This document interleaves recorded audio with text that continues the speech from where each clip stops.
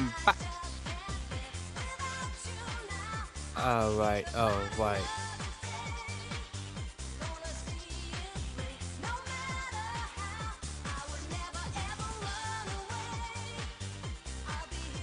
How do y'all think, like, Master Hand jokes are off?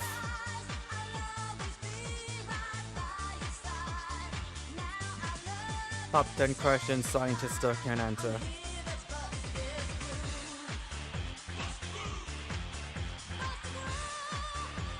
Anyways, what is up, everybody? Hope you all are having a good Friday.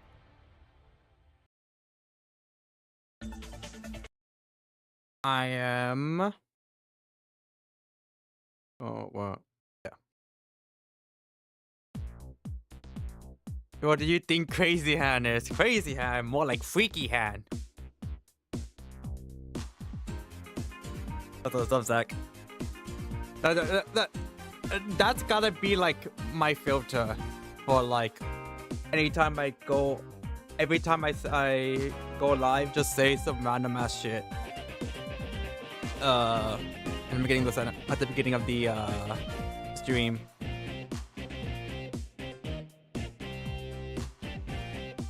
But yeah, how's everybody doing? I hope all of y'all are having a good Friday.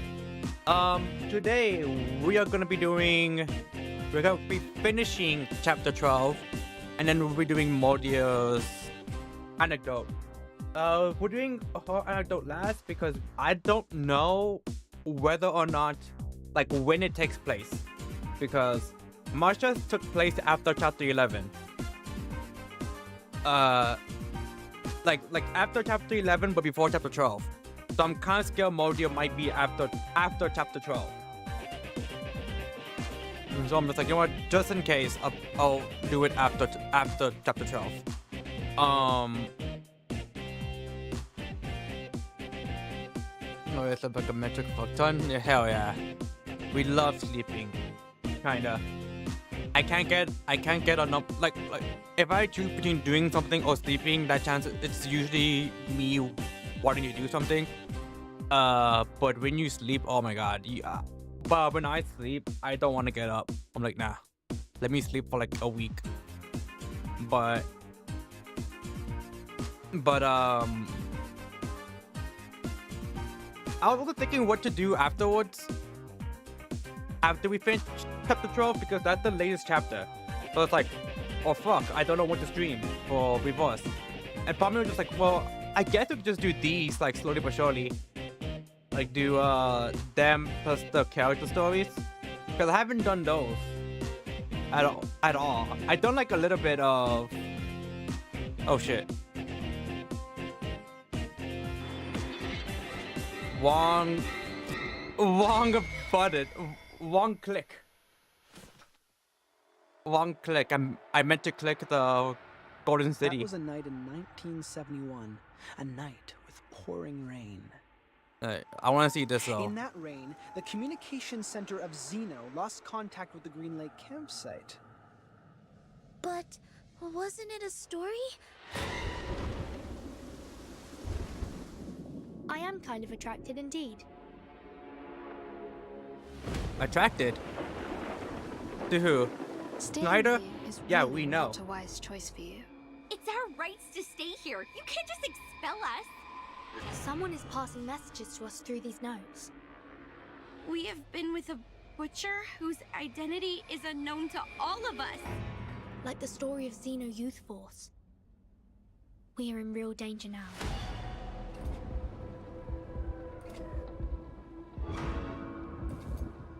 What if you just see like a hand come out, like break through the glass, and all you hear is ZHAOBUBU? Lonnie! Here's a long ass trailer. This is not funny! The critters are multiplying. Things are getting worse. God damn. Alright, there we go. I was like, god damn, it's a long ass trailer. Alright, but what I was gonna say was I did a bit of of Jay's character story, but I did nothing like today though. Even then, I'm gonna try to eat you eventually. But yeah, I feel that. I feel that. I ate nothing. I didn't eat anything at all on Sunday until like dinner. And even then, it was because I just was not hungry. I was like, nah, I'm fine. But when I ate, I ate. I was like, I guess I was hungry. But what I might do is I might do the stories and then the character.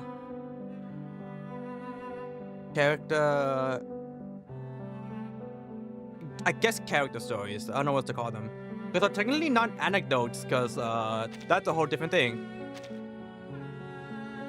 I'll eventually do them slowly but surely. That's probably the plan.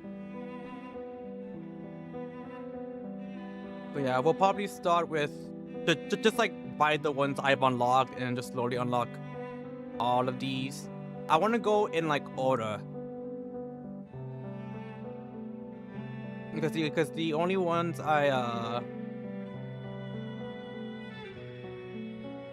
because I had to do these three because they were important to the main story. It was good too is what I'm trying to actually. It was good too, which makes me actually trying to eat it funnier. God, I love M&Ms. Those might be, I don't know if they're my favorite candy, but they're up there. They're up there for sure. Alrighty. So, let's get this started. Let me just do something real quick.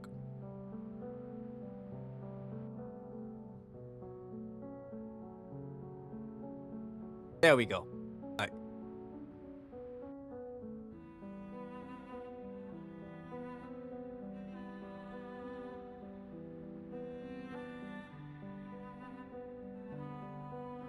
Really crunchy. Ooh. Alright. The Defender's Oath.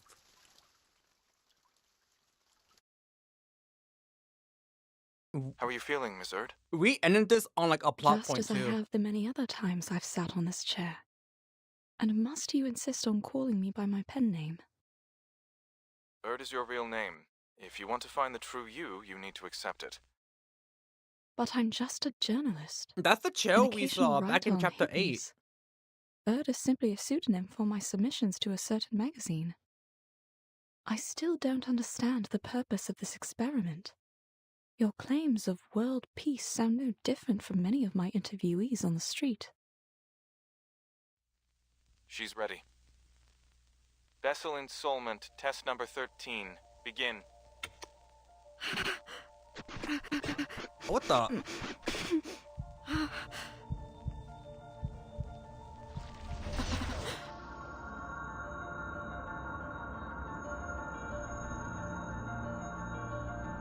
Yo, what kind of drugs did they give her?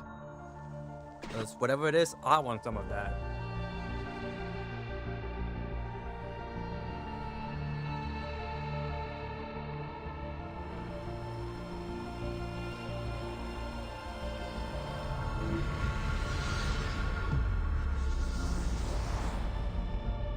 Burton, Mum? it really is you, my child. It's been so very long. You're slighter than I'd imagined, but how wonderful it is to see how you've grown. Why are you here? This isn't reality. I can feel it. Where are you really? Where can I find you? Don't cry, my child. This is but a moment from the past. I can only tell you what has already happened.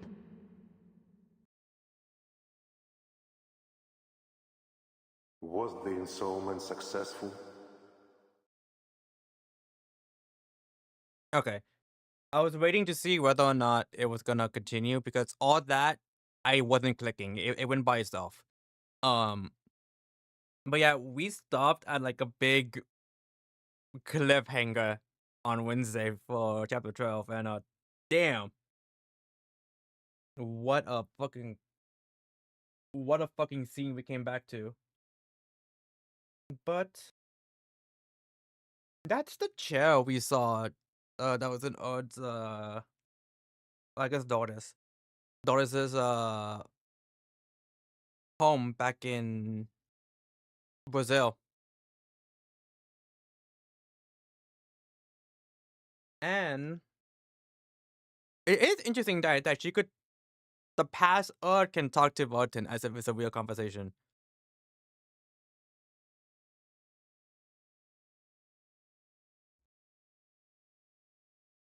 Not quite, but it's the closest we've ever gotten.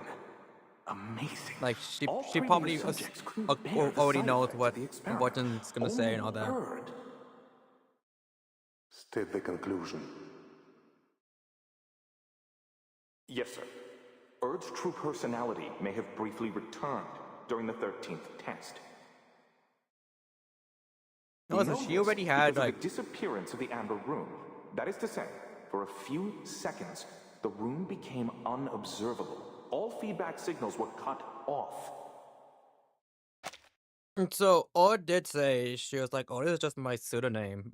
Before they did the test. So this is already after she got, I guess, reversed the first time. My assumption is that the amber room traveled into the future during that time. The future? Why? For what?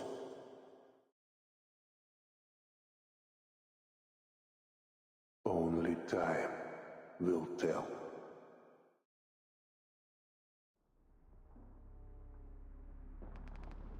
Timekeeper.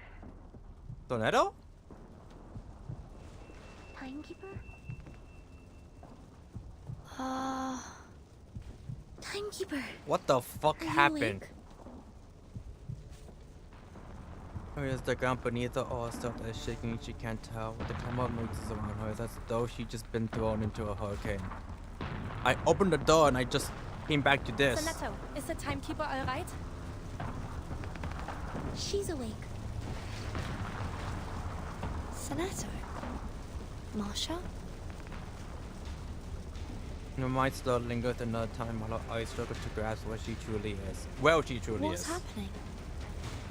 Is Belgrade...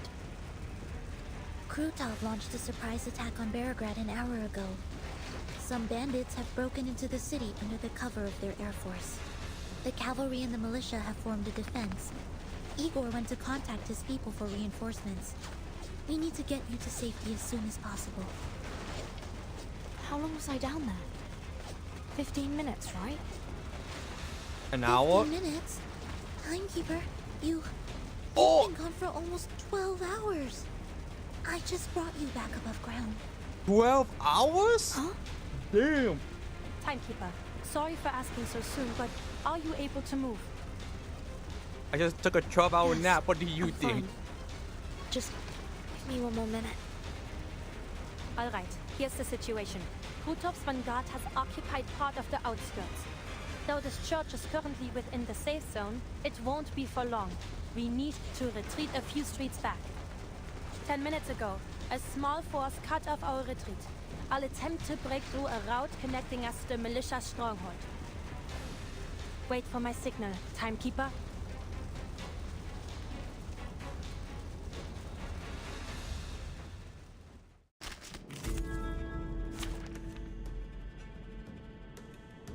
Give me 1 sec.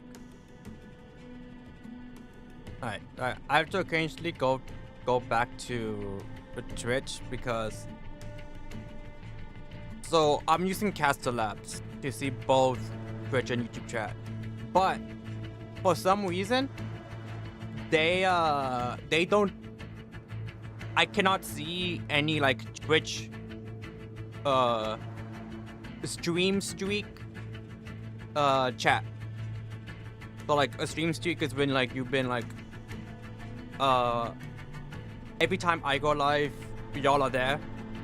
So it'll be like so and so is on a 40-day stream streak and they put like and they send like a comment for some reason on Castle Labs I cannot see it. So like once in a while I have to go back to Trish just to make sure I didn't miss anything like that. All good, Zach. You're good. But yeah, that's a chair we saw for that. I was gonna say, I mean it is, but technically more Dr. Donis had back in Brazil.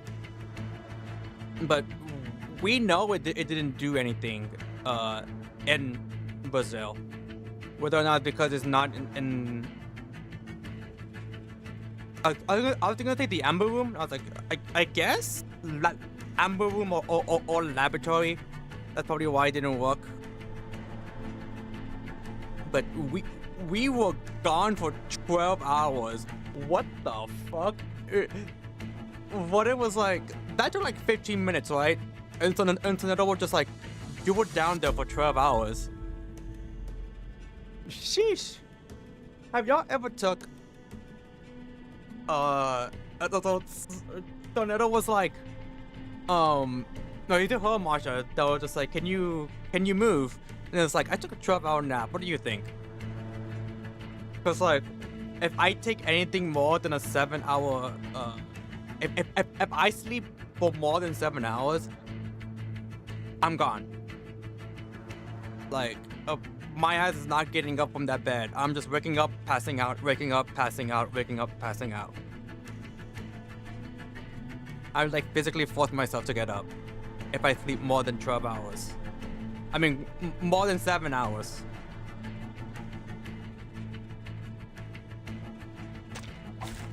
Many streams are converging in this place. Not Brazil. Please be careful, Miss Marcia. Don't worry, Sonato. I can handle these enemies myself. Just take care of the timekeeper. Speaking of Marsha, I'm currently in the middle of building her right now. I finished building Broom. I just need to get her side tube and that's it. So I'm just slowly gathering the resources to get it. Now I'm like slowly building Broom. And I say slowly because it's not the actual mats that I'm just like, oh, I'm gonna have to like, it's gonna take me a while to get those. It's the actual currency. I have like so little Stopodontes. And it's like, fuck. Oh, relatively little. Like, if I'll go broke very fast trying to upgrade Marsha as I am right now. Whereas I'm just like, I guess I just wait until I get enough. Hey, down there! Go do something about it! They've turned their machine guns to fire at the flying bitches. It's funny because I'm like, time to get up and the man cat lays on my chest all hip and I'd say, well, not anymore. I need to do something quick to neutralize the enemy's machine guns. I can hear it. A sword shot. Comme l'a scellé le destin. I believe in you. Oh, these villains! Damn. So long lives this, and this gives power to thee. Fate has revealed itself to you. Whoa, reading be upon thee. Eyes up, dusters!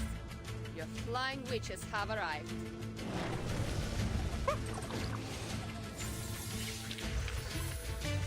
The curtain has fallen.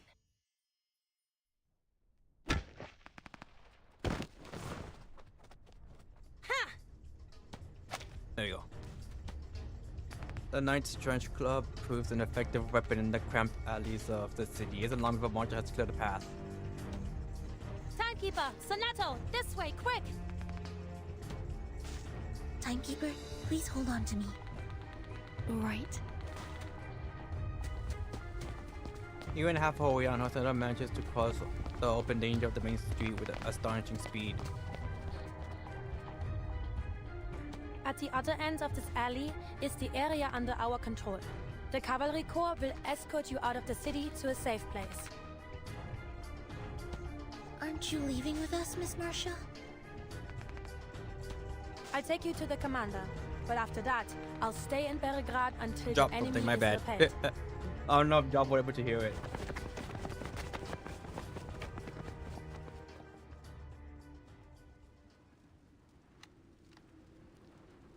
The wreckage of a warplane shot down just moments ago by Eagle's anti-aircraft guns lies large in the dome of a church. Before that, several shells had been launched into the militia camps, hospital, churches, and residents, setting the hard-kept peace ablaze. Yo, is that a The Force reference? Friendlies! It's friendlies! They're back! Friendlies? Chat, who do you think Meryl plays? It for some reason, part of me is thinking Jigglypuff. I feel like she's either she'll either play like a character like Jigglypuff, or she'll play like Joker. No in between.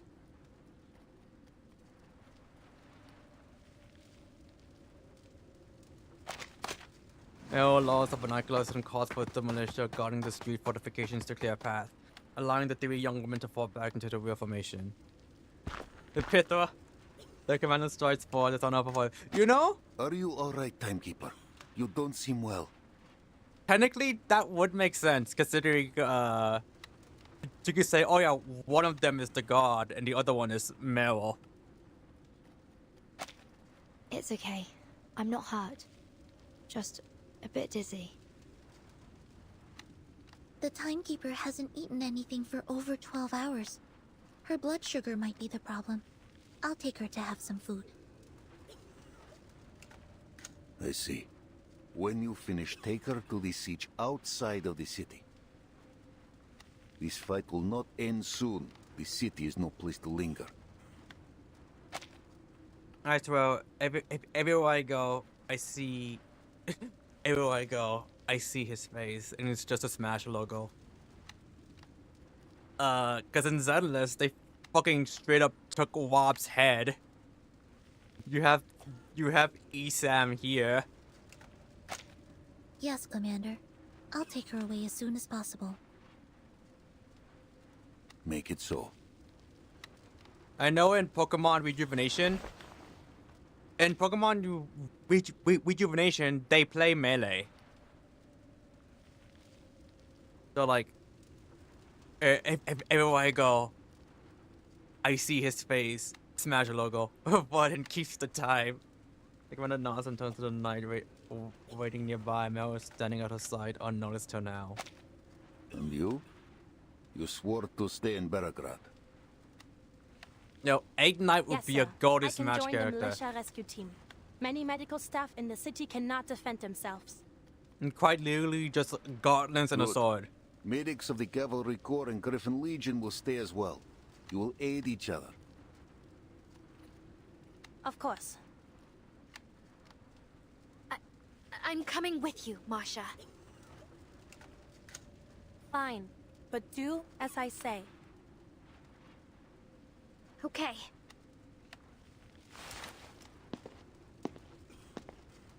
The man looks around for Eagle. Two leaders agree to stay in the city. And Eagle standing nearby, still holding a telescope. His gaze fixed on the city gate. He doesn't move for a long time. What do you see? Beyond the gate lies only the vast golden plain. I know Krutov. If this is his declaration of war, he will not stop at bombs and bombers. What? You mean...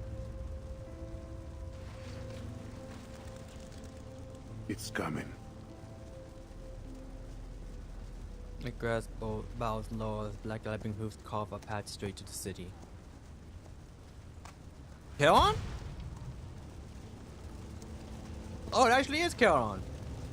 A cloth covered white applause is lifted on the horse's back. He carries a blood-smeared javelin like a woman priest riding towards Carthage. A messenger bearing a declaration of war.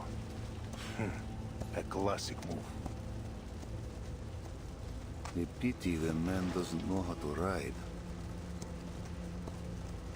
Messenger does not grip the reins. He jostles and sways like an ominous banner battered too strongly by the wind. The black horse only gallops faster, pummeling straight for the gate. That's... By the time the messenger arrives, the cavalry have already formed ranks. Guns train on him. Messenger reads no declaration of war, nor did he throw the blood-stained javelin. He only slides from the horse and crashes to the ground, his shadow form laid bare. The horse rears and lets out a mournful whinny. Whinny? Whiny? Whiny. Andreas? Is that really... You finally realize who it is. They rush to the gate, charging to the ring of cavalrymen. In the mirror lays eyes on Kiran, she crumbles to the ground, her arms wrapped tightly around her head. No! Don't! The cavalry barely manages to hold formation as the war horse shy back. Champing and stamping their feet, they check it with the stench of death. Something isn't right. Don't get close, understood? Don't look at him. Meryl, come to me. He lunges to Meryl's side and drags her behind cover, blocking her view of Kiran. The cavalrymen scatter as wave after wave of nauseating howling washes over them. The guards at the city gate have no choice but to fall back. Entry to Belgrade lies wide open, filled with nothing but the stench of death. Someone needs to take her on to an enclosed space. I suppose I have to give it a try. Because she has done countless times before, Masha draws a deep breath and stills her emotions, paying no heed to what may happen when she finally releases whatever fear she is soon to face. Give Meryl a gentle pat on the shoulder and steps up from behind the shelter. She walks through the abyss of death, looking directly at Kiran's fallen body. The fear in her amygdala is severed just as promised. It's working. Karon. Oh my. What have they done to you? Her life before her is barely recognizable. It isn't a body, it's a shattered, indescribable shell. It's only by virtue of the blood-soaked ropes that he has managed to maintain any semblance of a human form. His covering's gone and free from the constraints of a complete form, that seeps out from beneath Kiran's clothes. The soil beneath him visibly darkens, the air around it swallowed in a heavy fog. Kutov has brought a declaration of death to Belgrade. Oh, we gotta kill Kutov now. Torturing my goat? Torturing Kiran? Nah. Yes, Karon? What is it? Mr. leans in close in an attempt to catch whatever sound his ruined body is still able to give voice to. A message from Kutov. He swears to destroy Belgrade unless you hand over Igor. Well, that's easy.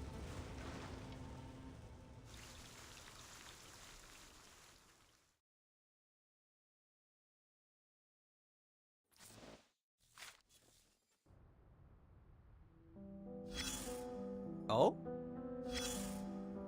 No reader time?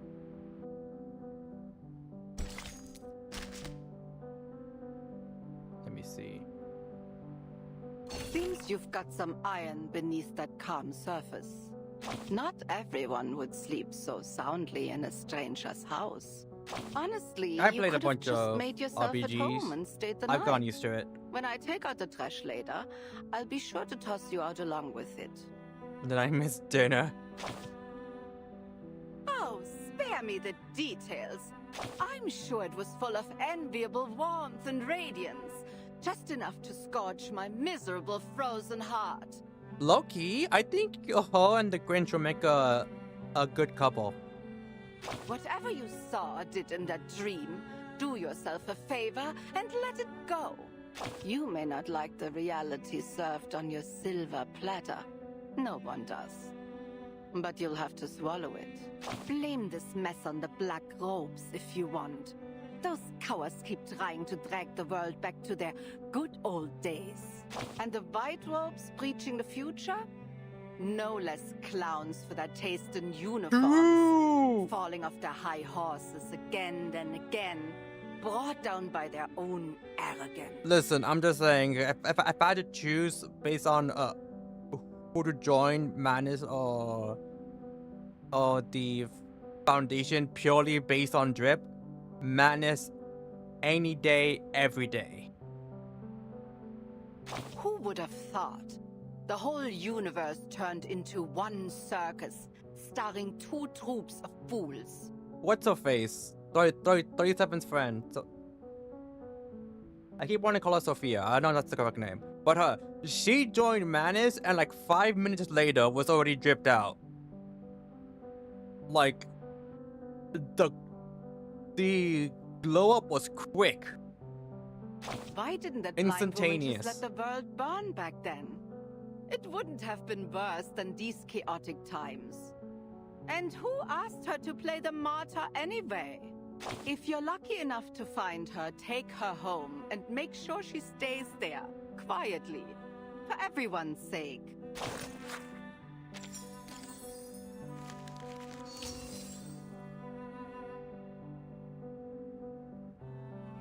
Well, thank God. Like, Jesus. The man has turned stiff with the tears and stains on his notebook afresh, opening it into chill down his spine. An old diary with black, viscous stains smeared across its cover. The corners are torn and dog-eared. It seems to honor abandoned recently. Every night since my torture, I heard terrifying, fragmented whispers coming from outside, and screams. Not just one or two people, but many shrieking and wailing in pain. Also smell something burning and rotting. Damn it, are those Madness dogs burning corpses? Following some twisted ritual? I lost track of the date. Time and life hold no meaning in this godforsaken place. I once saved lives as a doctor. Now I use my medical instruments to brutally murder Boryarishkin? Autonome and Malekov right in front of me. I don't care anymore. If they're going to come for me eventually, they might as well hurry in and out. I definitely butchered these two names. I don't know. I'm going to assume these are Russian. I don't know Russian, so I'm just doing my best to try and pronounce them. I don't know how to write this. I actually survived that nightmare, which feels like a curse in itself. We were herded onto an empty clearing where Podunia in black robes was chanting a song. You barely make out the words. Inculcator of Arcanum, let me manifest decay in you. You put away the shroud covering the corpse. As the black mist dissipated, our broken body lay before us. Behind me, my old scalpel, dissected. I looked down at the remains exposed to the air. Male, only Chinese. Mottled, wrinkled skin, ribs collapsed and fractured. I didn't know what I was doing. You made me forget everything I once believed. Standing beside her, I raised the blade and started cutting. The scraping of bone was monotonous, but I freed that sword from its mortal prison. My love with the knife was surrounded by a black fog reeking of death. All the other captives have died, their faces twisted in agony. The Cordonia seized my filthy hands and laughed. Thank you, Kadon. You helped me unravel death and command it, master death and aids its power.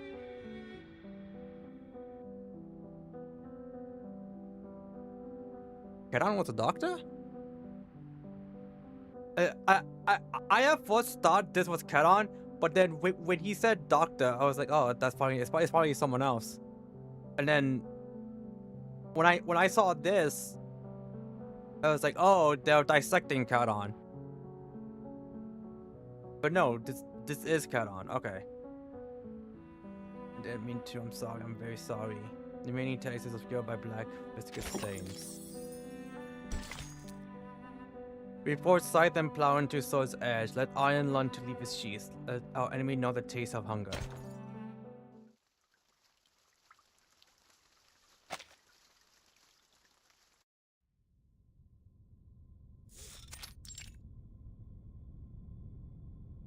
Did I feel pain at the living dude, but has left this mark all the same. He must have endured unimaginable torment. His bodily structure is too fractious to store his arcane energy. The leakage is worsening his condition. Or just use duct tape, damn. Karen's bodies held together in an unnatural way, like a man crushed 1,000 times. His fragments no longer fit together as they should.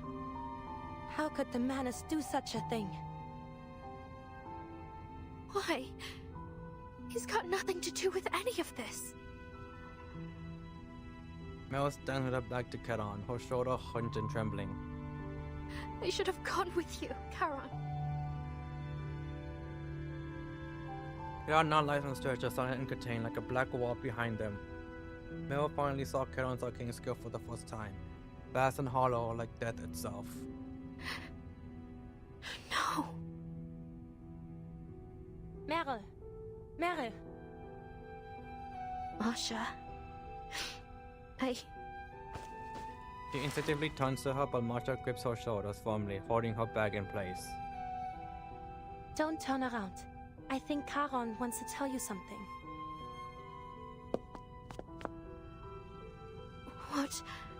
What is it, Charon? Meryl. Charon! I'm sorry, it's all my fault.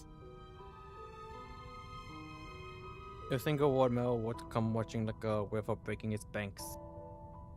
You protected me, walked with me all this way, hid me, kept me safe, and after all that, after everything you've done for me, I left you there, all alone. If only I weren't such a weakling. If only I were brave like the others. I could have taken you with me.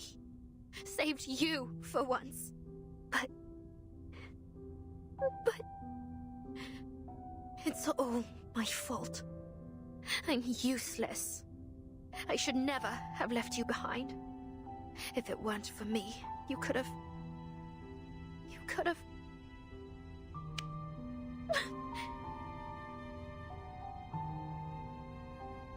The words choke in her throat before they can be spoken. No, Meryl. Charon finds a chance to piece together his broken speech. You promised to run away when danger came.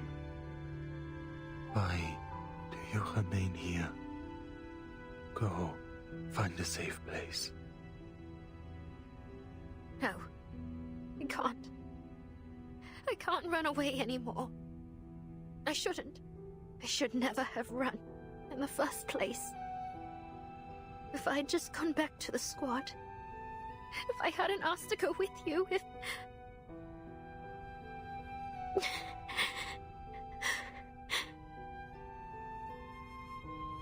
Mel is too overwhelmed to speak. Her hands gently wipe the tears from her face. Hush, now. How are you supposed to help me fix Charon up if you keep crying like this?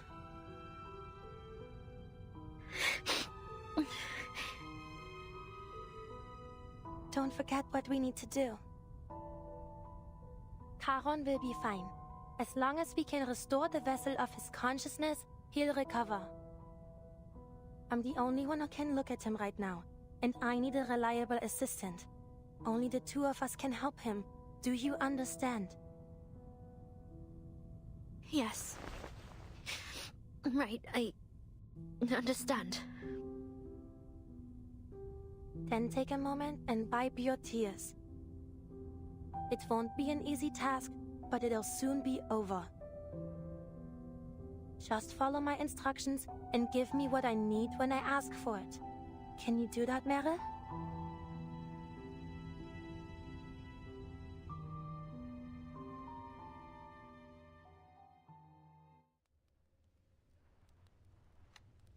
The boy steps onto a fallen stone pillar, the wreckage of a plane in the church behind him. Been shot down, yet it still seems to posture in defiance, a grim reminder of how fragile the city is. Мы не будем жертвами! Мы не будем жертвами! One by one, people gather around Freoda Petrovic, quickly forming a tight circle. Спасите Береград! Выдайте Игоря!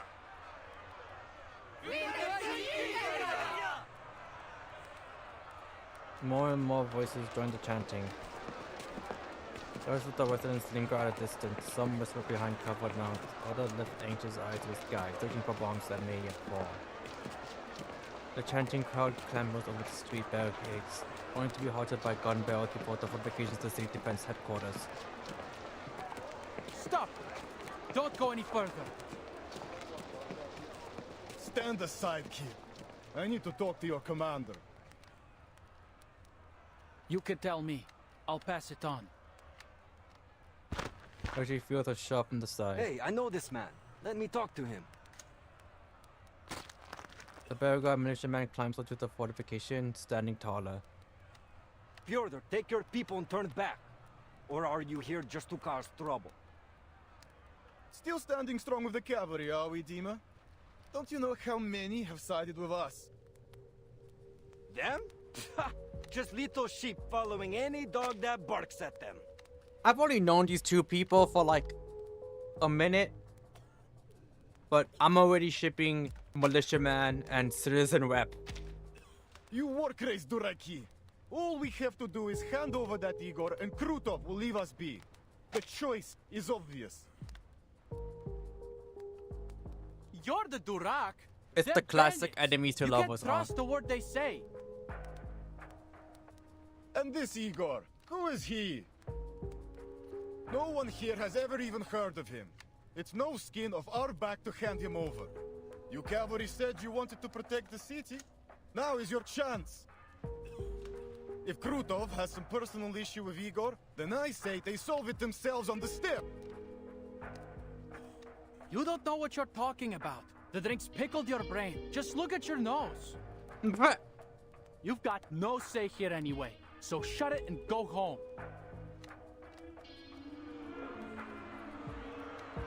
Putting a booth off from the crowd. Or you can use your enthusiasm to fight off the bandits and get our market back.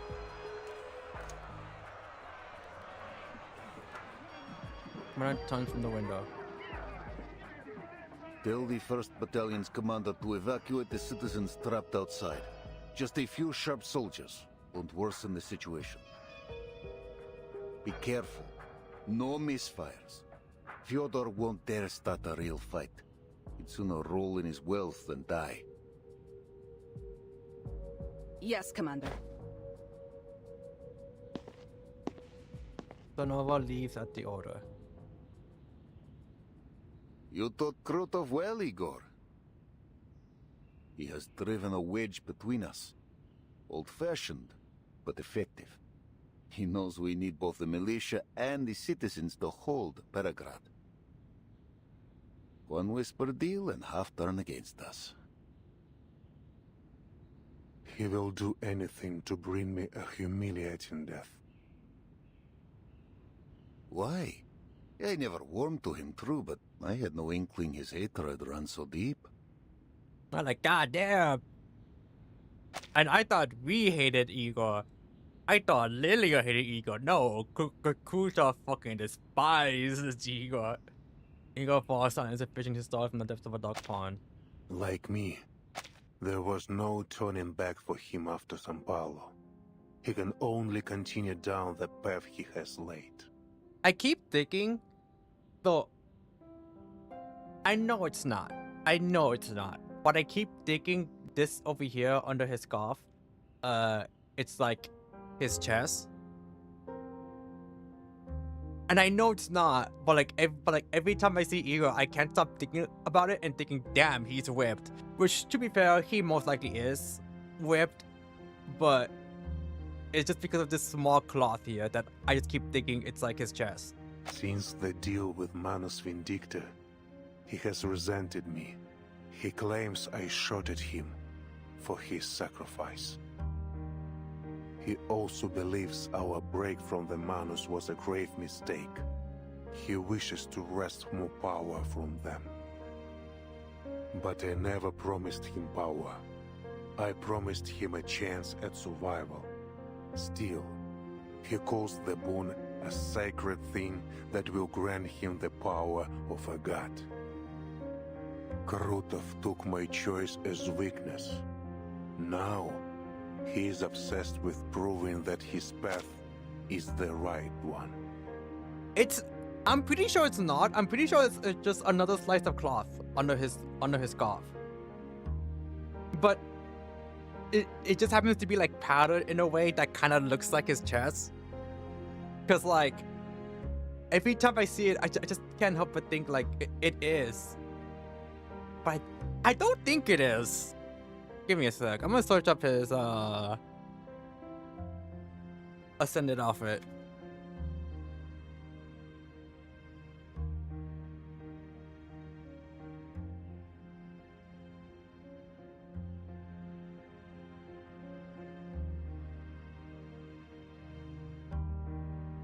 Oh, you know what? Actually might be.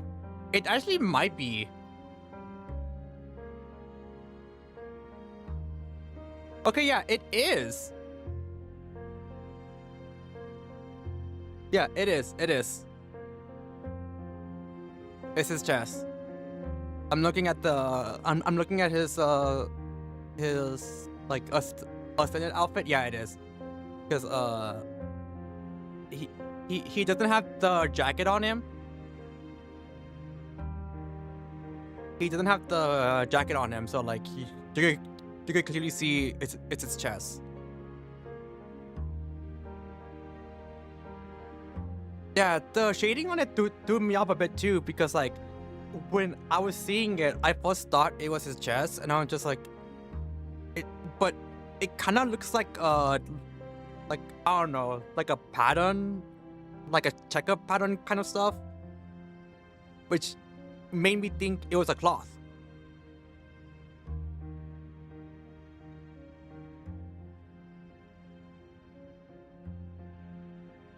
Let me see if I can find.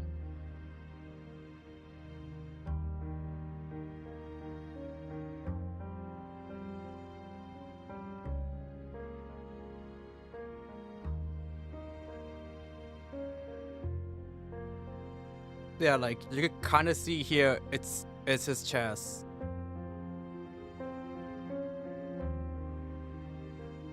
See? I thought it was a cloth for a bit, just because of the way it was like shaded, I guess. But no, it's just it's his chest. I mean, granted, that damn he's ripped still applies here. Yeah. He wants to kill me, to take the boon, to prove his worth to the Manus. We can take advantage of this. Like the damn he's ripped comment still very much applies here. A slight arguments between the cavalrymen citizens rise and fall along the street. One thing is certain. This decisive battle will not be inside the city. We cannot stay here alone. Just apply for Mystery Inc. Let us live together, Ivan. We will discuss our strategy on the way to camp.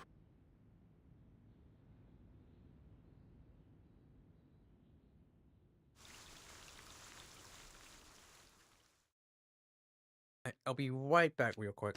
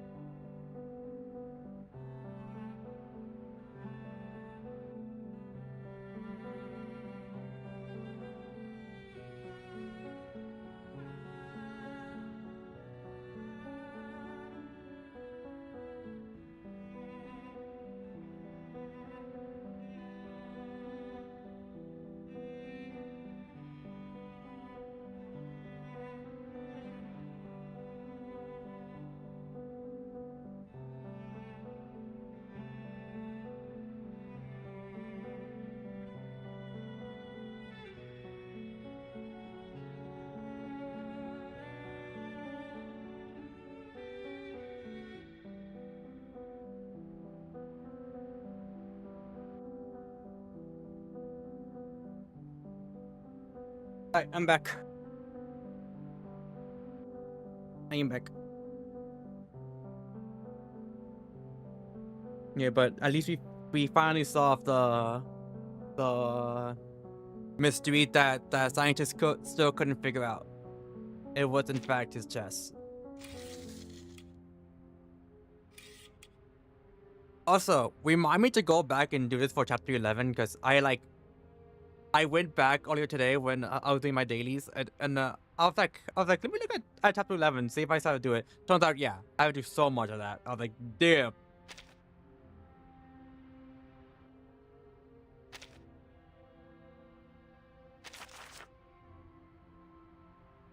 Inside, inside the apple room. Medical supplies in town are utterly insufficient. We can only prioritize the critically wounded as we do not have the capacity to treat those with minor injuries. The shortage of personnel is just as severe. Then there was that unusual patient brought in tied across the horse's back.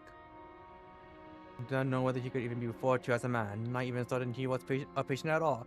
Not for the young woman in armor stepping in, I might have collapsed alongside the soldiers myself. As a medical worker, I find this deeply distressing. I think that's it. Yeah, that's it.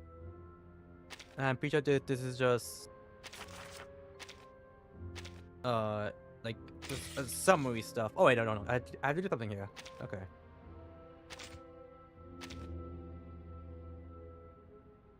Public opinion in Beauregard has turned against the cavalry corps, particularly after yesterday's air raid.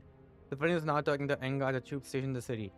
We request that you arrange theatrical performances to soothe the unrest. I'm not sure if they're gonna come down with that.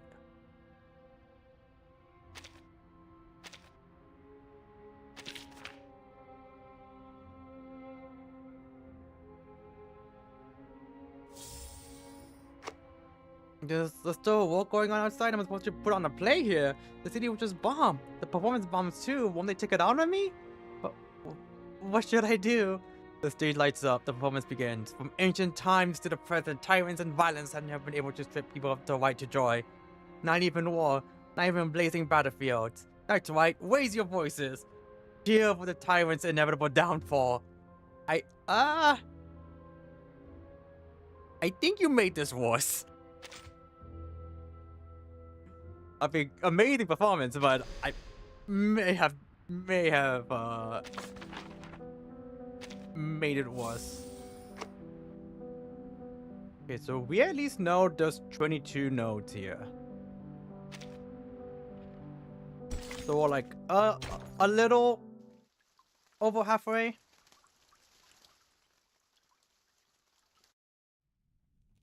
I mean, I don't mind going late into the stream because you're saying you devised this going plan late into the night because it's Friday. Nova stands opposite the commander at the map table between them. Agitated, she shifts the markers representing the military forces back and forth. The commander glances up at her. Her words are minimal, but her stance is made clear. Put the griffin down, Sabina. We're all in the same boat now. Nova raises her hand and sheaves the wooden griffin to the edge of the table. Yo, can I keep that though? I'm not questioning your orders. It probably looks cool. But I will state for the record that leaving our back wide open to Igor is too risky. Is she afraid that we're gonna get After dark, the cavalry will advance upstream with minimal gear to launch a surprise attack, cutting off Krutop's supply lines. It makes sense. Our riders know the terrain like the back of their hand. This will allow us to capitalize on our superior mobility. But we would be leaving the right bank, the forest, the siege, and even Belgrade exposed. We're throwing ourselves into the old lion's mouth and praying he won't bite. Old? You're right, we'd be exposed. But the coalition without trust wins nothing. You've seen Krutov and his army. Neither the cavalry corps nor the militia can meet his air power or artillery. Belgrade would be rubble if not for Igor's anti-air guns.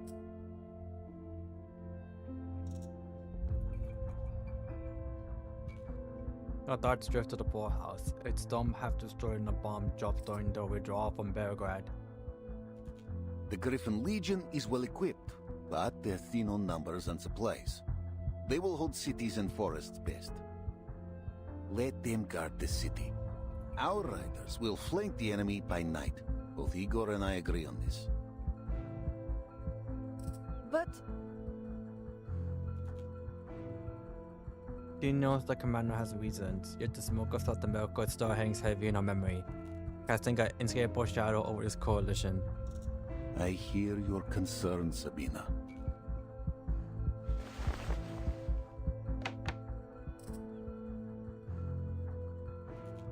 When the operation begins, Igor will come to our siege. All his communication will be monitored. How? I doubt our operators can tap his line so effectively. There will be no such need. On our return from the city, I asked Igor to use only our lines for the operation. He agreed. The number nods hesitantly. I don't know, part of me is just so like... I see. Still, I'll be keeping an eye on him. I don't think Igor's gonna betray us here in chapter 12. I don't think. But I do think he's gonna be like, yeah, sure, only use your lines. And still find a way to communicate without using the lines. Your scrutiny is welcome, Colonel Sternova. The leader enters the tent, his presence tightening the already frayed nerves of the chief of staff. Not the number's piercing gaze, he places a document on the table. Low key though, Igor's probably happy that like, oh good. Competent people. All the information I have on Krutov. His background, academic record, military experience, psychological profile, and a registered list of his arcane skills. The information comes like a rain upon a desert. Such clear proof of good faith silences so none of us worried. He silently agrees to allow the collaboration to continue. Spasiba. We know little of Krutov. I'll be sure to read this before we begin.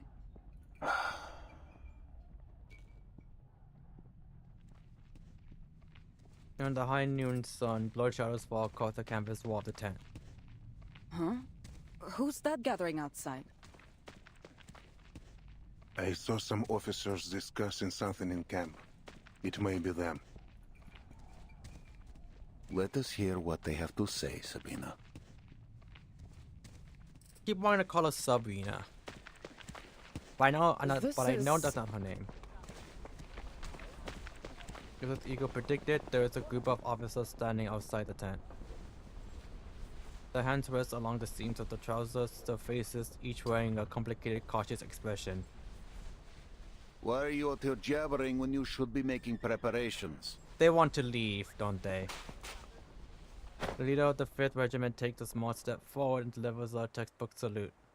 Commander, I am here to make a request of you. On behalf of the men, sir. Goat? Leo? MK Leo? I'm listening. He draws a deep breath. The goatee upon his chin trembles slightly.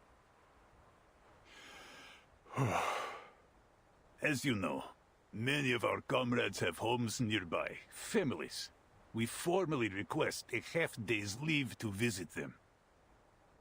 I swear to you, sir, not a single rider will shirk their duties. We are Cossacks, true, ready to shed blood on the battlefield.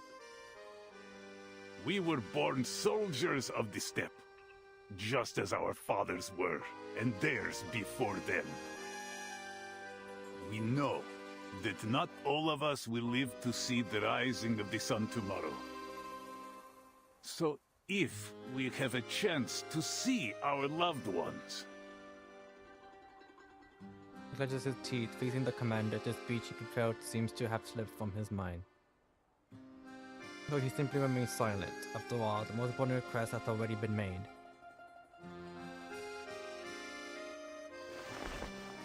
The commander claps his hands behind his back, his gaze sweeping over the rows of Cossack military caps.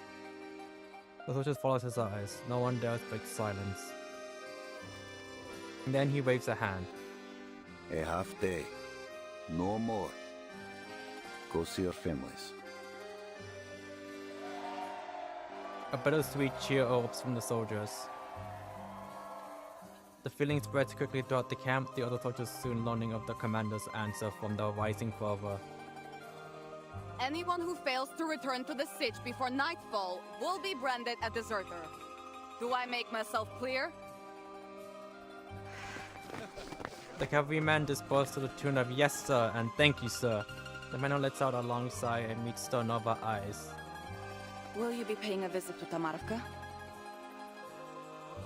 No.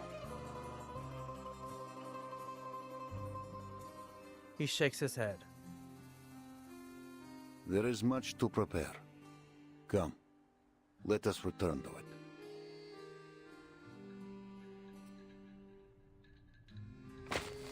The commander sets a pile of blank letter papers on the table and points it towards Stornova. Pass these papers to any soldier not going home. Tell them to write a letter if they wish. Stornova gaze darkens. She glances at the commander, to Igor, and back again. Then at last she nods. She gathers the paper, turns, and leaves the makeshift meeting room. Not the wisest choice. Sending them home just before a major operation. Their families will plead for them to stay. But they will return. All of them. You share their blood, Igor. You should know this. And a Cossack will do anything to protect their home and family. The embrace of those they fight to protect will only sharpen their resolve. The commander pours himself and his temporary ally a cup of dark tea spiced with pepper. Maybe you think you know them, but they know little of you, and even less about what Zeno expects of them. They will be sent to other battlefields, away from their homes. Their homesickness will be a liability. They knew what service meant when they enlisted. Though I cannot say if they are truly ready to leave their homeland behind. Homeland. Every war is fought on someone's home, yet its name is used to forge the young into unbreakable soldiers. It seems you still understand this. But tell me, Ivan, why don't you go to Tomarovka? The road should still be safe.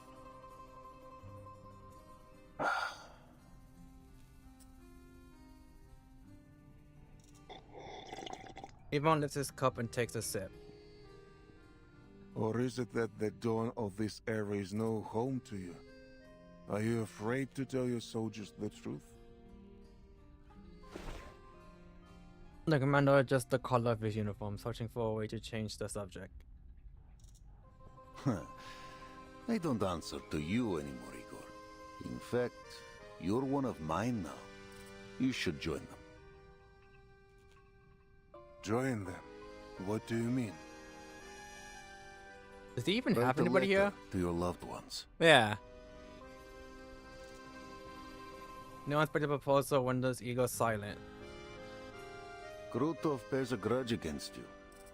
It is clear. If we fail, he will show you no mercy.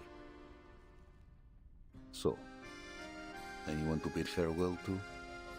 Or is this era truly just a fleeting wind deal? He has Temu, Majima, and Modia. I'll leave you to your work. After this battle, Igor, I hope never to see you again. The toxic Yaoi is real. Igor steps out of the tent after taking a few sheets of letter paper from the desk. The man remains standing as if waiting for something to arrive. Soon the radio link to headquarters chirps its alarming tone as expected.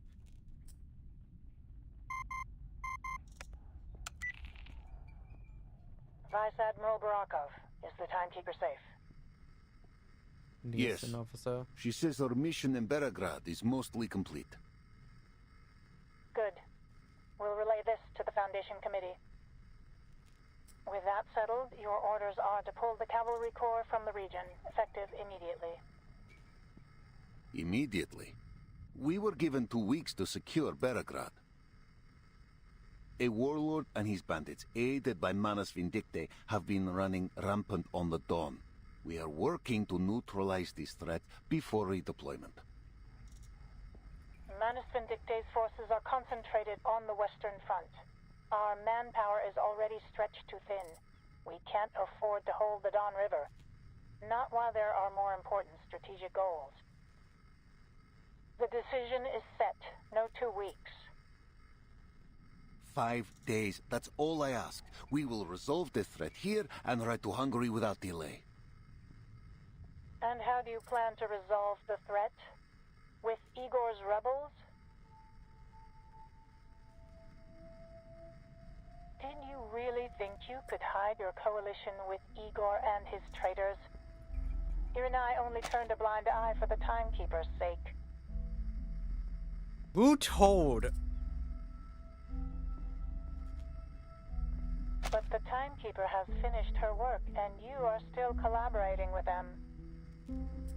Are you prepared to face the committee if they demand an explanation?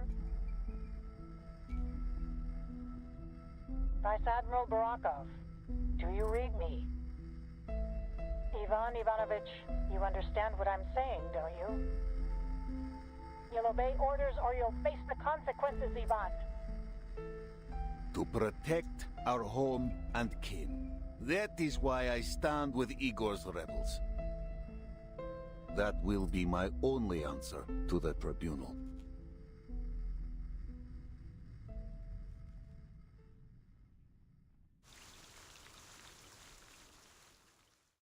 I hope they don't do shit to him. I actually kind of like this character. Was opening Operation Order Brief top secret. You are to form a weapon strike team with the Shashka and Shiro units, hereby designated Omega. Strike Team Omega will coordinate with Horse Hunter forces and the Old Citizen unit to establish an Omega formation battlefront. Advance upstream along the golden bank of the undercurrent waterway to launch a surprise assault. Your core objective is to restrict enemy deployment space at all costs. 2. Enemy intel. Our forces and Horse Hunter forces suffered infiltration attacks in southern town. You have confined the enemy's new attack target. Enemy Black Locust forces are massing on the golden bank of the undercurrent waterway. They are expected to cross in full strength and launch a general offensive against southern town.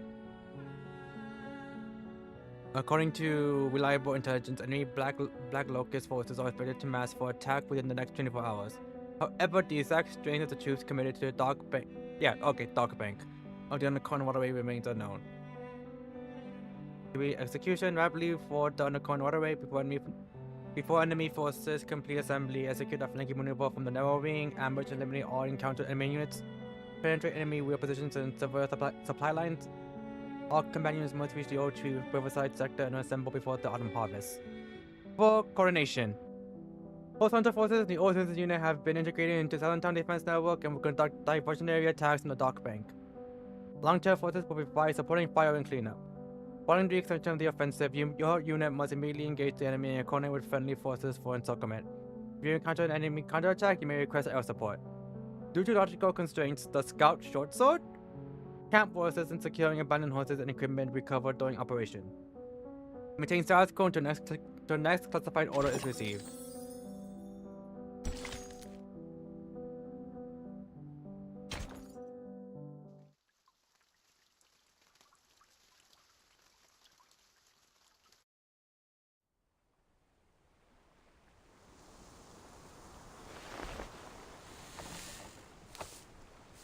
Bento stepped outside, looking out over the endless grassland into the sky beyond.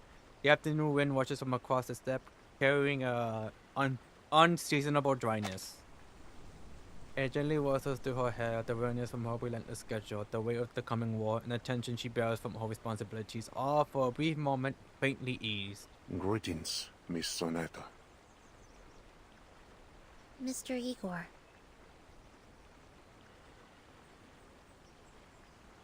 The greeting is awkward. It doesn't stop the tough old animal from being able to tree not far away. Then closes his eyes, listening for something. How long has he been standing there? Donito swallows the question before it reaches her lips. What are you doing out here? There is a sound as the wind brushes over the grasslands. I find it eases my mind. I am glad she seemed to have recovered from the absolute, like, mental ass beating Alan gave her after knowing her for only 5 minutes. Just fucking clocked her ass. Donito focuses in on the same sound until the moment she resumes her questions. You're here for the timekeeper. Is that right? Is she still resting? What she saw in the amber room must have impacted her greatly. Aware of the old man's special status, Donito tightens her grip on the wand hidden behind her back. I only want to have a word with you. Nothing more. We are on the same side. Footsteps crunch to the dirt behind them. For the time being, yes. Until Krutov is defeated. I owe you an apology, leaving you in the amber room for so long. My troops needed their leader when Krutov attacked. Think nothing of it. I was prepared for the risks. Besides, Sonetto and Marsh were there to help me. What did you see there, in the room? And of what question? A few older than memory floods her vision. After a few deep breaths, reason slowly returns. Odd, an experiment, a white room. Part of me wants to say an experiment. Because, like, I'm pretty sure if we say experiment, Overton will probably still say something like an experiment on Earth, I feel like. We'll find out. I felt like I'd been put into some kind of experiment. But it wasn't me. Yeah. It was Erd. They ran the experiment over and over, each time Erd suffering immense pain. It all seemed designed to transform her into someone else. I saw other things too. Just like... But they were blurry and fragmented. Because, like, part of me was like, she's not just gonna say an experiment. She has to specifically then say they didn't take on their Earth. devices with them when they evacuated after all. No. Whatever I saw wasn't footage. I have to enter the Amber Room once more, to make sense of what I saw. Igor falls silent for a moment, then shakes his head. I advise against it. There are still skirmishes being fought in the city. No one can guarantee the church will stay safe for long. The Cavalry Corps is preparing for a surprise assault tonight. Lieutenant Lilia is in the field trying to locate and destroy the Manus' rights. Your assistant will be your only protection. I got like you are too 50 people in my suitcase. If your presence in Belgrade I got more protection than just the Sonetto. Manus will throw everything they have into capturing you. No offense, Sonetto. I cannot afford to let anything jeopardize our battle plan. You must stay hidden from the enemy until it is safe.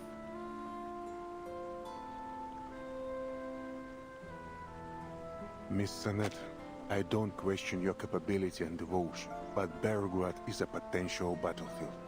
It's too dangerous. I say that, and I know, like, for the most part, not everyone is actually in the briefcase.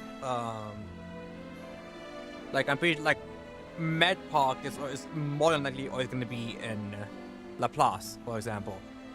But there are some units that are specifically Team Timekeeper, and Tuesday is one of them.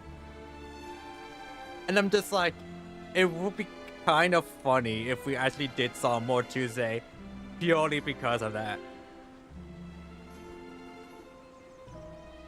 I'm not story, like, in regards to her, like, I'm not sure how good Tuesday would be in this scenario, but I mean, at the end of the day, she still has like the baby. Good point. I'll be sure to return to the Amber Room, only after you've defeated Krutov. It will be done soon. A soldier came to me earlier today. He seemed to think a Foundation member would have a higher chance of surviving the battle, and asked me to deliver a letter to his brother on the Western Front. What about you, Mr. Eagle? Did you write anything? Eagle lets out a sigh suffering and almost goes unnoticed. Clearly he is trying to conceal something. I know someone who would be deeply upset were you to die here. She intends to end your life with her own hands. I want to say Lopera. But she's probably talking about Lilia. Eagle wants his temple to give a helpless smile. Lopera. Michael. Does the Foundation still keep her? You could say that. She isn't allowed to return to her position as a soldier yet. Not until Zeno's review is finished. Good no, I think he wants to hear more. Okay, so at least they are mentioning Lopera here because one of the small thing I get criticism that I had in the first 10 notes that I did Wednesday was like, I'm surprised there was like no mention of Lopera here. But they are mentioning her. She's made somewhat of a life for herself at the Foundation. Made friends and got into some trouble. They've assigned her an instructor to work on her dice game obsession. Made friends and got into some trouble. I'm going to assume it's either an anecdote or a event I still have not done yet. If they mentioned the I forgot what it's called, Camp Green Lake? It was like one sentence, but they mentioned it. And I still haven't done it. So it makes me think this is something I haven't done yet. Whether it's an anecdote or a reflection. But at least they do mention why she's not here. They are basically keeping her captive, for lack of a better word. Like, she's under house arrest. Vera, so typical of her. There's something I'd like to know, too. Ask away. Commander Ivan invited me to his home in Tamarovka for a lunch. A lady hosted us. He introduced her as his mother, but something seemed off.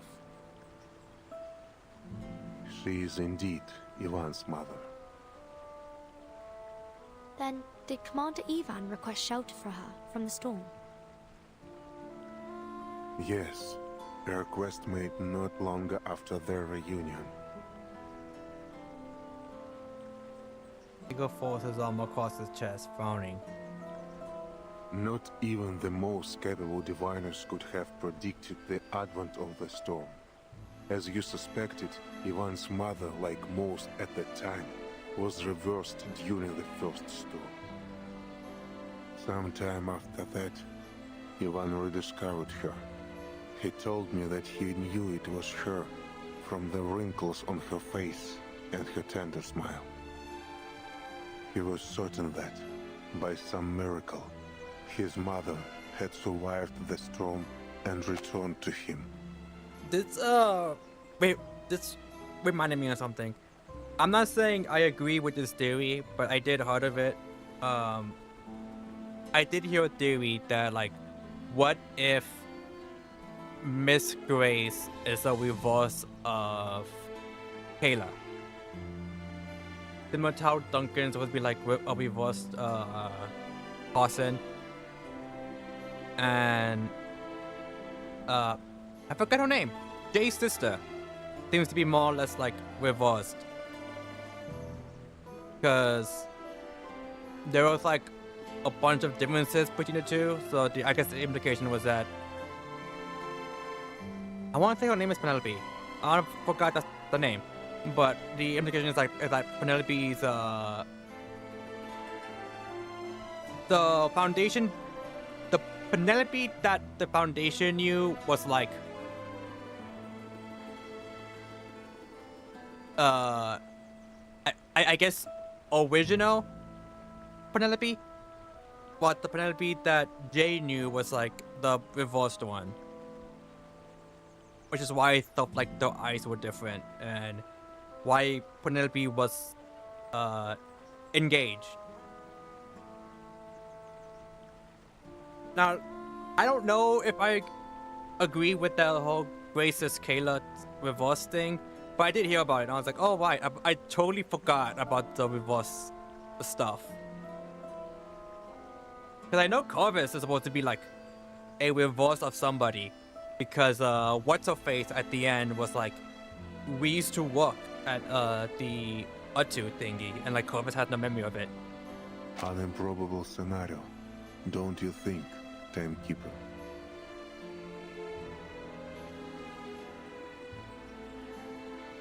Familiar coincidence. One day, I'll uncover the truth about the storm. For everyone's sake. For my mother. It also does make me think whether or not they're gonna make a reverse Schneider. Because I know a lot of people want her to be playable. Nico doesn't answer. Instead, he fixes his gaze on the rolling waves of grass.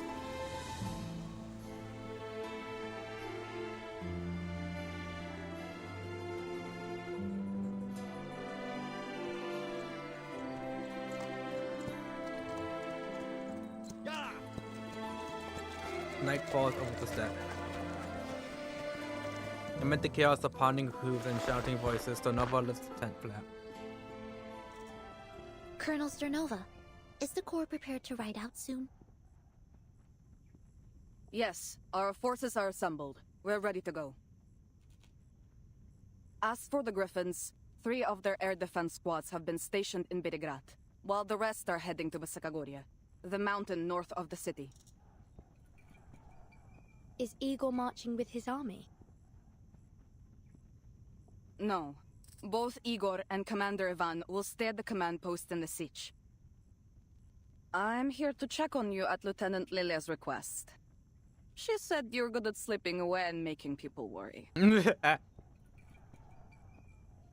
Just suppresses a laugh before deftly steering the conversation elsewhere. 3 squads. That's all the city has for air defense? That and the militia. With our reduced numbers and the danger of street battles, we have to rely on the support of armed citizens. Outside the tent, the agitation has only continued to build. The commander's orders rings out, half lost in the swirling noise.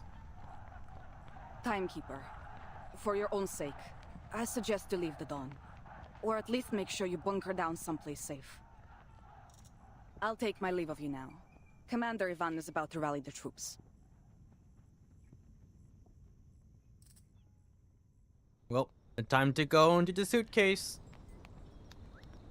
Beneath the night sky, a harsh yet fervent atmosphere settles in. The soldiers' fighting spirits render them restless. Think, I get to fight a real war. Boże, my hands won't stop shaking.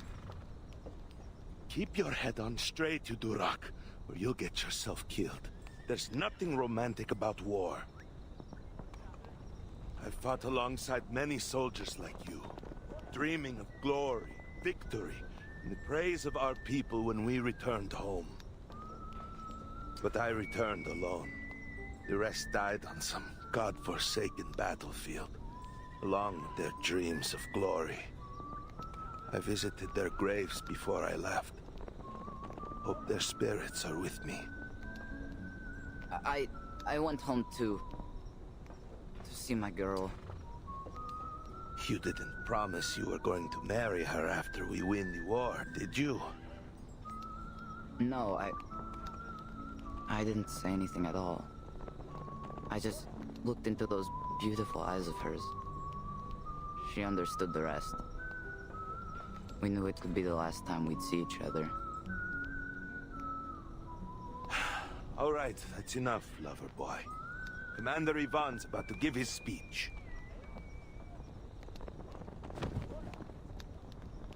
Attention all troops! Call the roll! Strong, unified forces, white formations, joined by the thunder of horses stamping the ground. All soldiers have returned to their posts, sir. I knew there were no cowards in the Corps. I expected nothing less. Listen, riders! You've seen the ruin Krutov and his bandits have wrought. You've seen those black-hearted cowards burn Cossack homes and kill our kin. I'm going to cut off that clown's head and hang it in my backyard. Young voice sparks a burst of laughter, then fifth and shouts of approval are thrown in the air. Вы видели, как они грабили и топтали нашу землю, наш народ и наши достоинства? Вы слышали их смех, когда они резали наш народ, а наши дети плакали? Но сегодня их злодеяние окончится. Не так ли, мои братья и сестры?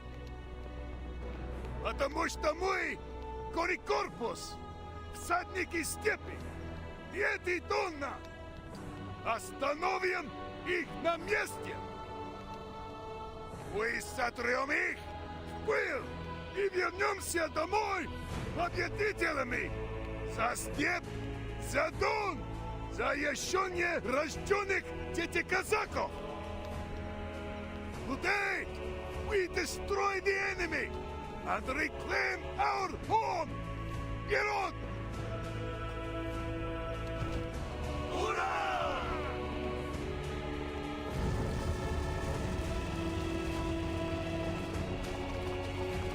This land, the great mother of the Cossacks, trembles beneath the vigor of her sons and daughters. With the commander's order, the cavalry formations make their march, the scouts at the front lifting their torches high. The flames of glory burn bright, setting the current of history ablaze.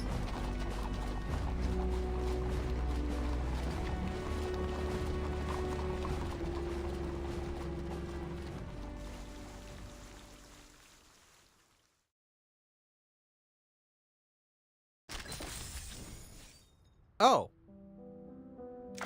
I didn't even see that we'll get this. You're at the moment, feel your feeling. That was matter most. Let me... Or actually... By the time you find some information that's hard to understand, did you want to go back there after the war ends?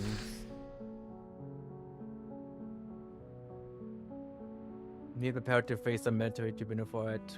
Krutov. Before the battle begins, Krutov tortures Keller and sends his mutilated body to Belgrade, using his deadly ore to enjoy the cavalry cost morale. Krutov wants to kill Igor and prove his worth to madness.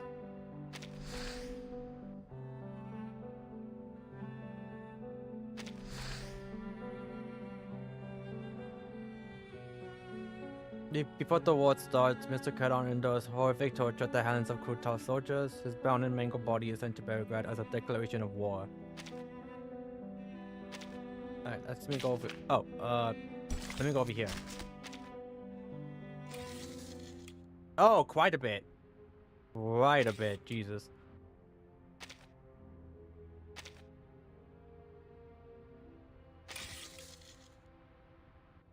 There's something here I saw. There you are. I was granted half a day off, so I went home. The window of our Orton house was open. Mother was cooking borscht, dry bread, and a plate of potatoes. Never cooked this much food. I think she knew I was coming back and made extra. Notice that the Sanya came by yesterday. She left me a small wooden box, told me to open it only after I had got rid of the bandits. When the war is over, I will propose to her.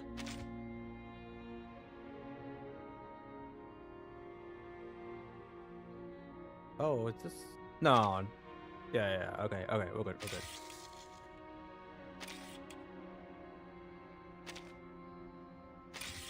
Okay. Okay. Are just these two? Okay. What's down here? The skillful bunny girl. A castle owner on the eastern front has opened his estate as a refuge for officials and other parties seeking peace, drawing hostile attention. Be because you inventory the castle on other guys are made and to secretly protect key individuals.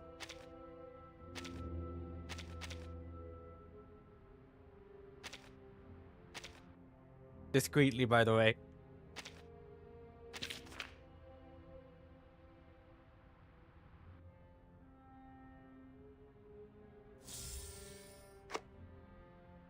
A secret mission for little me? Satisfying guests is my specialty. So playing a mage should be no problem at all. But how do I protect these guests of mine? If I spot a bad guy, how do I deal with him? Well, when the time comes, I'm gonna give him a good smack, right?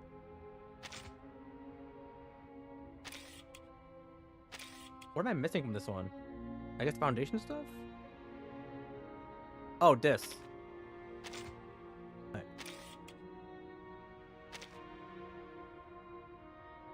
My betrothed only got down for a second. Arrive at the wasteland northwest of Barricade, location the first right. Lydia does not trust Igor after carefully confirming there's no trap. She just successfully dismantles at the right. They are Lord, I'll check this out myself. The second right is located near a mountainous area northeast of Prevnosnia.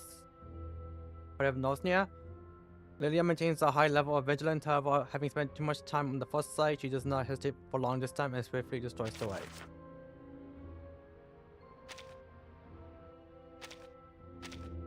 Oh, just these? I was expecting like Igor. Okay. I was expecting Igor, to be honest. Like something about him. Oh, On dit qu'il y a une trentaine d'années, pendant l'exposition de Paris, I gotta just do this.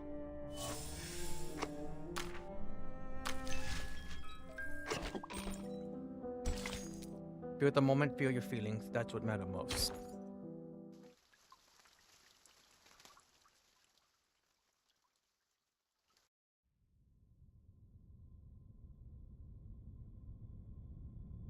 Magic campus full of makeshift barracks sheltering the main civilians enjoying the warlord's raid. The wails of pain echo in every corner. Be right back real quick.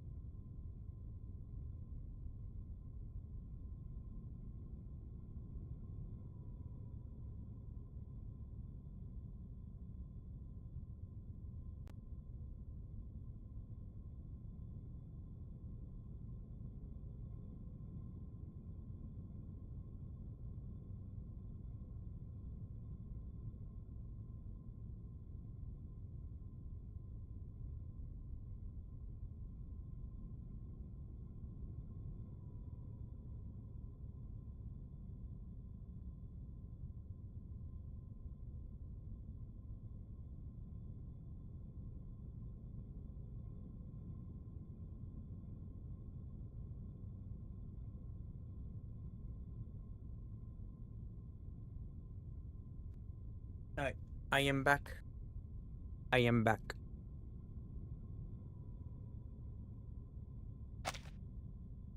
Still, they managed to set aside one private room.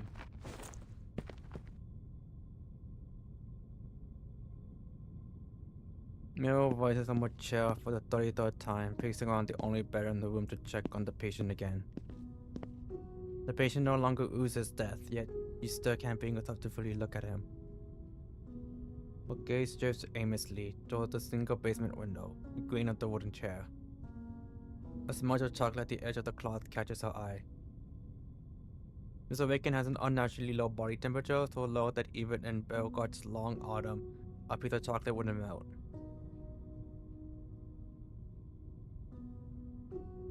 Could someone have used fire? Could fire even hot cat on? Had a friend been torn over flames like a wolf's pig? Mel feels guilty for the association, but in her franticness, her thoughts keep jumping around. A shiver runs through her as if her own hand has struck the match to the kindling. Mera. Oh! Charon, you're awake! She turns her face, quickly wiping away a tear, then hurries to Charon's side to help him sit up. How are you feeling? Are you thirsty? Are you in pain? I'll go get the painkillers. Charon shakes his head slowly.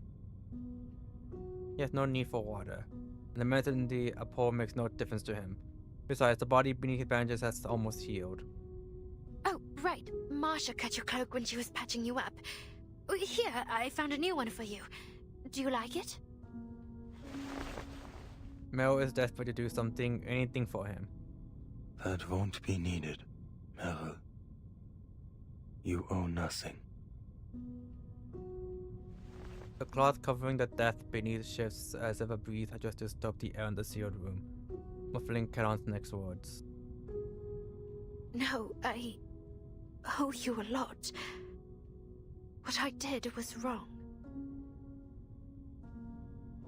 Her no is both a denial of him and herself. I'm an arcanist trained by the SBDM and the Vigils. I even fought a little in Antarctica. I can fight, I can. But I didn't.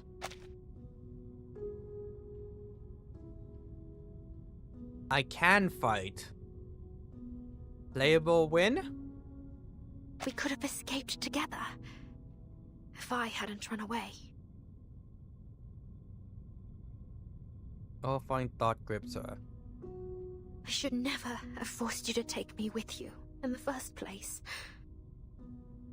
If I hadn't been so desperate to run off from the 12th, you'd still be tending flowers in the graveyard back in Montpay. Instead of...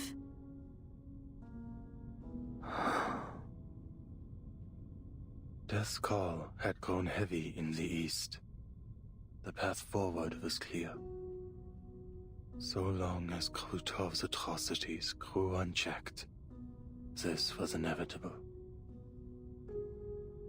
He tries to comfort her, but she is like a cracked cup, no longer able to contain her emotions. I'll go get Andreas. I'm sure he's missed you a lot. Perhaps escape is one way to heal wounds. John doesn't stop her.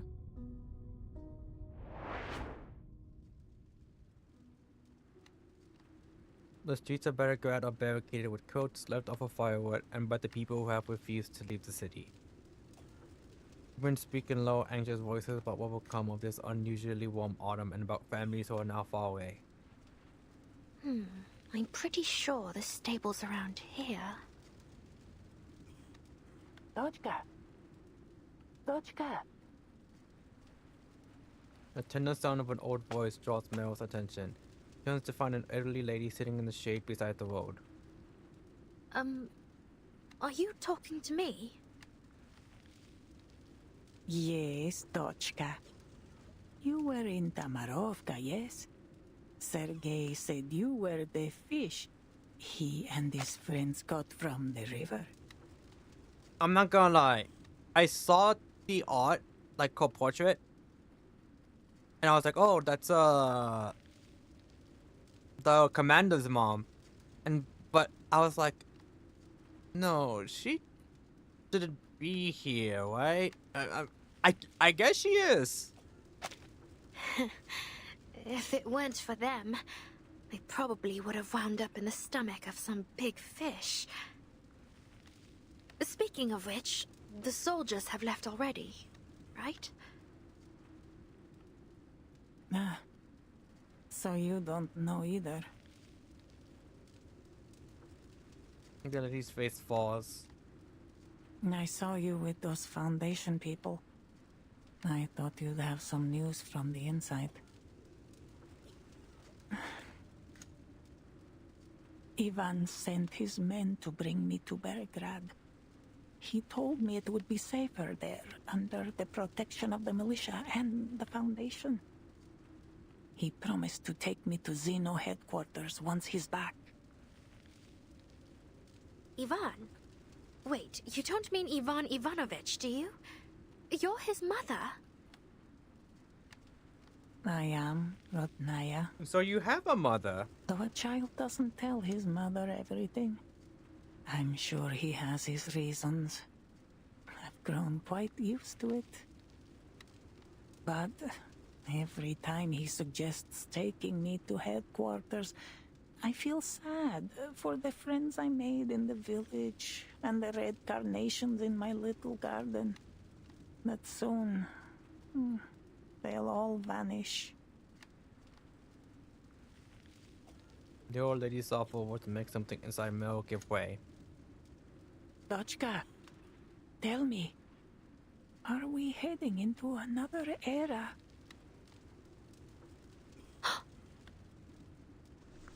She knows? Nervously clutches the belt at her waist. She tilts her head, avoiding Miss Galina's watery eyes. I'm sorry, I don't know what you're talking about. No. I should apologize, Dochka. Not you. I shouldn't be saying such things.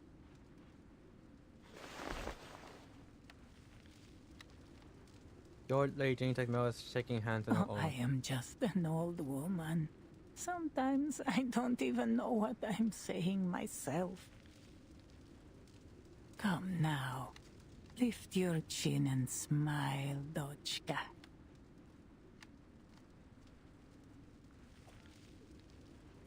Do you think there's still meaning in this kind of life? It's like I'm trying to catch something, but no matter how hard I try to hold on to it, everything I do, every friendship I make will just be blown away. Like dust. Well? Miss Galina gives the kind of nod only someone with many years behind them can give, and guides Mel to sit beside her. I was in a coffee house in Kreshatik, Kiev, watching the Salyut 6 space station launch. There was a marching band outside rehearsing Prazdnichnaya Overture, the festive overture. As the piece moved into the exposition, I saw Ivan push aside the drum major and run straight toward me. Boże, he barged into that coffee house so fast that he nearly shattered the door. And the first word from his mouth was Mama. Miss Galina breaks into a soft laugh. So, did you believe him? That he was your son? The smile grows and deeper lines appear at the corner of her eyes. Did I believe him? I called the police 3 times. The first time I told them I was being harassed. The second time that he was a scammer. What about the third time? The third time, I told them Ivan was a lunatic who claimed to be a time traveler and should be committed to a sanitarium. But every time, he was quickly bailed out by Zeno or the Foundation. He'd loiter around my building, holding a rusty tin box he claimed held legacy items I left behind. The nerve of that boy. I was still alive and well. What was in it? Did you see? Half a homemade cookie and a photo of the two of us. A photo so clear that it couldn't possibly have been produced in my time. He spent months following me to all sorts of places around Kiev. One day, outside my building, he told me how I planted red carnations on the windowsill at his childhood home. But none ever bloomed. At the tailor's, he said that whenever a button fell off his clothes, he'd send it home for me to mend. And I would sew 2 buttons with irises on them. She speaks slowly, so she tells gradually becoming her own. Her eyes are filled with wordless emotion. I didn't share those memories, but over time, I grew attached to them all the same. Now, when I think of them, there's a bittersweet pricking in my bones. He leans down, gathers a handful of dust from the ground, and lets it fall into Mill's open palm. You see, Dochka, the wind does blow away the dust. He helps Mill spread her fingers. But focus. Do you feel anything? I feel it slipping away, leaving me behind as if it's destined to happen. Exactly. You felt it. The excitement as the rockets soared into the sky. The surge of inspiration from the trumpet's cry in the festive overture. The heartbreaking ache in my chest as Ivan spoke to me of his mother. These fleeting moments, I felt them and imprinted them deep into my heart.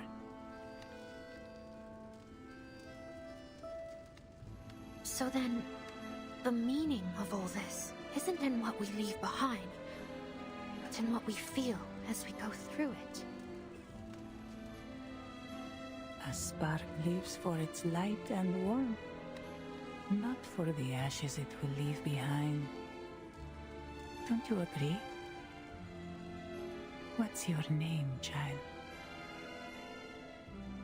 Meryl. Meryl Van de Veer. Oh, we got her last name. My dear Meryl. Every one of us is destined to return to dust. So why not feel as deeply as we can while we have the chance? Feel every one of our memories, bitter and sweet. Savor and cherish each sparkling moment, even if the storm washes you away one day. Because even if you no longer feel them, someone like my Ivan will. He stands. Where are you going? To see what help I can offer. And to create more memories of this time before it's gone. Mel watches her disappear behind a barricade. She moves with the strength of someone half her age. And she looks down at the dust still trapped between her fingers.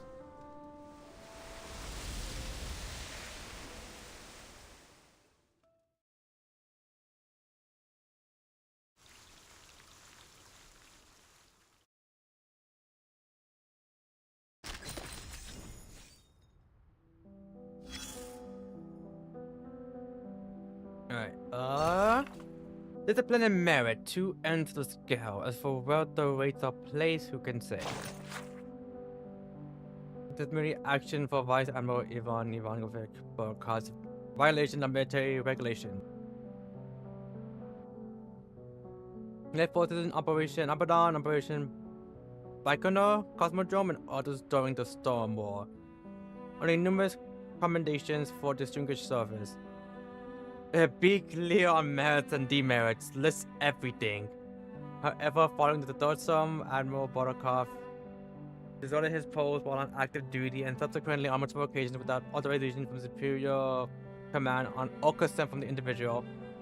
What a human teacher, Miss Galina replied, redact the name, into Xeno headquarters in Geneva. This conduct raised serious concerns among relevant human authorities, damaged the Cavalry Corps' reputation, and severely undermined peaceful relations between Arcane's humans. Unnecessary.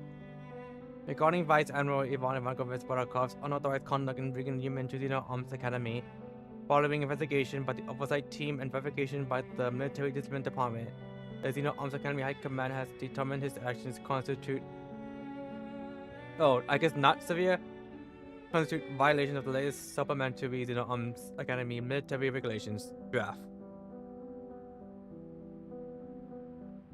In light of Vice Admiral Borodkov's repeated derelocation of duty and severe disruption of human life, having consecutively received 3 informal warnings, 3 formal warnings, and 3 severe warnings, Xeno High Command had decided to sentence him to suspension without pay.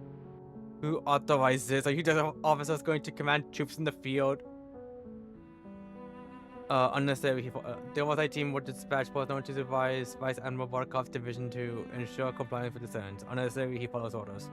Regarding Vice Admiral Borodkov's violation of military regulations, all commanders and soldiers are urged to take this as a warning. Straighten their sense of duty and strictly uphold senior military discipline. Signature. Reply. I read it. Too much padding. Redraft for signature. Include updated. Oh. Thanks to the efforts of Miss Marsha and Mel, Mr. Khan recovery is currently recuperating in Belgrade. Supplies nothing on Ivan. Like, as like a fourth one. Or like a fourth clue. Anything here? Yes. Actually. Call me shock.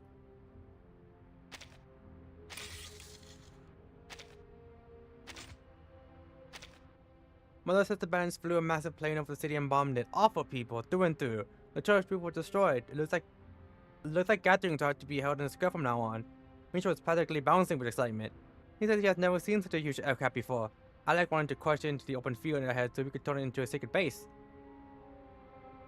I thought about fixing it instead, taking Mother with me and flying away. Somewhere we will never have to fear bands stealing our food again. That would be better. No, I already read this. Oh, there's 2. The Warming Doctor. According to reports from Xeno Command Center, the Eastern Front is suffering from a severe shortage of medical professionals, giving your past experience and rigorous, detailed, and reliable recommendations. I only have the 2. Okay. Oh.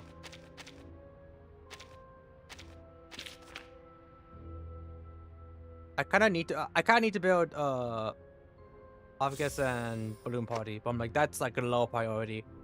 Only tend to people's teeth and manage general physicians. Taking my advice is not a wise decision. In wartime, frontline medics possess far more practical experience and skill than I do. Ensuring the frontline safety alone will already be an effective solution. I will also do my best to leverage my connections to put Xeno in touch with trustworthy doctors. The piloting needs to fund are critically low. We require an experienced individual to formulate an optimal plan for gathering materials and crafting tools. Ensuring civilian livelihoods and sustaining supply lines for the Cavalry Corps. 2. The nimble veteran.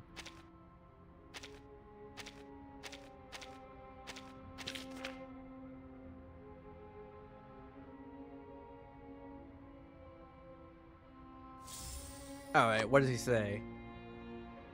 You know, still remembers old Duncan. Back when I was stuck in the sanatorium, I used to think someday a big shot from will come asking for my help.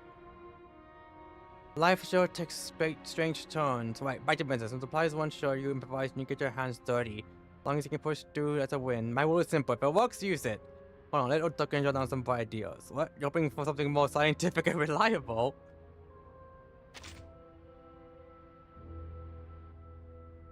Oh. I saw this and was like, the fuck did I miss? No. He understood what the word meant. Or what the word means. Mercy.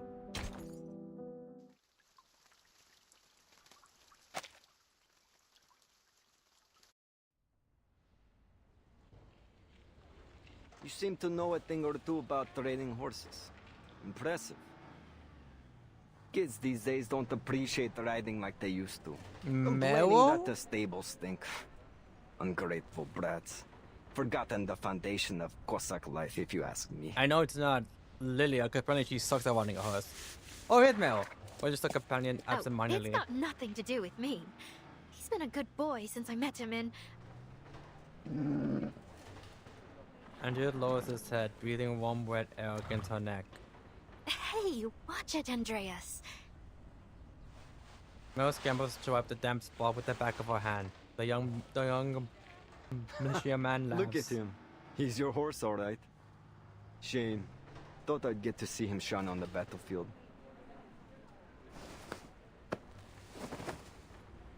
He pat Andrea on the neck and hands the reins to Mel. Before I change my mind. Mel nods, leading Andreas away with a solemn air. Thanks for taking care of him. I'll come clean up the stable for you once the battle's over. Considering this is a battle node, and we're seeing Meryl, I'm scared that they're gonna attack the place where they put the injured people. Unless we do a POV switch from Meryl to like Vorten or Lilia. Sure. For the both alive by then. The militia man waves her off. Right. See you. A black uniform crashes into her field of vision. You leaving or what? You know I'm serious about taking Andreas too. The military man had only meant it as a joke, but the reins are thrust into his hands regardless. I'll be back in a minute.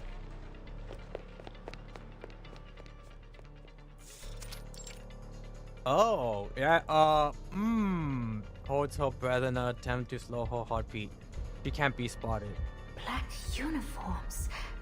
But how did they manage to sneak past the militia? They turn into crabs. One instinct screams at her to run. Another cry to urge pulls her towards the sound. Each step feels like wading through a swamp. This is fine. You're fine. Just a few Manus soldiers. You don't have to follow them. Just go check if there's a breach in the barricades. You'll just slip past. Easy. No need to fight. And if they spot you, just shapeshift your way out of it. The ground at the end of the alley is tacky as the soil has spilled and dried there. Her boots slip with a soft sticky sound with every step, like a mouse tenderly moving its way through an old glue trap. What are you doing here? She bends towards the voice and her nose collides with something hard as iron.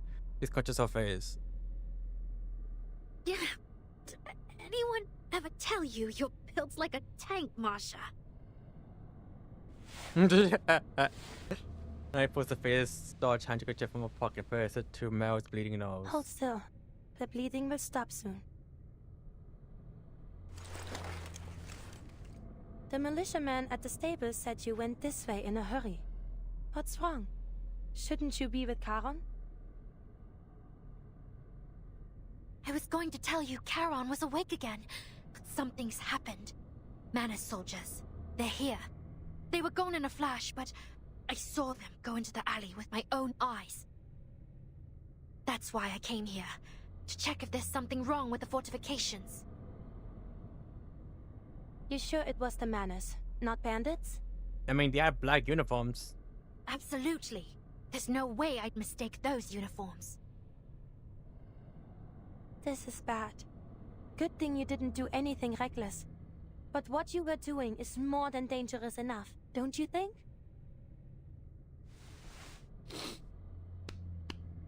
Mel just wubs her nose. Marsha passed her and scanned to know alley. Mel pointed out. That alley? But the exit has been sealed off. The militia even made sure the windows on the sides were locked tight. It's a dead end. Question marks and legend lie on the fort awaiting the city, but in forgotten corners like this, life will find a way. A scrap of gauze lies in the damp corner. This blue-black liquid. I think I've seen it seeping from their mask before. And there's blood. Slightly oxidized, but the loss looks heavy. Some of them must be seriously injured. Smells like carbolic acid. Unusual for the Manus to use it on wounds. They prefer natural salves. You can usually only find disinfectants like this in large medical facilities. I'll try to DM real quick. Wait. They must have been to one recently. What? But how? They must have used some trick to get in unnoticed. But there's little point in dwelling on it now. There are 2 big medical facilities in this district. The nearest one, Pakrof Children's Hospital, and the sanatorium 2 streets down from here. Meryl, I need you to tell the militia and the Griffons to send men to both locations. The Manus soldiers you saw could be hiding there. Understood. Ah, fuck. What about you? I'll go check on the kids at the Children's Hospital. I have to make sure they're safe. They better not do anything to get on. He's been through enough already. Oh. I thought we were gonna like go to the building and then fight there. It's an honor to meet you. The kids at the Children's Hospital. I've got to get to them before the Manus bring them any harm.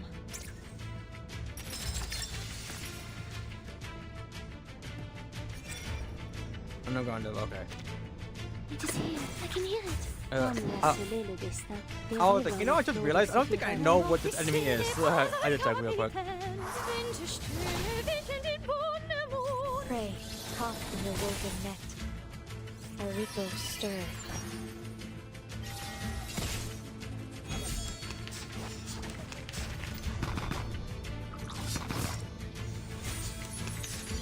We're under heavy fire up here. Requesting support from any available ground forces. Is that a terror beat? The Knights of my order have suffered heavy losses whenever they've gone against these fiends. I need to disrupt their channeling status, or they'll become even more dangerous. Alright, I got you. My sword sharp. I believe in you. Comme la soleil le destin. My sword sharp. Right. I know the moon, and this is an alien city.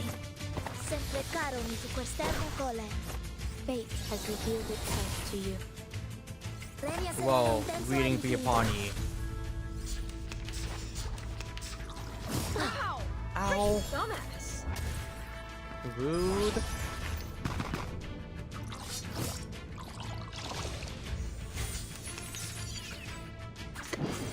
A glimpse beneath the veil. Actually,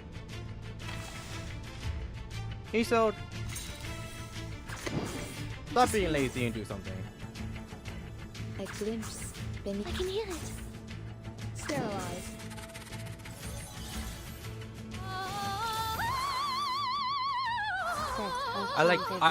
I forgot. I like blanked out that I thought like that there was no Isolde cards. No, I'm just like, wait.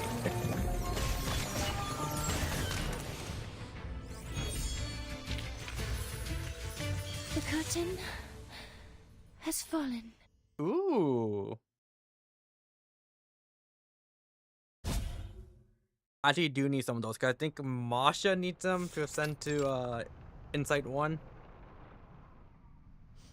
By a shadow window, no shelters occupied children huddled in the corner. The arms and plaster on the heads bandaged. Why won't you let the children go? You've already taken all the medicine. What more do you want from them? Didn't I already explain this to you, human? Bringing the newest generation of arcanists back to their rightful home. If it's a hostage you want, take me instead. He spreads her slender arms wide behind her, like an umbrella over the children. Her nose is bruised and lip is split, but her eyes are steady.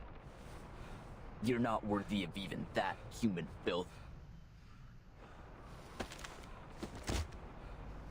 Olis's gun smashes down her head and attempts to force her to her knees. The nurse staggers but stays on her feet. I won't yield to you, and neither will my children. Soon the riders will come and crush all you invaders. He also signals. A mass soldier moves to grab a child. Don't you dare touch him! The nurse throws herself forward, knocking the soldier down. He lands blow after blow. Even when her fist or wand split, even when his mask slips off, she keeps fighting. God damn, this nurse got hands. He doesn't see the pistol aim at the back of her head.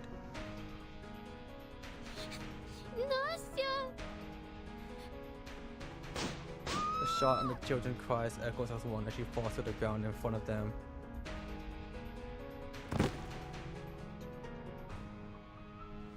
Marsha wipes away the useless sweat and tears from the corner of her eyes.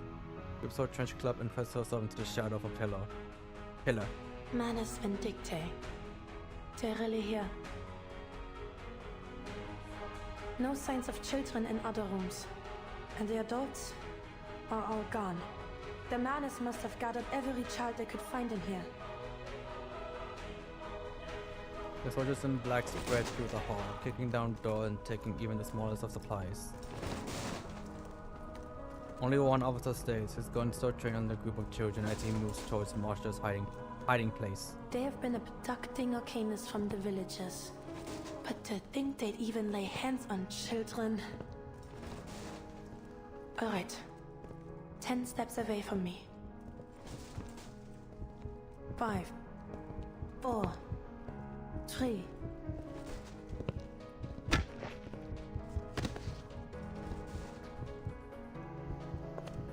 He lands a heavy blunt strike cleanly on the man's officer's skull.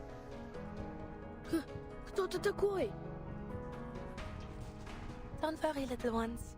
I'm a doctor from another hospital. I'll take you to safety.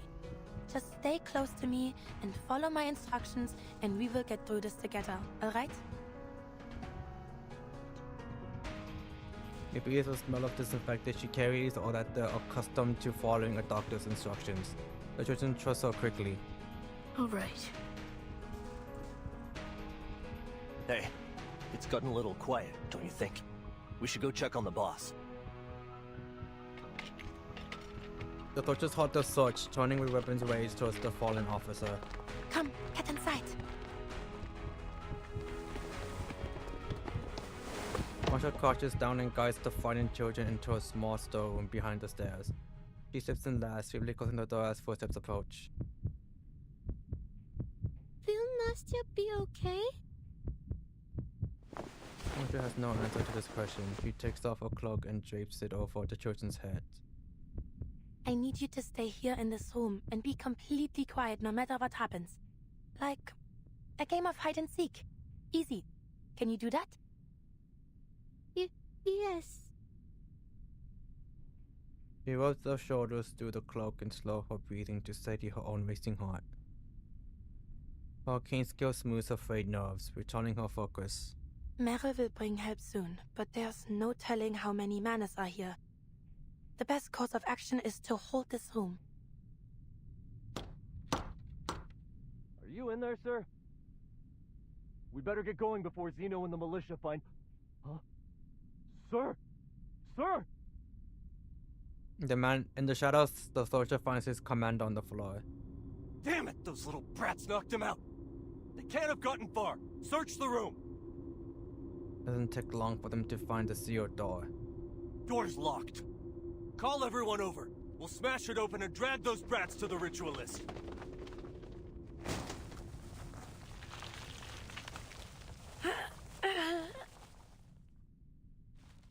The door shudders under a heavy blow. The sound of crackling white ash wood splinters across frantic shouts. Miss Doctor!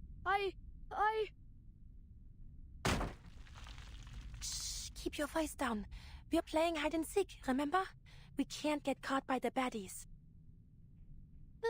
But I'm scared. And Nastya. Hey, have you ever heard any stories about knights? Well, Papa once told me the story of a legendary Kazakh called Ilya.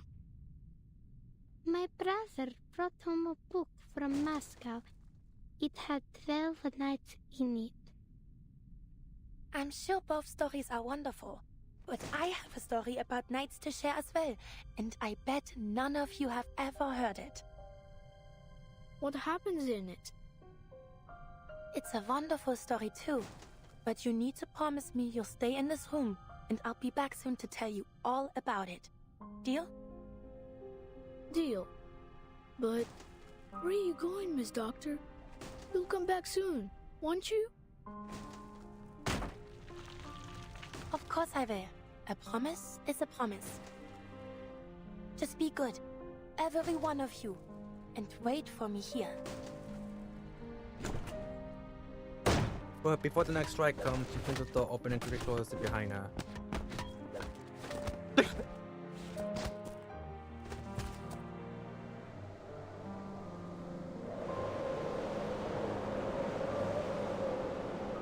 In a secluded monastery perched atop a high, snowy mountain. I need someone to edit that with the metal pipe sound effect. Their swords glittered like gleaming silver when they fought across the frozen fields, their helmets and pauldrons coated in dazzling white frost. One winter, the snow fell heavier than ever before, burying every path in the valley beneath a thick, white blanket. Amidst the snow, a little girl had lost her way. She wandered all night seeking help and shelter, but all she found was the endless white around her. At sunrise, having used every last ounce of her strength, she collapsed, leaving a small hollow in the snow. Just before she froze into a little popsicle, a figure appeared, gleaming even brighter than the pale landscape. What's this? A girl?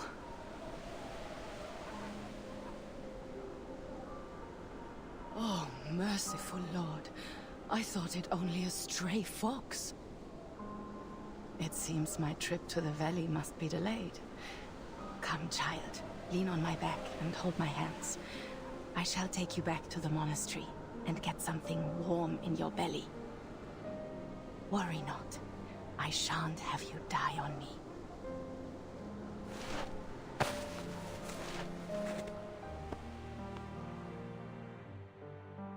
Thanks to this kind-hearted knight, the girl survived. To her, the monastery, which nursed her back to health, seemed like an impregnable fortress that even dragons dared not approach. After years of training, the little girl grew to become a capable knight, just like her rescuer that winter night. But then, war.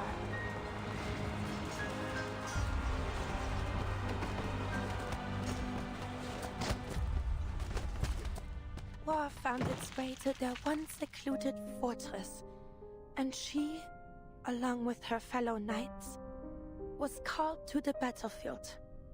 Forced to fight, and after taking one life after another, doubts began to grow in their hearts.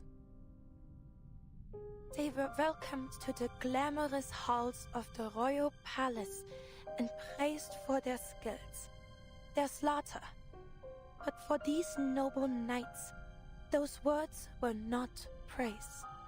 No. They were wounds to their dignity and honor. We were fighters, yes. We raised banners and wielded swords, but we weren't. I wonder if the kids. We were never meant to kill. I wonder if the kids realized she said we.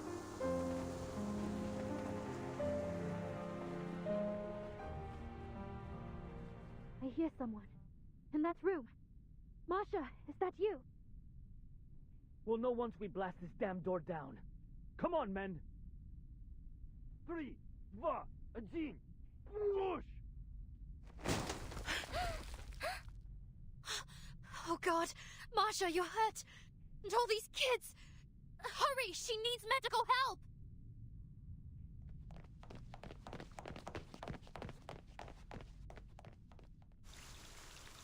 I wonder how she found Ptolemy. Probably the only time I'm like, oh, thank God you're here.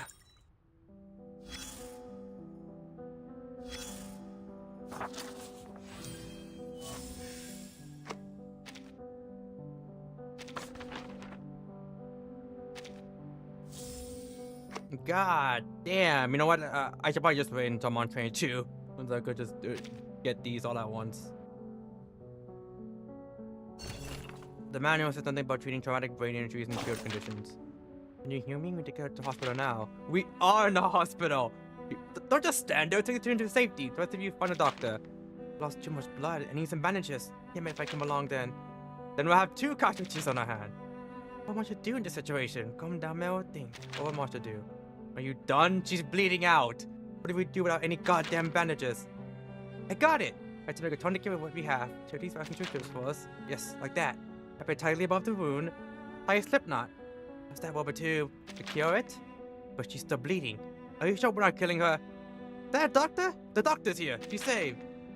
Morphine? That was me. I gave her 1 shot. Or maybe 2. What? I shouldn't have. That's how we do it on the battlefield. Please. Quiet down for a moment. You're alive! I mean, not for long. Doctor, the critical wound is in the upper left abdomen. About 1/3 up. Roughly half a finger deep. Gunshot wound. Please stop the bleeding there for us. And please use anesthesia during surgery. Pay special attention to suture tension, the tendons, and protect the nerve endings. I still need to return to the front. Well, there you are. My channel is open on the other end because in the empty air, there's nothing else.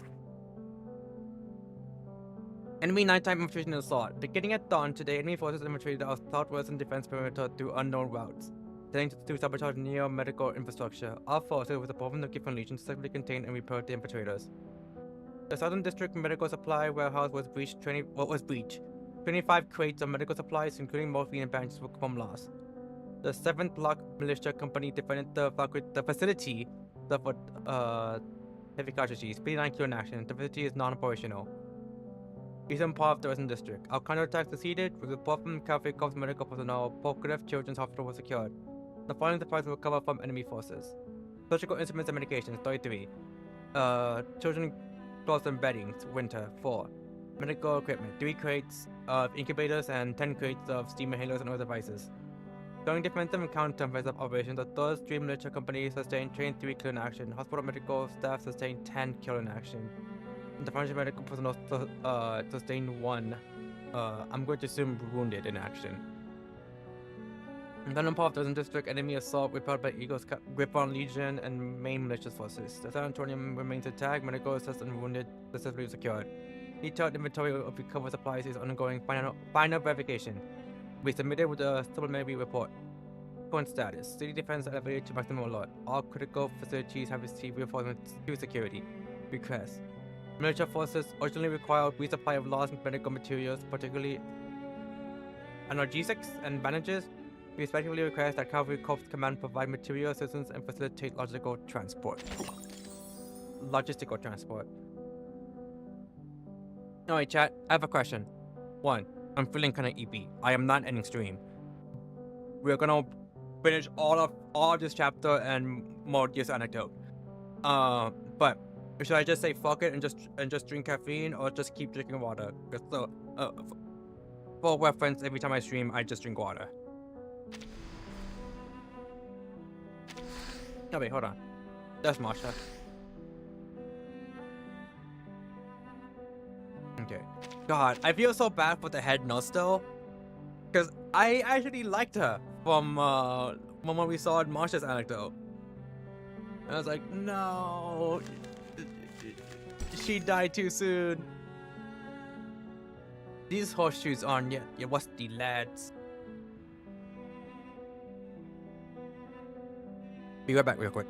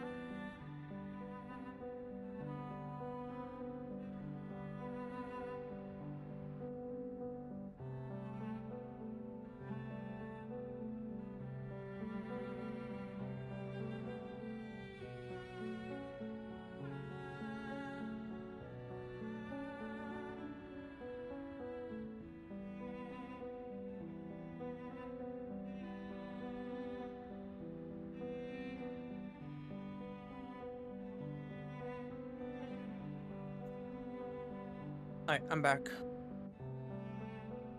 I am back.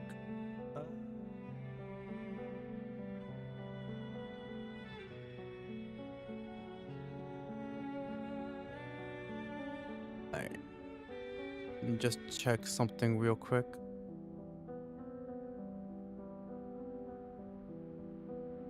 Alright. Okay, it seems like we're good. It seems like we're good.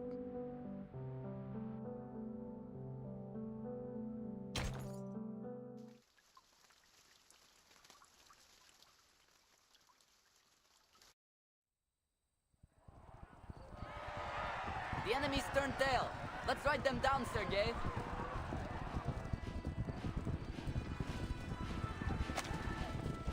From horseback, the rider has a clear view. Upstream to the northeast, a few black figures are fleeing.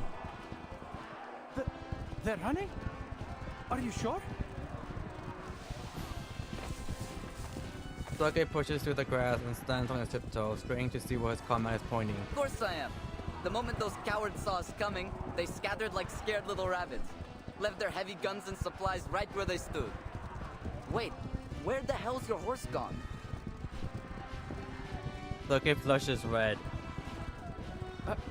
I'm not sure. All I know is something flew right at my forehead, and before I could think, I'd swung my shaushka at it. I don't even know what I hit. Next thing I knew, I was on the ground. That's one way to end your first charge, Sergei. And to think you are whining about not getting to charge in first. Well, looks like you'll be waiting a while longer. Hey, wait! Take me up on your horse. I'm not missing out on our victory. Oh, they're gonna die. He pushed the way to a tall grass, finally reaching his friend's horse. Stop right there, all of you! Unless... Right on the tall horse cut up the chase. The old Cossack sits straight, his lower teeth trembling as he speaks. Sasha, Sergei, all of you, stop your pursuit! But they're on foot. We can still catch them if we go now.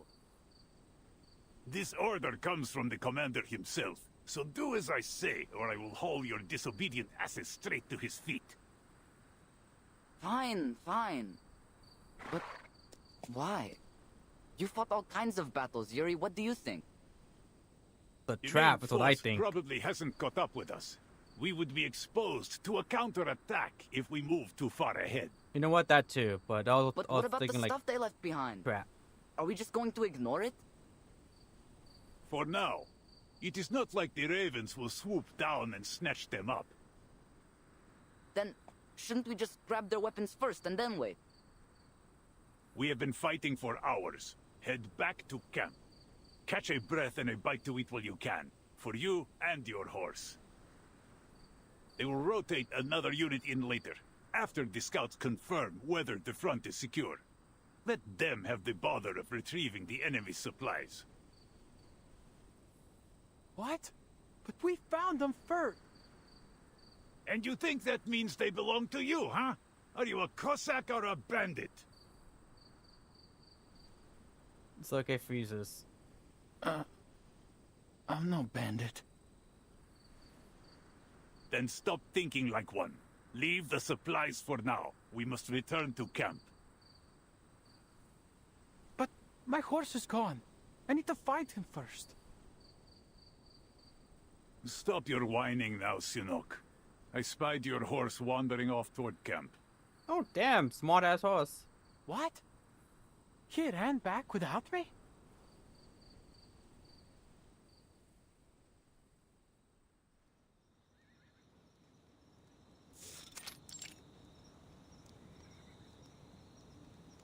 The man and the horse rest.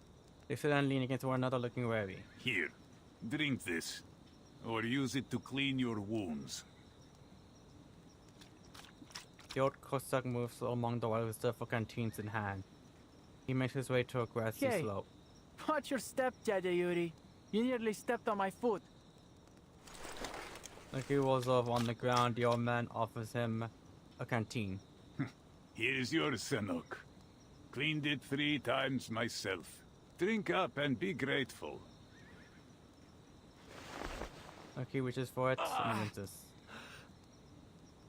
I didn't feel anything after I fell off my horse, but now... No cavalryman's goatee twitches. He takes a seat on the grass beside Sergei. Your first taste of battle. How does it settle with you? His voice is gentle now, not as sharp or scolding as it was in the battlefield. Well, it's not what I imagined. Having seen War for the first time, Sergei's naive excitement has faded. Everything's different when it's real. Couldn't hold my gun steady. Just fired at everything that moved until my ammo was spent. I'm not even sure I hit anything. And your shashka, Sergei? Yeah, I got a few with it. I thought it would be simple, like cutting a knife through bacon. But I could still feel it. How the blade shook when I struck their ribs. The sound as I pulled it out of their chests. Momentous note of his countrymen, Sergei keeps his voice low. I think I'm going to hell after I die, Tete Yuri. The old Cossack tosses the nearly empty canteen into Sergei's lap. What did you do that for? I'm drenched. To rinse your thoughts. You are a Koldun, remember? You were not allowed into their so-called heaven in the first place. Koldun? What would heaven look like to you, anyway? I'm looking this up.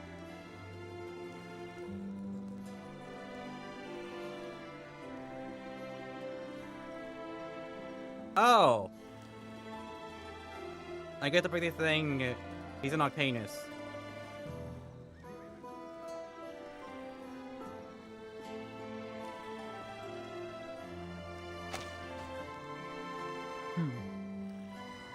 It'd be a place where Balik hangs and rows from the beams, and the air thick with the smell of Tiotushka's chicken and mushroom pies. Every night the beautiful Madame Astakhova would sing.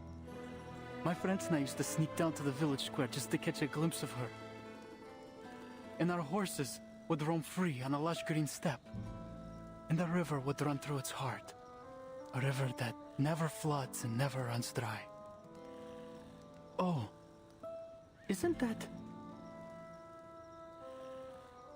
He suddenly recognizes what heaven he's describing. Yes, the Dawn Steppe, our eternal homeland, where we were born and where we will always belong. So sharpen your shashka and ready your rifle, faithful guardian of heaven. Only we will, only we can protect it. A bomb clap on the shoulder brings him back from his thoughts. Go for a walk. Practice your aim. And be sure to refill everyone's canteens on your way back. Oh, okay. Mumbling, Sergei takes the canteen and jogs towards the river.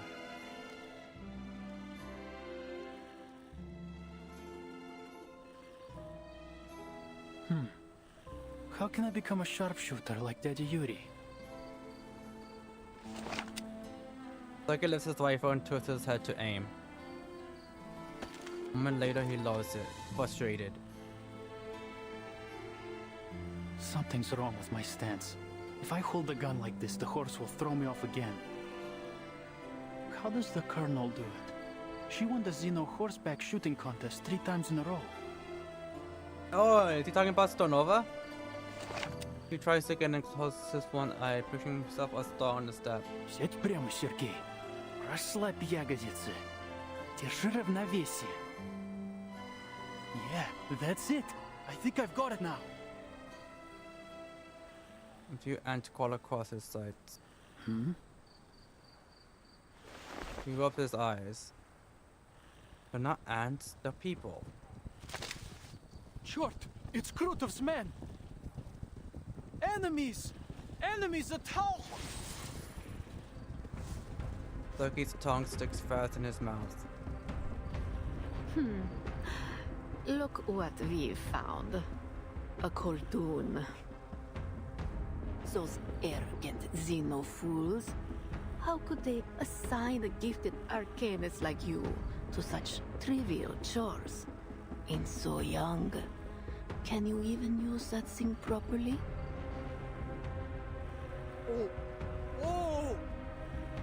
Sergei answers the visualist taunt with action. Without aiming, he swings his rifle towards the night sky. The wrestling cavalryman jump to their feet, their whistles cutting through the darkness as they press their thumbs and forefingers to their lips.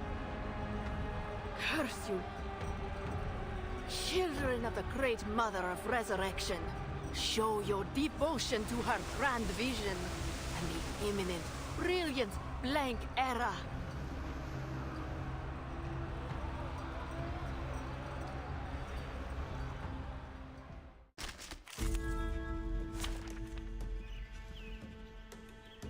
Alright. I'm not gonna lie. When I saw that he was going outside and saw the sniper rifle, I was like, he might die here. But considering he's an Arcanist, they might not kill him. They might just kidnap him instead. May the peace be with us. Doggy. I wanna pet the dog. Let me pet the dog. Je can hear it. Dérive dans le flot des sommes l'a scellé le destin. Tu peux la jeter maintenant, la charme d'Opéra Vistellens. The secret revealed. prey, caught in the woven net. That's alright. Ow.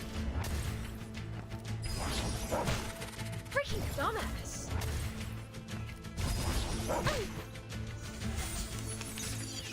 I believe in you. Let's do this. Okay, hold on. Let me do this first. Not A this. sword shop. We'll do this. We'll do it like this. I believe in you. Dérive dans le flot des séphirotes. I know the moon, and this is an alien city. Sempre caro mi tu quest'ermo cole. A ripple stirred. Freaking dumbass! I'm good. It is here.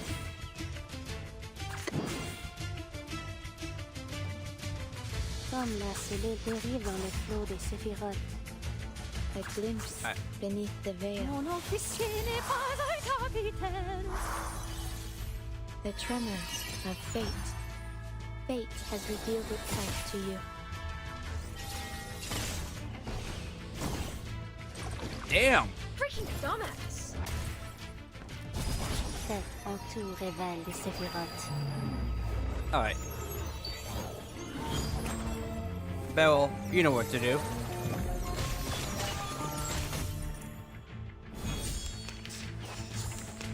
What's up? I'm losing my patience! Badass dog, god damn! The hell are they feeding you? A sword to depict the world. I can hear it. Comme l'a scellé le destin. I know the moon, and this is an alien city. Each moment, now night.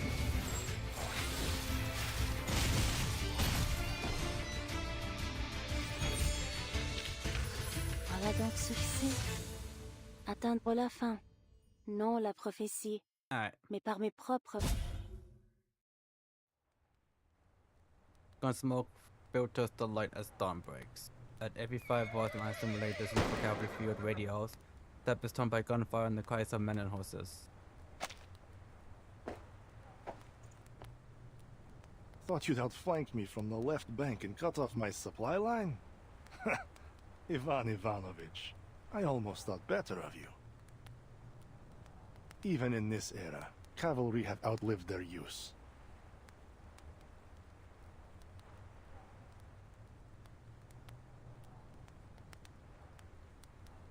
11, 12, 13 Arcanus in total. But the unit we sent into the city has gone silent. Already dead, likely. The Witcher seems pleased. She nods and calls a finger.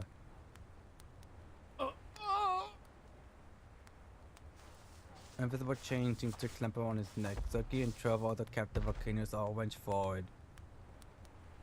A deep cold starts to creep up Sergei's legs. Huh? He looks down. The earth has frozen hard from a chill conjured from thin air. He has glued his boots in place. What's the meaning of this, Krutov? Krutov straightened his cuff, looking annoyed. You sent Manus soldiers into Beregrad without my consent. This is far from the cooperation I was expecting. To be absolutely clear, General, Manus Vindicte's soldiers are not under your command. You insisted on diverting your main force to attack Igor, seriously disrupting our efforts in the region. Do you call that cooperation? Those atrocious flying witches are flitting around, destroying our rights as we speak. And I won't even speak of the Arcanus we could have recruited if it were for the battles you sparked. Soon, my army will reach the cavalry corps' siege. Igor will be forced out of his hole, his pathetic life will end, and his so-called legion will crumble.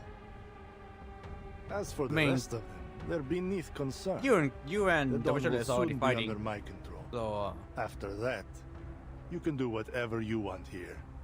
So you just keep Of doing that. course, Keep fighting our each other. victory could be brought about even sooner with that gateway. Just open it and teleport my men directly into this siege. It cannot be done until you pass the mask trial and earn the right to enter it.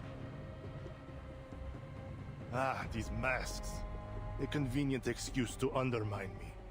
If you refuse to scratch my back, don't expect me to scratch yours. My army will achieve victory, with or without your cheap tricks. Pray, do as you please, General. Now, would you allow me to return these arcanas to her embrace? Kutas sniffs and waves their hand. The frozen ground holding the prisoners begin to thaw. Deal with the injured humans while you're at it. They're no use to me.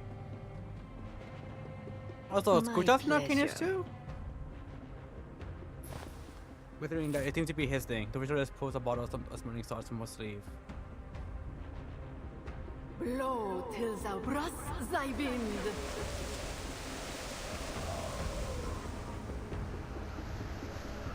Widow powder scatters on the wind, swirling and twisting among the captives.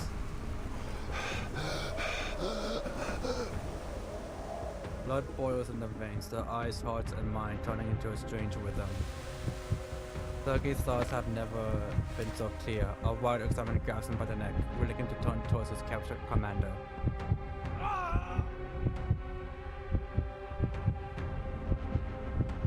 The visualist arcane skill strangles the scream in Sergei's throat.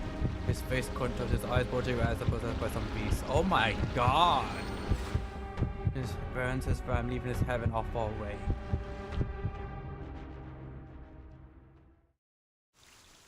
Wait, he actually might die. Holy shit.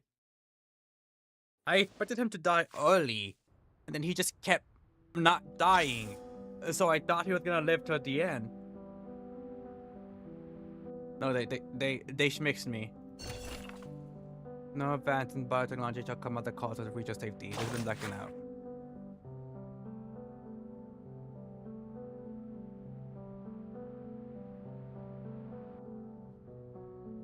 This project concerns the Picasma to extract picrazamine in the preparation method.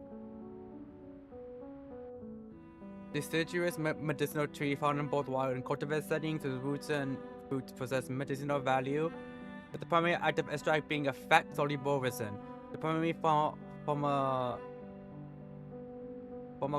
agent in Picasma is picrazamine, which activates cell populations throughout Arcanus' brain and body and show no observed dependency effects. The Scientific Computer Center Medical Technology has included in for the pharmacopoeia.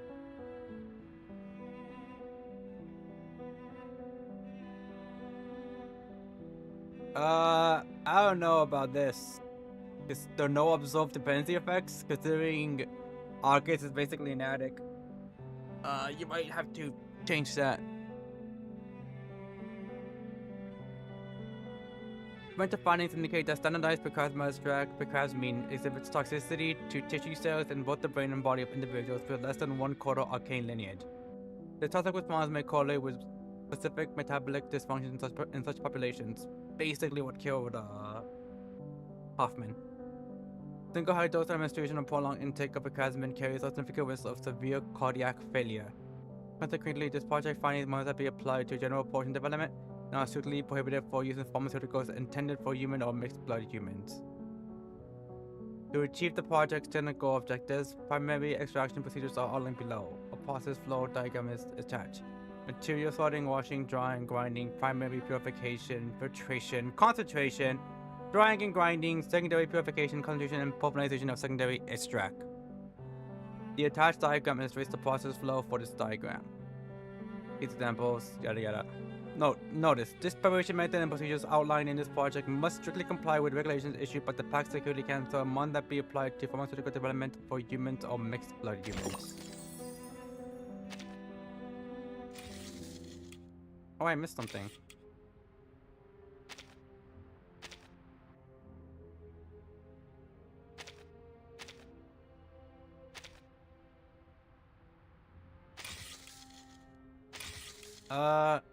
this. I'm missing. Oh, there it is. I was gonna say I'm missing something. Oh, the nation is secretly planning an important meeting to discuss post-war matters on the Western Front and affairs concerning the Eastern Front. In light of professional performance in Monpei and our current cooperative relationship, request that you discreetly scout the venue and assist its security. Onion.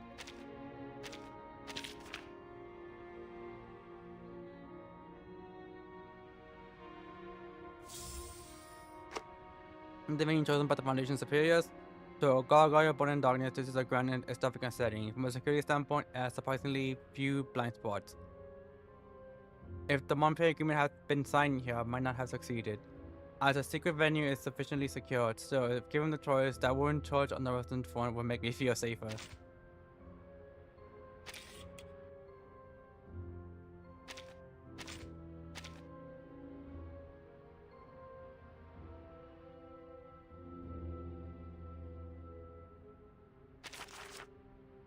Yeah, okay, it's just the same thing.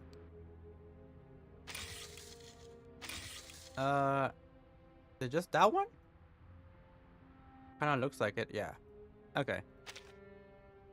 We caught those bumpkins on horseback in no time at all. Ridiculous. Really? You have no idea what management is capable of. The villagers will make sure they suffer properly. I mean, said that this match is a nightmare to wear. I can barely see it now, and the constant whispering making it impossible to sleep. The black liquid leaking from it, whether it's water or you cannot tell. Look straight to the uniform, even watches the clothes in that river. This way the water will turn black sooner or later. This fucking polluting the water? Arcana, fix your shit.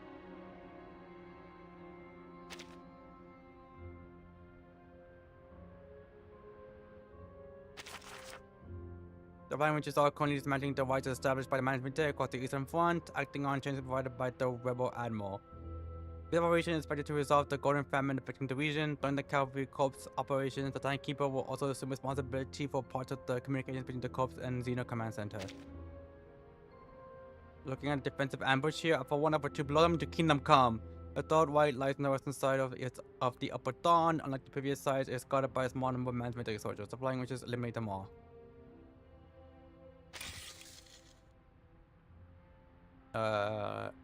I'm missing? Oh.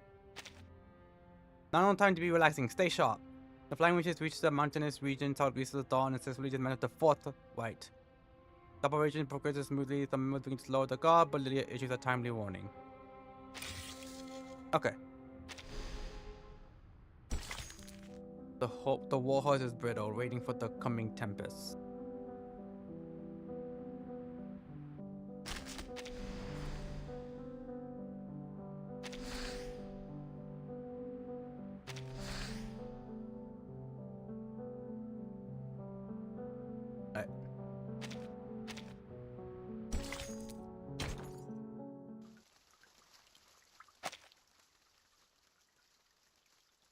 Let's see what happened. Or that you probably won't tell us, because the chessboard seems to have been from Igor and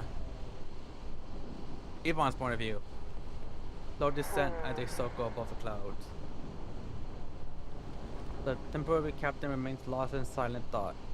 There was nothing at the coordinates Igor sent us. Do you think he lied to us, Lieutenant? Those in the air sense the change in weather before the creatures of the earth do. A sharp wind sends a shiver through their ranks. The weather's gotten colder every time we destroy the ride. I don't see why it should only trick us with the last sight. Then what's going on? You can't move rights around, can you? Can you hide it? Please. How's everyone holding up? If it's too cold, we can fly low until we get on some extra layers. We've been waiting for those words. The white-clad witches immediately lowered their altitude. Oh! Her mouth falls open, her eyes wide as blood gushes from the hole blasted in her neck. Her aircraft spirals out of control, flinging its lifeless pilot from its back. Alpha 2! Well, 07 Alpha 2.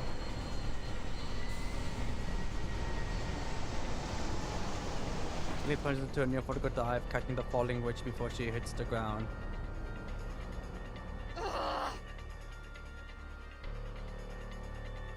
Alpha 1 and 3, break formation and stay low. Flush out the shooter. Get a grip, the rest of you.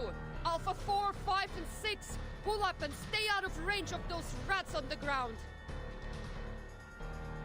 Lieutenant! Alpha 4 circles low, igniting the dry riverside reeds and revealing the black-clad forces hidden among them. The Menace are gaining on us. Ilya crouches and gently closes her wingmate's eyes. She grabs Red 38 and stands, the fire of the burning reeds blazing in her eyes. Good. They can watch as I tear them apart, piece by piece.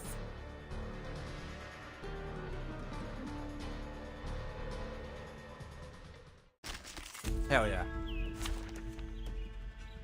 Alright. It's an honor to meet you. What the fuck is this?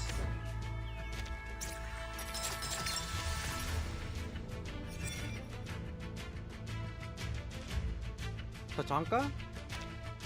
Cavalryman. Okay. Well, there you I are. can hear it. It is here. Comme la soleil dérive dans le flot des séphirotes. Alright. Issa, you better not be lazing around next time. Prey, caught in the woven net. Ariko stir. Freaking dumbass! I don't need it, but I mean, I'm not complaining. I'm losing my patience.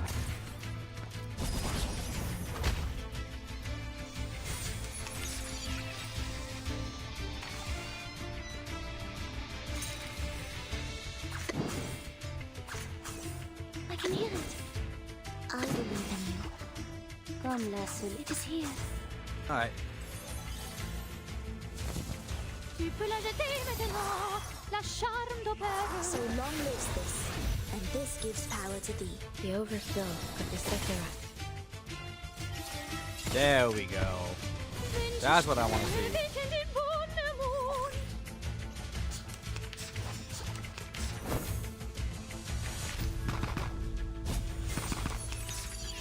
Alright. What a tragedy. A glimpse beneath the veil. I can hear it. Okay, Isolde, sing them a song.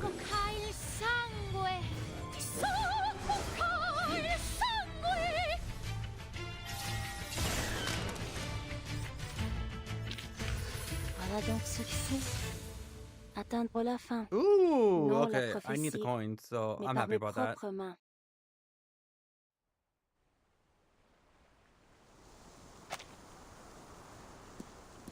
Wipes the blood from her cheek. Warm and red from her probably heard just moments ago, been scratching her head in bewilderment. A whole life lost, just like that. The flying witches descend, landing nearby.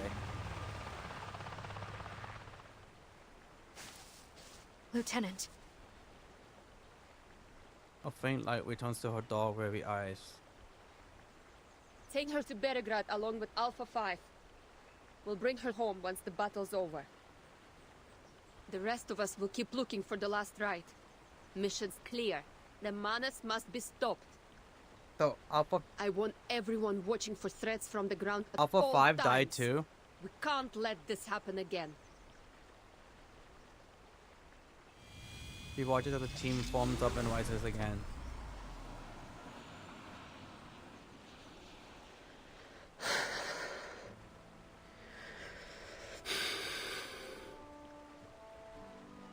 Сука, ебать!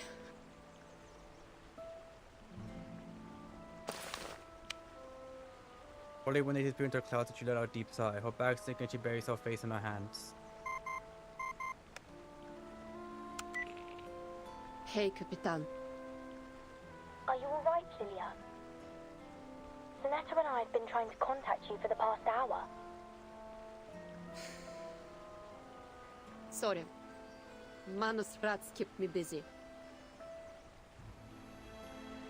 About 42 miles southeast of Beregrad, my squadron was ambushed by the Manus.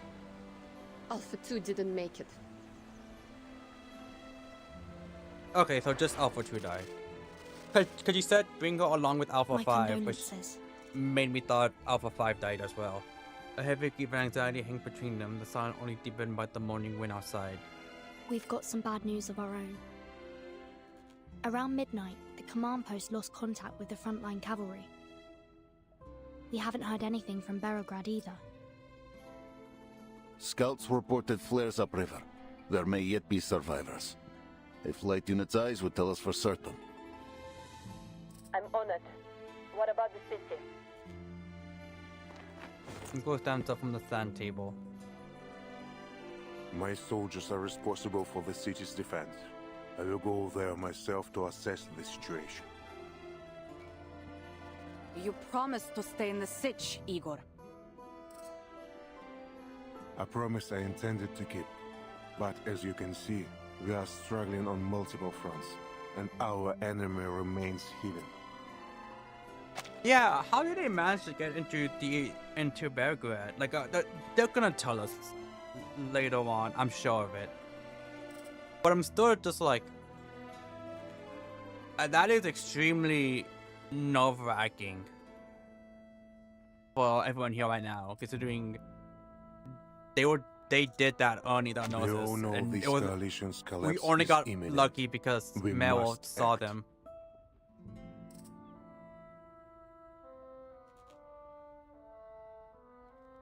After a beat, the commander speaks. I'll lend you a horse. Appreciate it, but I will need more than that. I'll lend you two What is it? horses. This. 3 horses. You go with your kingdom suppressing wounds on his arm. Always offering a devil's bargain. Another clause in that twisted code of yours? And attack from the communicator fades, leaving the tent in a dreadful silence. Not thinking of playing with your fireflies again, are you? Berograd is unlike that battlefield. Tens of thousands have stayed in the city. Raining fire from above will do us no good. No. He looks down at the jar in his hand. The fireflies inside flicker and flutter. I will take action only at the right time and place. Our goals remain the same, to win this battle for everyone.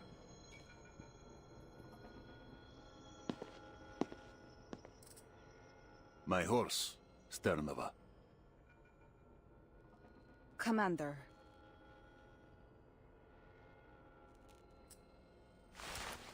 She silences herself, folds her brow and leaves. The commander turns to Ego with a wide smile and taps the table with his knuckle. Ego places his arm on the spot. With a drawn dagger even pokes the wooden scribe's skin, the blade glows with arcane energy, flickering like a candle in the That draft. horse has carried me for years. Blood was flowing over taut muscle, but the hand holding the knife feels no pity. Steady. Brave. A loyal companion. Give the command and he will charge into hell. The coat's ear warms with blood and the gentle neighing of war horses reaches their ears. But he's not used to the water beyond the steppe. Make sure you bring him home.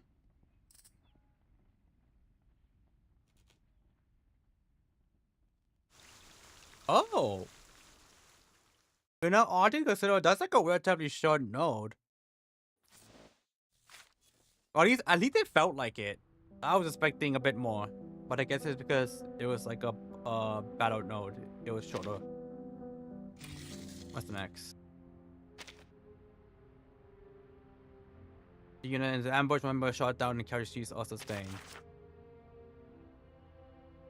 During the cavalry corps combat operations, Akibo assumes one part of the communications work. From midnight onward, all contact on both sides cut off. Oh, I did not see that. Oh, I didn't even see that either. God damn. Dear mother and father, let us home to flying witches. I did it. I passed the selection trials for the St. Palace Foundation new unit. I actually made it. It turns out it's a flying witches unit. Can you believe it?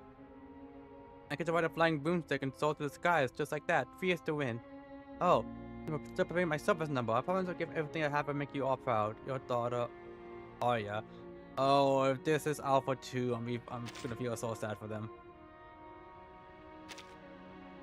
Flying Bridges liaison. The intelligence provided by Ego has proven accurate, except for the final site. The flight unit has sustained casualties and the location of the last flight remains unknown. We require external support. The Western Mercenary.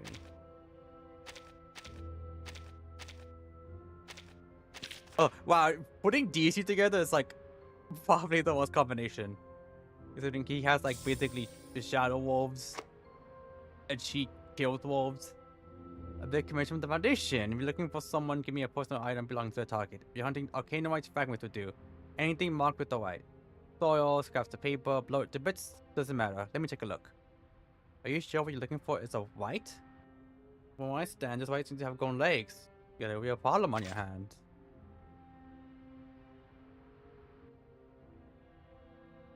Is the final white Charon?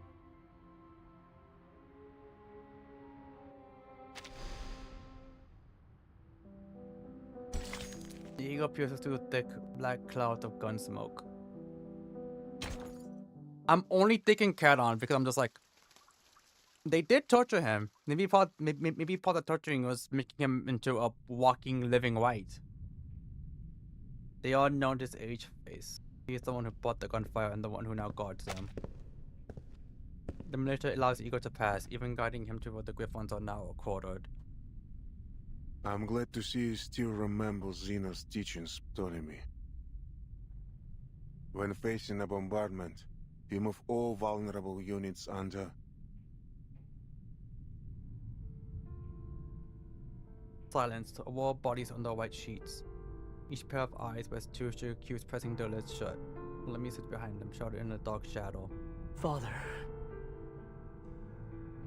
How did they die? His son stares at the ground, unwilling to show his face. Only his trembling hands betray his emotions. Here's a written report for your review, Admiral. Ego does not take the bloodied papers. I will hear it from him. Raise your head, Ptolemy. Tell me your course of action as the commander of the city operation. He speaks calmly, but it sends a chill through the room. Yes. Around 1600 hours yesterday, we coordinated with the militia and cavalry corps to eliminate several Manus infantry squads that had infiltrated the city. You already reported that during our last communication. And after the signal was jammed? I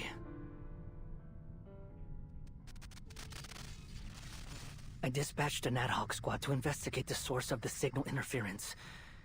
5 Arcanist infantry troopers and 2 technicians. Yaroslav Levchuk was the squad leader. Yaroslav Levchuk. What else did you order them to do?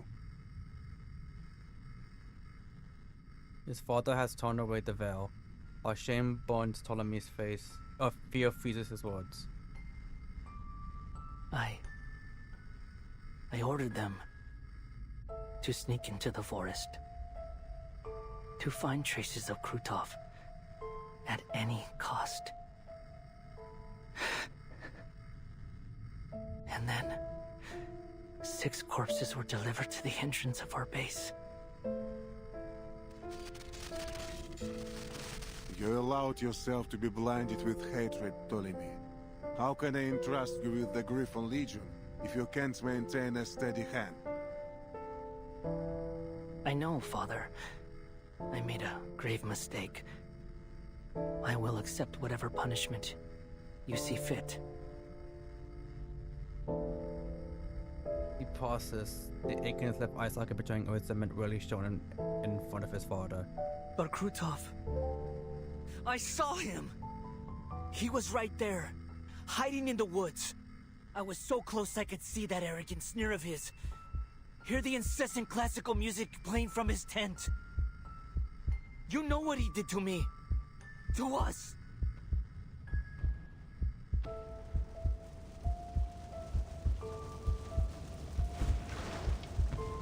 To me, to us. Every time I hear that wretched name, my eye aches with unbearable pain.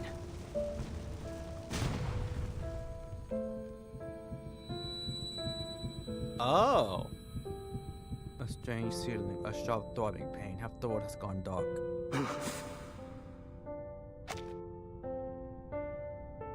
They said he betrayed them after Sao Paulo. Like after Antarctica, one of those two. I need to go back to chapter 8 and see Ptolemy in there.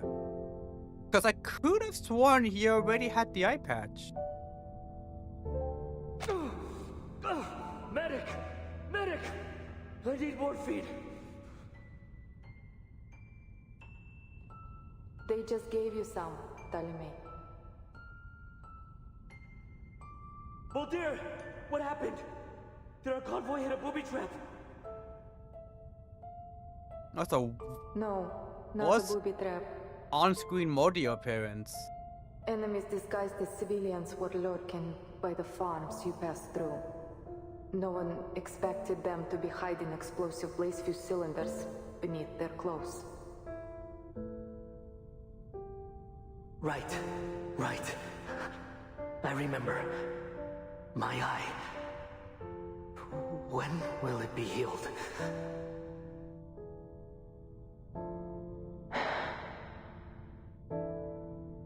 The retina in your left eye took a severe burn in the explosion. I'll see to it that you recover as much as possible. For now, just rest.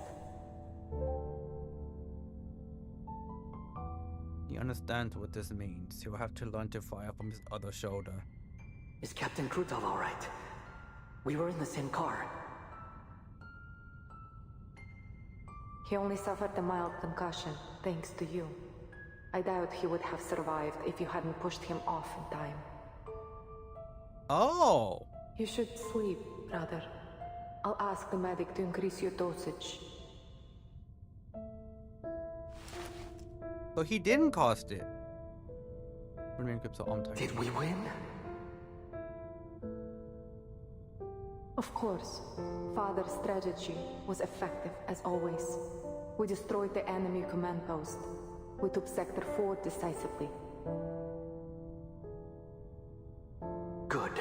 I thought Krutov cost it, but I guess not. You need to rest too, Molly. And don't send for the medic. I don't need morphine anymore.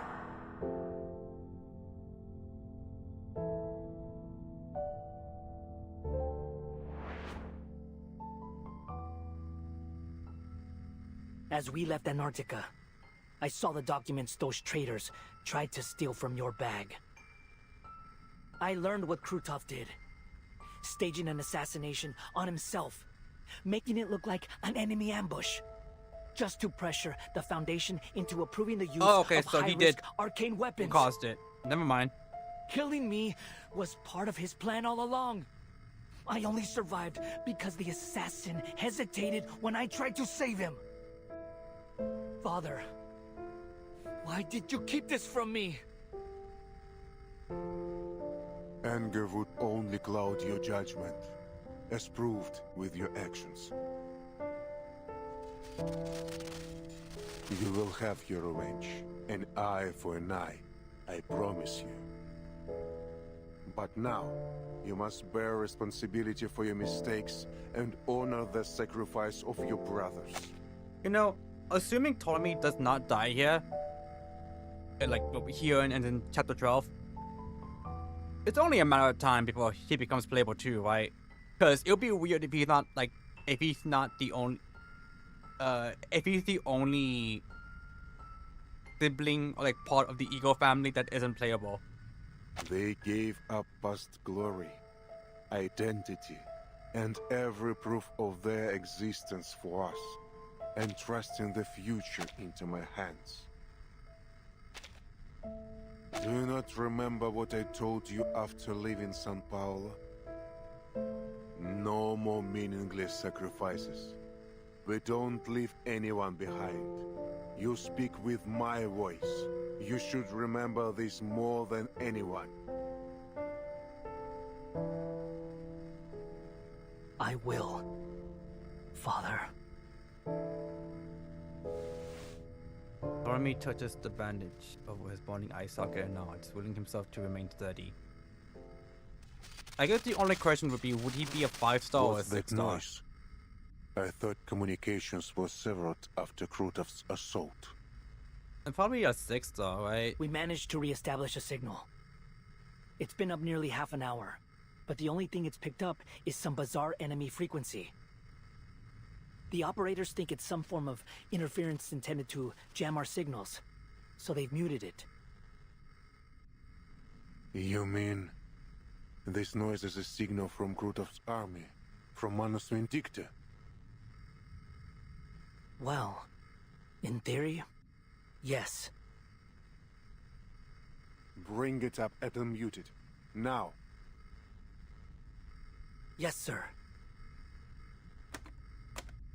You could order jamming signals at once and turns the volume to its maximum. Crack goes to life, pink gunfire sounds in the background. Falcon 6 calling the nest. Falcon 6 calling the nest. This is the 45th call. Please respond. Huh? What? Is it connected? Command, do you copy? We read you loud and clear. This is your commander. Report your status.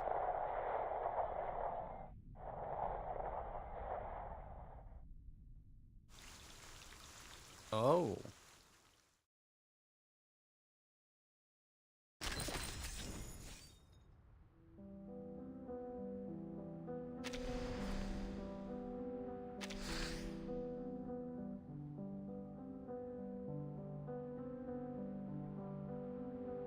Something in the battle gives him a slight advantage. Even while he saw on the ego, Krutov had big ambitions. He wanted to stage an assassination attempt on the Griffon Legion to achieve his own goals, making him an enemy of Ptolemy as a result. During a past assassination attempt, Ptolemy lost his left eye while protecting Krutov. When he learned the truth behind the attack, he became blinded by revenge, leading to poor judgment in battle.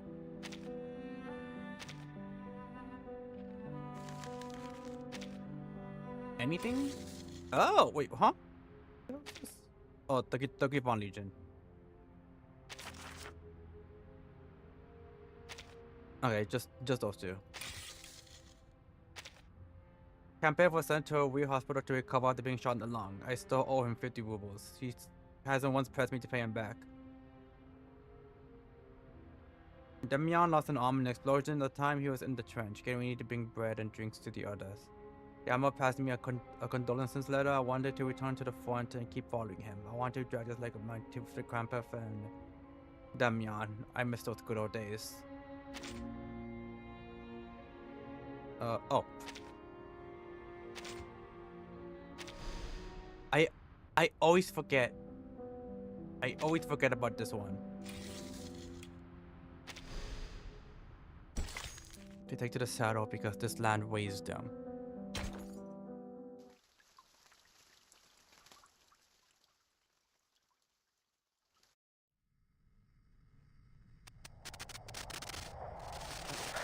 Good to hear your voice, Admiral.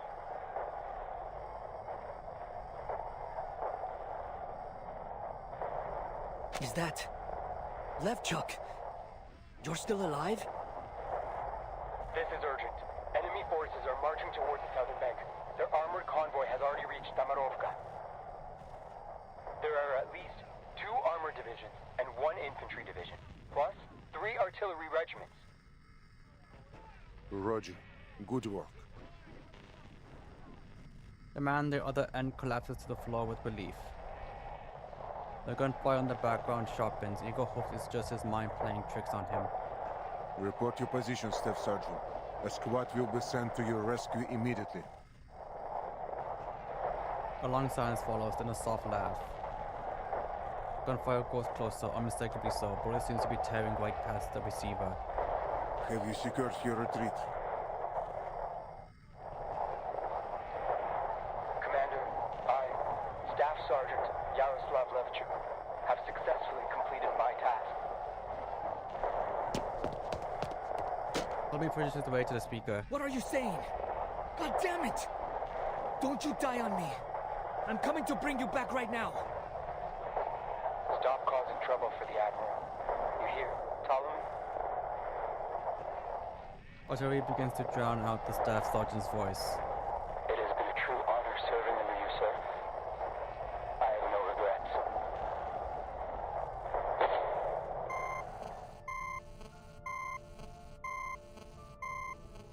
The gunfire's where the signal is cut off, along with the heavy breathing of the comrade. Reorganize the troops, Ptolemy. All units save the anti-air squads are to evacuate from Belgrade. Evacuate Belgrade? To where? The safe house? No, to the cavalry corps siege. We will make Krutov return everything he stole from us. Oh, Igor's pissed.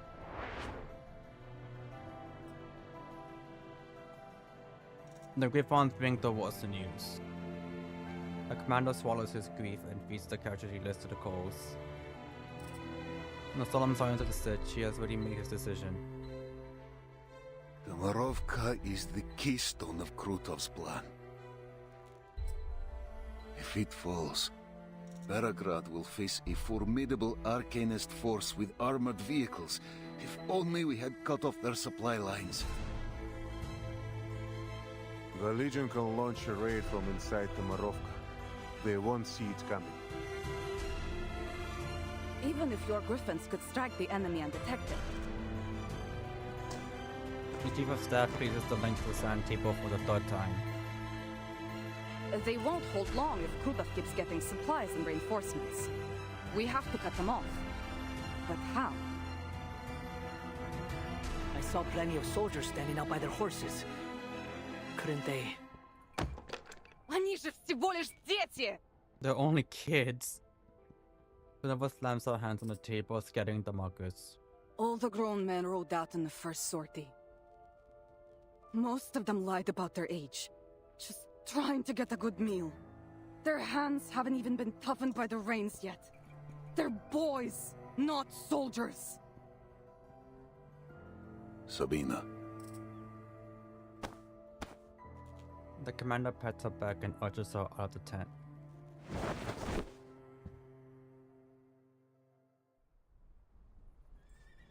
The boys stand in their oversized uniforms, rifle straps sticking to their thin shoulders, Pashka scabbards striking against their soft legs.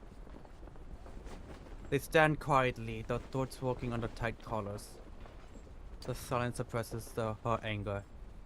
Do you understand what you're facing?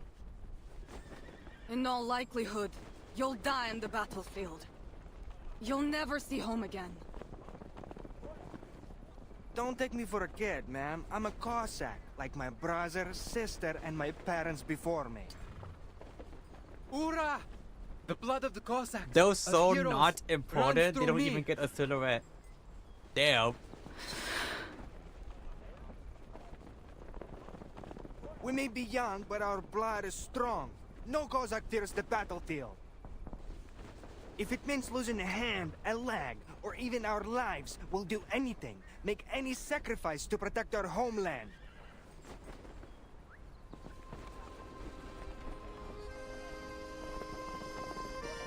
The familiar words strike her deep. See, Igor? These soldiers will drive those masked lunatics from this step. Her future rests with the young. We old-timers have no right to shape this era. Commander eyes red, looks over these thin shadows. me, great riders of this step! Will victory be ours today? Победа будет за нами! Мы выгоним этих безумцев из нашего дома! We'll drive these madmen from our home. Unbroken voices wild like the flow of the dawn in spring, crashing into every corner of the sitch. The commander looks back, meeting the heavy gaze of the rebel leader.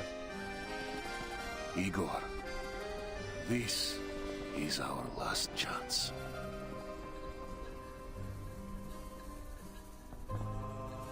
His hands are noticeably quivering, but no one blames him for it.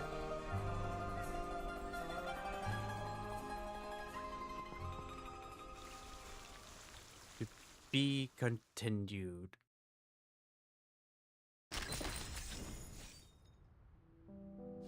Oh, okay, it does a battle node. Chief of Staff had never looked this trouble. She even got to move for sports when she entered the room. While fallen soldiers have been given proper burials. Yes, each company has held funerals with family farewells and rightful salutes, as you instructed. Nothing grand, but they can rest in peace now. And those little... I don't know what that is. Following the veterans around for bread? How did you handle them? Were they all sent away? I need to report a more difficult matter, Commander. During our screening, we found that if we gather all the chosen soldiers, they could form 3 cavalry companies. Our old soldiers protect them well. Emery died second bullet for the case in the squad, a heroic death. I knew Emery. He was a quartermaster of Murray's company, wasn't he? I pinned medals on him 3 times. Captain Murray also fell in the last battle. Commander, should we discharge all the underage soldiers? If we send them home, they might live longer. For them, and for all the Emerys in our army, that may be the best choice. But with the golden famine here, does anyone have a home to return to? You're right, many folks along the Dawn have already... Where are the children Emery protected? I'd like to speak with them. They're rallying other recruits to petition to stay. They say they want to stay in the cavalry, to avenge the veterans. Very well, let them stay. All these little... If they want to help the cavalry, transfer them to logistics. They can care for the war horses. Thank you, Commander. Understood. I'll ensure strict supervision. As for revenge, as long as these old horses are still around, the force can stay out of it.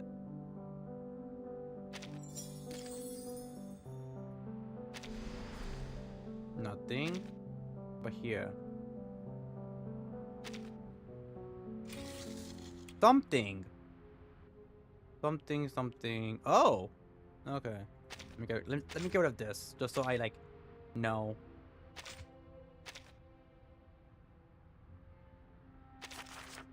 Once I've opened the storage attachments to infiltrate the enemy camp and deliver with crucial intelligence to look for foundation ammo, completing his mission in his final moments.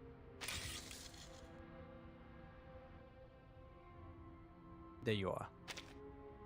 Thank you for tuning and maintaining the equipment. I can receive signals from much farther away now, far more clearly. I can only handle on-site after-sales support, but as long as everything works smoothly, that's what matters. Doing occasional field work has its merits. Let's see the outside world and how it's changing. You're right. Maybe we ever make a few new friends. Speaking of which, I happen to have a disc with a recording of Voyager playing violin. Want to give it a listen? There are 10 minutes and 30 seconds until the next battle report. 10 minutes and 30 seconds until the next battle report comes in. We got plenty of time to take a short break.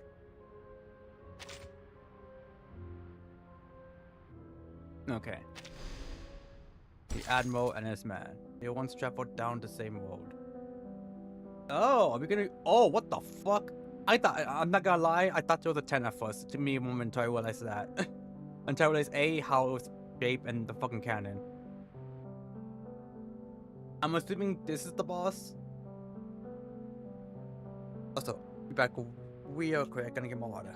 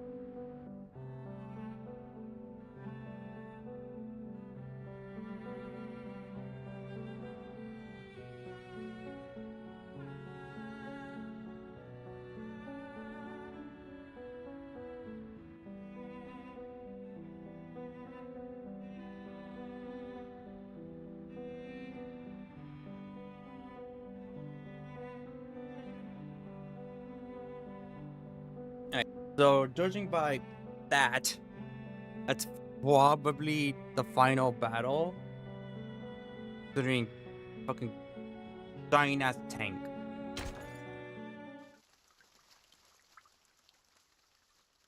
Unless I'm like severely wrong. But we'll see. I mean, this 22 has to be like a story node because the event thing was like finished 22. Heavy armor falls into time of God with the river shallows. Treads grind the village's stone wall to dust. The heat from the machine scorches the old willows by the bridge. The falling rush of wind peeling the ash from them. Looking at the other captive volcanoes are being marched to the village by the managed ritualists. Oh, he lives! Those who fought now feed the frozen earth. Silence and obedience reign. Hey, what are you looking around for? The gun rumble past and other captive hisses at Sergei. Fight the ritualist banishing up a whip close behind. Sergei restrains to look as they pass near his uncle's house. I'm from this village. Oh, I'm sorry. Hey, don't say things like that. I'm sure most of the villagers fled to the city before all this happened.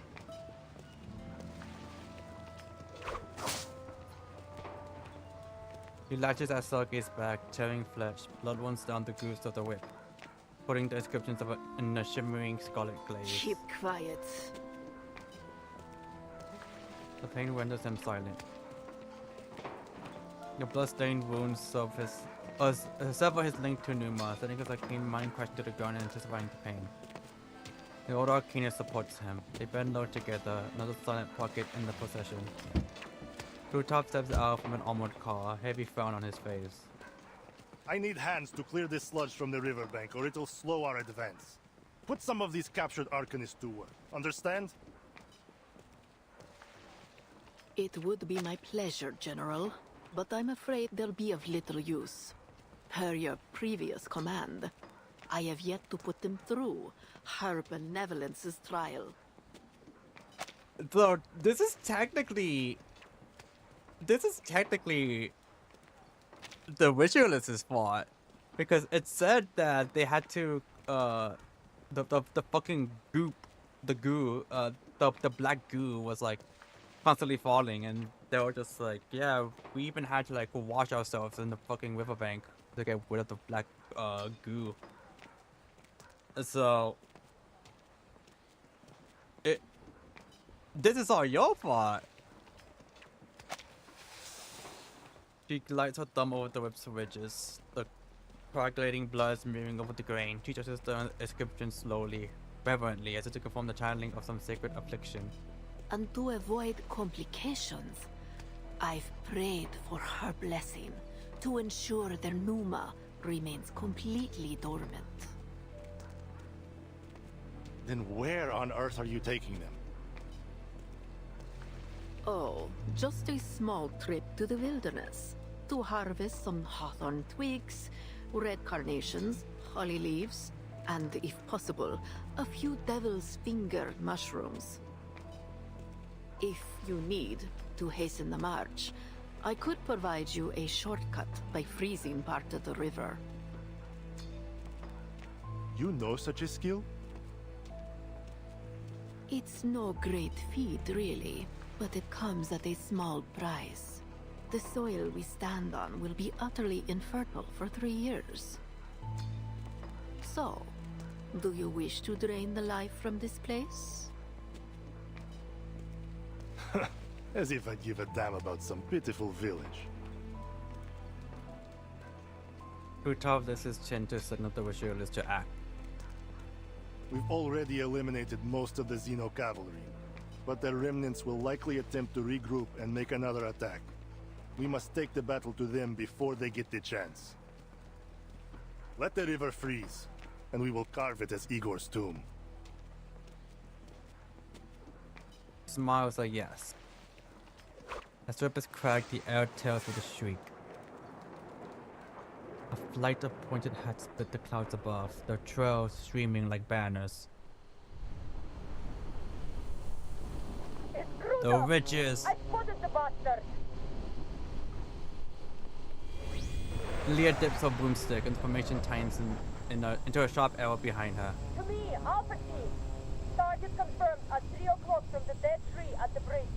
Weapons hot.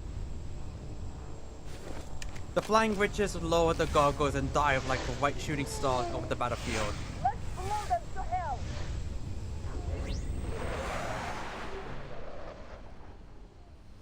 Raven 3, Power Drake, Blodgers Den incendiaries rain down on the Manus forces.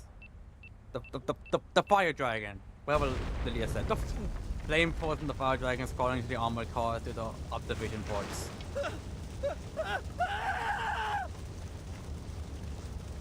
The black cage is engulfed in seconds. The glow illuminates the bloody faces of the captives. After a stunned moment, they break for the open land like wolves fleeing a burning forest. The captives are getting away. Now it's the fires at the backs, the web gashes illuminated by the flames as they make their desperate bid for freedom. Some fall while others stumble onto the outskirts of the village. Don't waste your bullets. Kuta raises a hand, stopping the masked officer. He looks up at the white specks fading into the clouds. There are only a few of these flying pests. Witcherless is All probably the air fucking units pissed. to take them down. Where's the rest of your army? Kuta points towards the hazy outline of the city in the distance. They're marching on Beregrad as we speak. If you want to capture Tamarovka, why not concentrate your forces? Over half the Xeno cavalrymen are gone. When my men storm the city, they will crumble at my feet, and Igor will be mine. Let's hope everything goes as smoothly as you say. I'll be taking my leave now. I'm surprised Kutak's letting him talk to him like that. What's this? A Baba Yaga ritual. Step away from it. Baba Yaga? You. It's been a long time, Grutov. Oh. Charging headfirst, alone, into the wolf's den. Your tactical brilliance continues to astound. You haven't changed. Damn. A bit, my friend. Arrogant and ignorant in equal measure. Shouldn't I be talking about yourself with that, Kutov? I'm afraid not. Meet my new allies.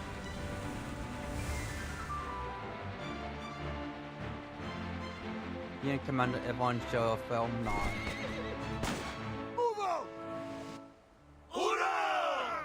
The boys wheel their horses, their shotguns and voices raised high to the sky. The cavalry splits, charging down the clear paths leading out of the village. Their guns blaze and hooves shadow the Manus forces. They're heading to...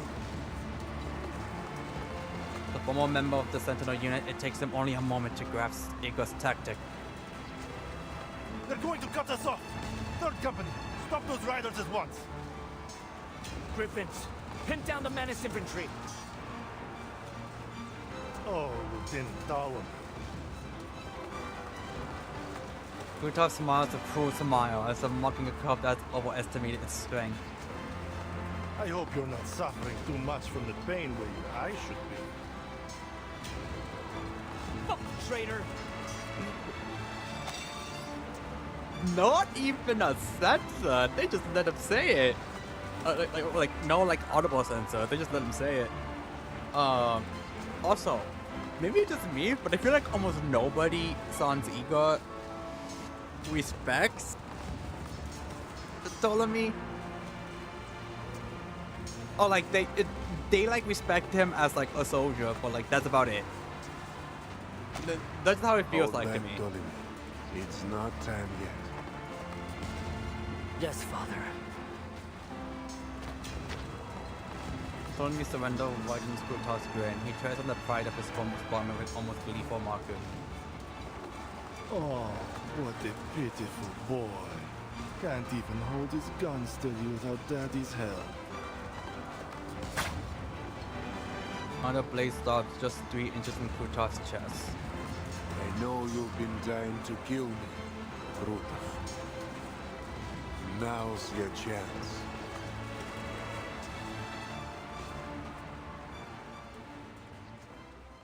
So I guess we're fighting Kuta. Oh. Alright, it's a battle node, it's a battle node. I was gonna say, it's not a battle node? It is. May the peace be with us.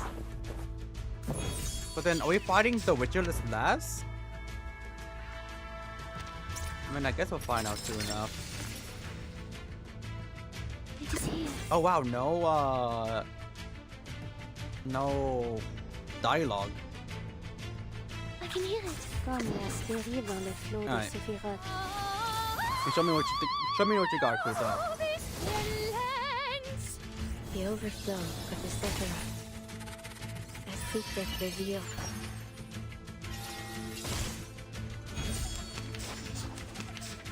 Come on. I'm losing my patience. That's it. All this talk and barely a scratch. Kind of offended, really. It is here. My sword I believe in you. Yeah, we'll just do this.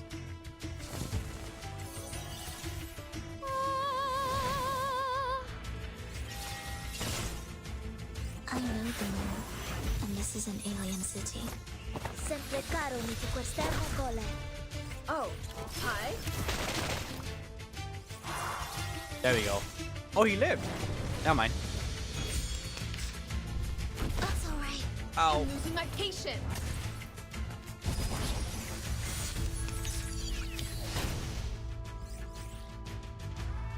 Why is he not dying?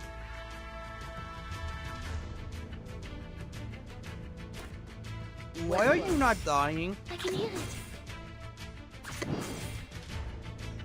My sword sharp.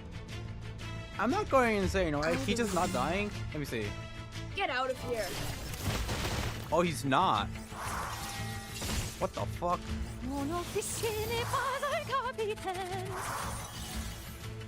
Sempre caro mi tu quest'ermo cole. So long lives this, and this gives power to thee.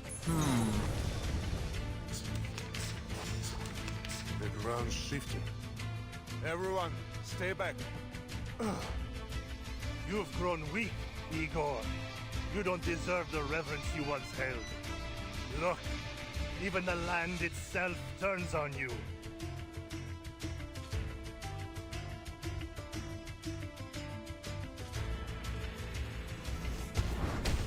It's alright. Oh! Freaking dumbass. Voilà donc succès. Atteindre la fin. Non la prophétie, mais par mes propres mains. So I'm pretty sure it was like scripted for me to like barely live that, but damn.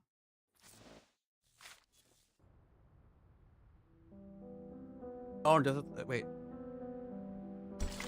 That is another one. Okay.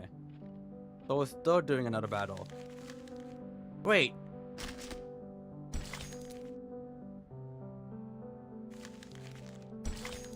Are we fighting him again?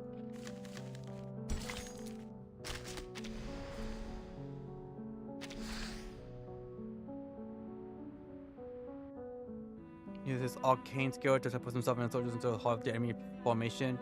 Confronting Kuta's army directly in the final battle. What about here?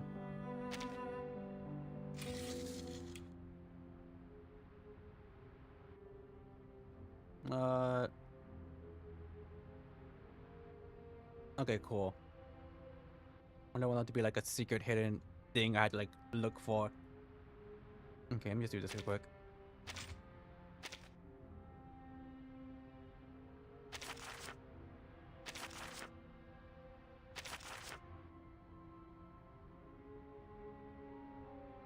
Alright. Elegy for the dawn. The tattered banners still billows in the wind as the first snow falls.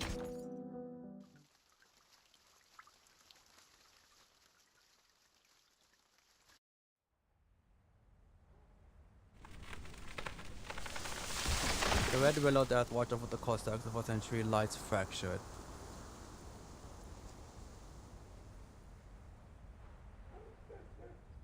Give me 1 second. The ground that should have been formed and warm has turned into a sticky mire, trapping Igor by the legs.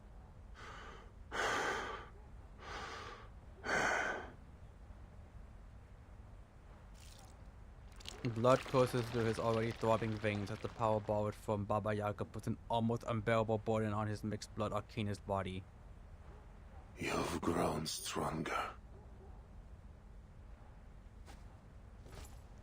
Pinned like a hunted beast, he can only watch the enemy commander approaches. Admiral Igor. He just stopped a few paces away. Still catching your breath from the teleport ritual? Igor only glares, his chest heaving. Kutav knows his proud old lion would not plead, not even in his last moments. Don't worry, I'll soon put you out of your misery. But first, answer me one question. He cocks his gun, lining up between Igor's eyes. Back when we were chained in the Bone Garden, you saved us. What deal did you make with Baba Yaga, the old hag of death, to free us from slavery? Or rather, what did you trade for those extraordinary powers that even Arcana was willing to bargain for? Powers that don't belong to even mixed Arcana blood was willing like to you. bargain for it? Just shoot already. What kind of power does he have for that? Damn! Still clinging to your secrets? Seems you too have lost yourself to the witchcraft of death, my old comrade. His golden arrogance shadows every inch of Krutav's face. Fine. Then take your secrets to the grave. Farewell. A flash of sunlight glints in his eyes. No, that's not sunlight. What? He instinctively looks up towards the light. A blaze-fused cylinder is hurling through the air, its active fluid burning like a tiny sun. A one-night sniper fire shattering it. Oh! Payback! Regarding alchemical fluid bugs that will have a Krutav's face, shakes of pain mingling with the smell of cooking flesh. Any morphine to ease the pain, Captain? The feed from Krutav's incantation, the ground begins to harden again. Ptolemy lowers his gun and pulls his father up before his legs are sealed for good. They stand side by side. Thank you, Father. Just as you predicted. In his anger, he dropped his guard. But I still think I should have aimed for his heart instead. He said an eye for an eye. Exactly. That was my promise. Not an eye for an heart. Or a heart for an eye. He glances past Ptolemy's shoulder at the man he once fought beside. Krutav nears, his blond face buried in his hand, the short skin sticking to his cold leather gloves. No mortal can transcend eternity, Krutov. I already told you this. The power Manus Vindicta offers is nothing but a poison chalice. Drinking it down will only lead to your doom.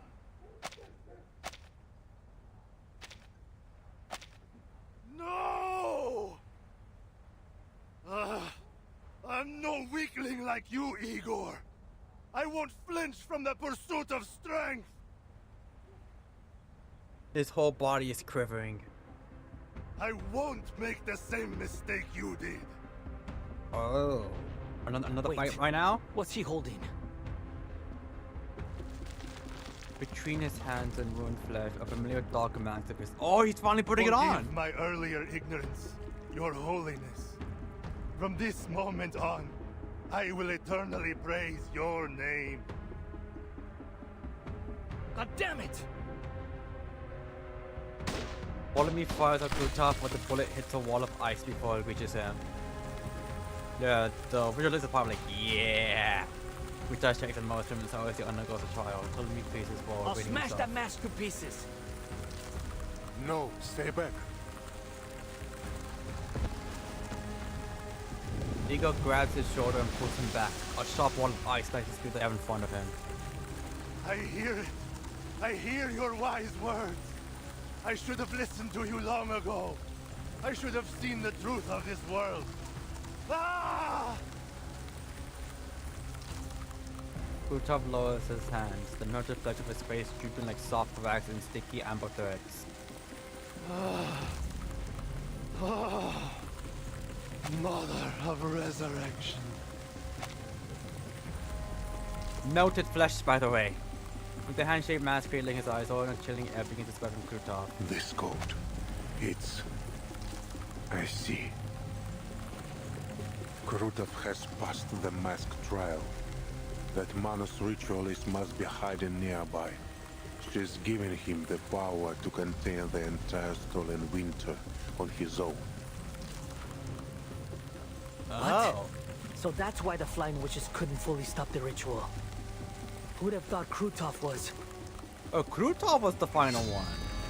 Igor draws his Yashka, travels in the sun and cold, paused forming in diamonds along its blade. I'm not gonna lie, I thought it was Keron. At once, we found the final right. I thought it was Keron, considering they tortured they straight up tortured him. So I was like, maybe part of the torture was turning him into a walking white.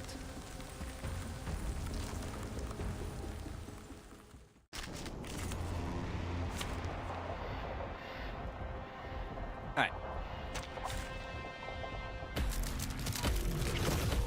Many streams Oh. converging in this place. I got him. He had to My school here. squadron help during the next attack.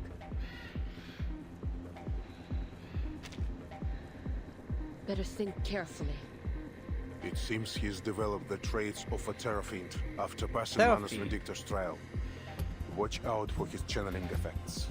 He's a monster now. Rotten to the core. Father, we need support from the Flying Witches. So does the Cavalry Corps. I'm certain Lieutenant Lilia will adapt her support flexibly to the situation. We need to trust our allies if we want to win this fight.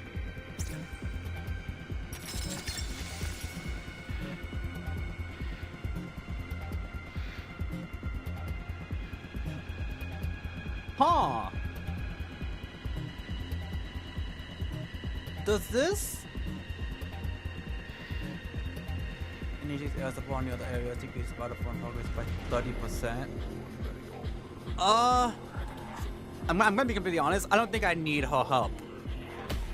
But I'm also just like, I don't know if this affects anything.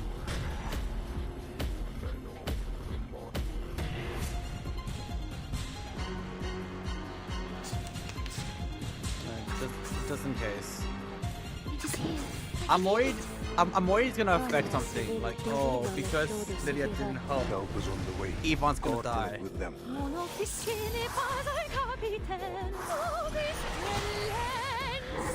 The tremors are faint.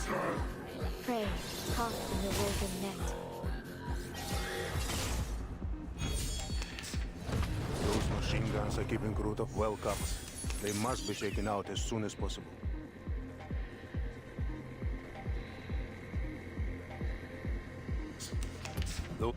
Oh, God! You know what? You know what?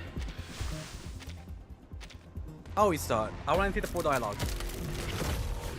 It's an honor to meet you. Plus, I was like beating his ass in like 1 or 2 Should my rounds. squadron help during the next attack? So, I'm not too Better worried. think carefully. It seems he's developed the traits of a Terra Fiend after passing Manus Vindictor's trial. Watch out for his channeling effects. He's a monster now. Rotten to the core. Father, we need support from the Flying Witches. So does the Cavalry Corps. I'm certain Lieutenant Lilia will adapt her support flexibly to the situation. We need to trust our allies if we want to win this fight. I don't know what military response is. Oh, here it is. When entering battle, establish a battlefront progress bar. Battlefront progress is completed. The defeat ends in the battle ends in defeat. Oh, I thought the decrease was like. Oh, what's the battlefront progress bar? I'm assuming it's this.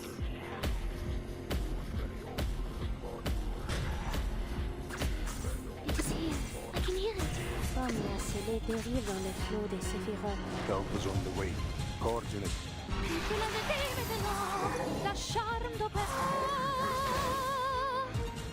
The overflow of the Sephiroth. A ripple stirred. See? I was beating his ass. I'm Machine like, guns are keeping Groot up well. one, They two more must be rounds. taken out as soon as possible. Those machine guns are aimed at the cavalry corps. We need to do something to keep our allies safe.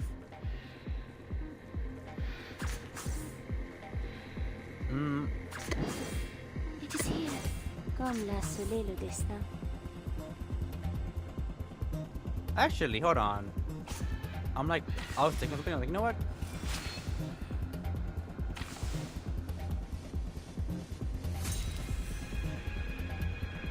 I can hear it.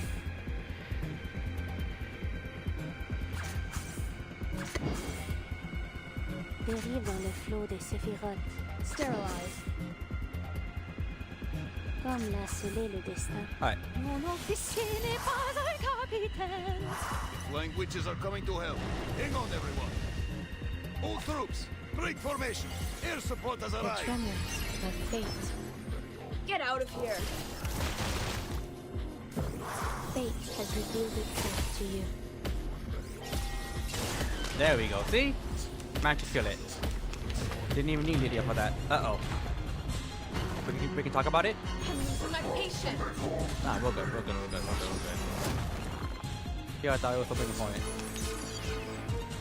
I thought it was something like actually something like actually mattered. Nah, we're good. It is here. I can hear it. A glimpse beneath the veil. Yeah, why not? Comme l'a I don't scellé need to le heal. destin. Tu peux la jeter maintenant, la charme d'opère. Oh, this silence. Faites en tout révèle des séphirotes.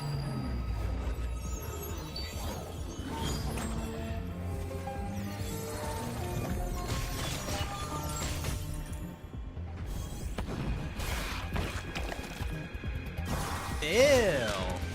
Prey caught in the woven net. It don't matter. I'm still gonna die without this. Final ritual of war support. I mean, we just do this. Alright, What a Lilia, tragedy. you know what to do. It is here. Dérive dans le flot des séphirotes. Shit. Soffocai il sangue. Soffocai il sangue.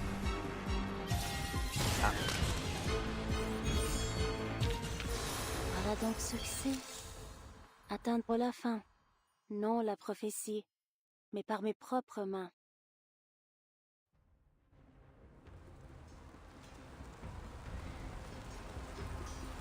Living ice walls and bites as though wrists, climbing up the arm to the torso. Only the red hot gun barrels are able to fire it off. Damn it! This bastard won't hold back the winter any longer. Keep shooting! Many soldiers, one after another, throw themselves into the gunfire before they reach the collapsed Krutov. Soon Krutov is submerged in a black tide of soldiers. Army swings open his gun cylinder and empties the spent shells. Damn it! Where did he run off to? Hey, Flying Witch! How'd those menaces come up here all of a sudden? Did the cavalry all turn tail and run? Shut your trap. A better the condensation cloud from a mouth, the thinnest of stinking cold air had put her lower. Leo and Ahsoka on the battlefield, knocking aside from straggling enemies, before landing in a small clearing at its center. The cavalry are chasing down whatever's left of Krutov's bandits. As for the Manas, I got no clue how they managed to disappear like that. Must have used some kind of teleport ritual. The Alphas are looking for it now. I was gonna say, what's the ritualist in all this? There were a lot of them. I guess So the ritual she's site dipped. must be nearby. Probably somewhere in the village. If that's the case, the Alphas can't do much. Too many buildings. You better have your men do a grid search.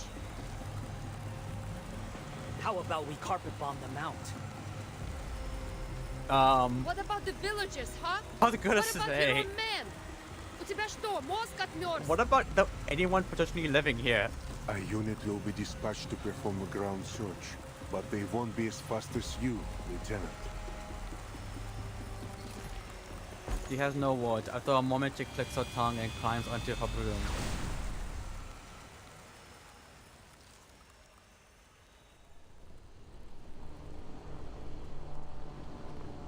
Based on the direction of the reinforcements, the teleport ritual site must be in the south of the village. Freezing my butt off here. Ugh. Where is the damn thing? A whole army went through it. No way it just disappeared without a trace. Блять! Leah sprints the glare from someone on the ground, almost blinds her. He bangs hard, just barely avoiding a roof. He tries to hide in the clouds, but the glare follows her every time. I swear, if I catch the ground duster who dares dazzle me right now, I'll give him a missile to the face. Missile to the face. So, what you said to Sergei? And Sergei, if you shine the light of that telescope into my eyes one more time, Yeah. the last thing you'll see is a missile to the face. Understood?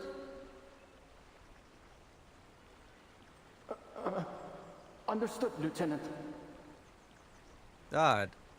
All the way from Node 1. Sergei! He pulls down her goggles, drops low, and searches for the light source. It's a pair of binoculars, half shattered, looking like a sorry children's kaleidoscope. They're in the hands of a wounded young rider in Xeno uniform, looking just as tattered. If he lives throughout all this, I'm gonna be shocked. He waits as he jumps, lively as a grassland hare, one hand pointed. What's he pointing at? The stable? Why? There's something in the stable? Wait! It's got to be Kruto! He spots a living Kruta being led into a stable by the ritualists. I see them, Sergei! Stay back! Isn't that stable where Masha and Co were living for a bit? Ice and dust scatter in the explosion. By the time Leah lands near the ruined stable, so Sergei is already digging through the wreckage like a mole. Didn't I tell you to stay away? Krutov and that ritualist could still be alive down there. No, it can't be. How? Sergei climbs out, pushes himself off, and warns the lieutenant. The place is tiny, but I don't see them. Not even a trace. They got away again. So Krutov lives? Leah kicks a small mushroom at her feet in frustration. Probably used multiple short-range teleport rituals. Blech. Hopefully the Alphas find something elsewhere. So, how did you end up here? We can save that for later, Lieutenant. All that matters now is that I'm alive. For a moment, Yeah, I honestly thought surprisingly. that this would be it for me. I thought you were mocked from dead since Node 1. He almost stumbles over his words to get his next question out. How are things in the city? What's happened to Commander Ivan and the rest of the Corps? It looks like the bandits and the menace are gone. What's going on? Come on, tell me! Did we win? Give me a second to talk, damn! Leah crosses her arms, not knowing where to begin. Takes a long drink from a flask she hasn't opened in a long time.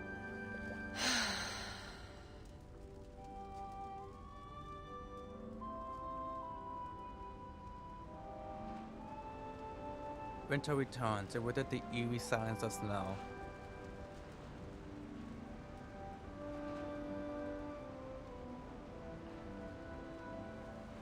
A distant sound answers for her.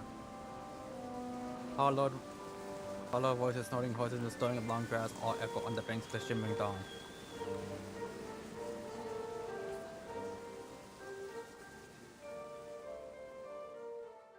They did what they could. Some sins can never be redeemed. Yet, it is not too late to keep them from spreading, from taking root again. What was in the back? For one's own sake, and for the sake of home and family.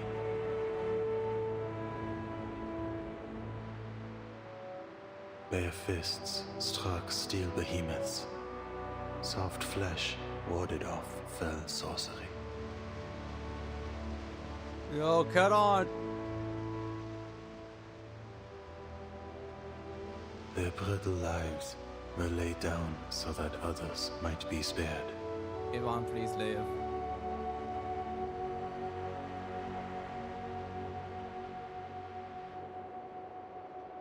Masha? And the living lift their eyes as the first snow falls. Meryl?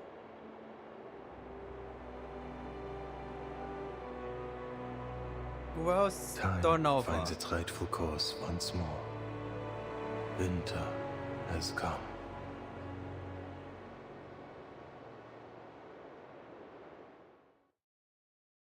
Luckily, we won. For this round, at least.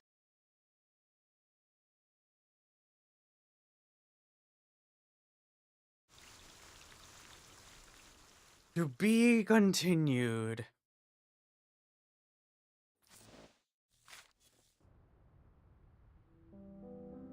Oh, the long road ahead. So Krutov did in fact live. Okay. Let me get rid of this.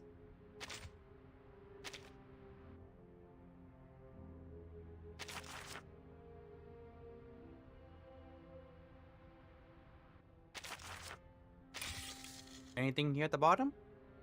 No. Alright, just over here. Okay, what happened? Government official in black and white checkered clothing show up in the village. He says he is a specialist sent by the higher up to handle post-war matters. Everyone in the village thinks he's just being noisy. So people from Xeno say the famine is about to end. The village plans to plant potatoes as big as a person. Then they will hollow one out, turn into a search, and shove a specialist inside to stop him from snooping around.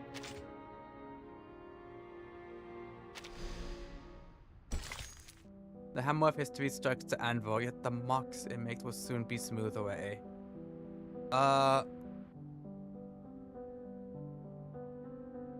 Ptolemy, Masha, Meryl? Charon. Am I missing anyone here? No, dude, that seems to be it. Okay, so I guess this might be the last one then. The last node. We'll see. My mission on the Eastern Front is over. Hi, Masha. But the battle that took place here I'll leave it to has you. left an indelible impression on me. It still strikes me like lightning.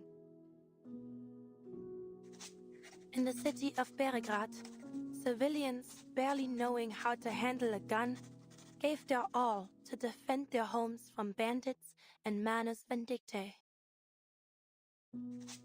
The unyielding defense of the city streets had crucial tactical space for the Xeno Cavalry Corps and their allies on the field, allowing them to strike the enemy's main force without restraint.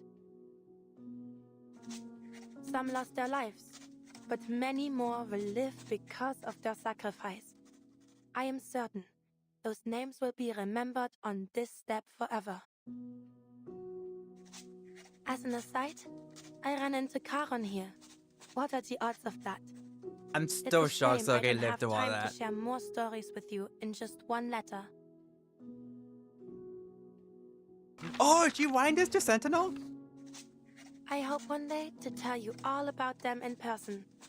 And don't worry about me, my dear Marianne. My dear I'll soon return Marianne. to the Foundation headquarters. I look My forward to God. hearing from you. This bitch is gay. Good for them. Good for them.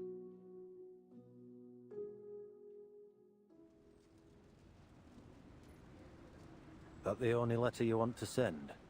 I need to see if that meme has like a soundboard. Just so I can press it every time I play like anything related to Reverse. The knight folds her letter, seal it in an envelope, and presses the Foundation's wax seal on it with solemn care. I would have written more if I knew you'd be delivering them personally. If you're returning to the Western Front, please bring this letter to 500 Montpellier. pages. Someone there will pick it up. Ah, you mean that gargoyle girl, right? She's not hanging around Montpellier anymore. Huh? Do you know where she went? Yeah, she's... Can't say that I do, but I have run into her a few times since. Hound looks as though a chill has just worn up his spine. First time was in Luxembourg. I was out looking for something when she decided to press the muzzle of her gun against the back of my head. I thought she was still holding a grudge over what happened at Hill 299. I wouldn't blame her. After all, Creus owes her a hell of a lot more than a little thanks. Give me money. But turns out she just wanted to have a chat with the member of the 12. What did you talk about? Something about setting rules. Said she doesn't mind helping out when her objectives overlap with ours. On the condition that we share with her each and every piece of information we have. Must have been serious, right? Doesn't seem like the kind of person who appreciates a joke. Maybe just your jokes. Damn. Could be. Anyway, I don't know her exact whereabouts, but finding her again shouldn't be too hard. I'm sure she wouldn't want to miss your letter. I mean, just So, ask the why were button. you sent She'll here? open the suitcase for you. Creus wanted me to do some mopping up. Lucky me, always stuck with the chores. Watching to see if the Xenocore here show any unusual political tendencies after the battle. Making sure they've cut contact with Ego. Oh, and Blackbeard. He pulls a document from his coat and hands it to Masha. After a pause, she carefully opens it. Meryl, head to the Don River region immediately. Cover your tracks and investigate the Golden Famine there. Reyes, November 10th? That was before Meryl's desertion. Then, she didn't run away after all? Nah, the date's fake. Creus wrote up this secret order right in front of me after your report. Oh! The seal on the signature hadn't even dried when I set out. A little paperwork filed after the fact. It should be harmless. I Trey is see. looking out for her? Are you sure you should have told me this? Yamalai's face darkens unexpectedly. We're on the same team. If we can't trust each other, we'll all end up in the ditch when shit hits the fan. Know what I mean? You make a good point. I feel like Meryl's still resting. Should I call for her now? Mel's like the little sister of the group. I'm here.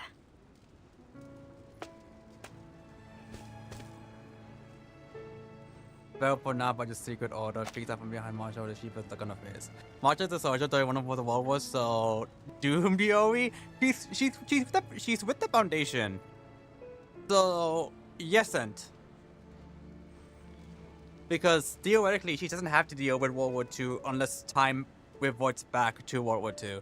Or, I guess forward in this instance.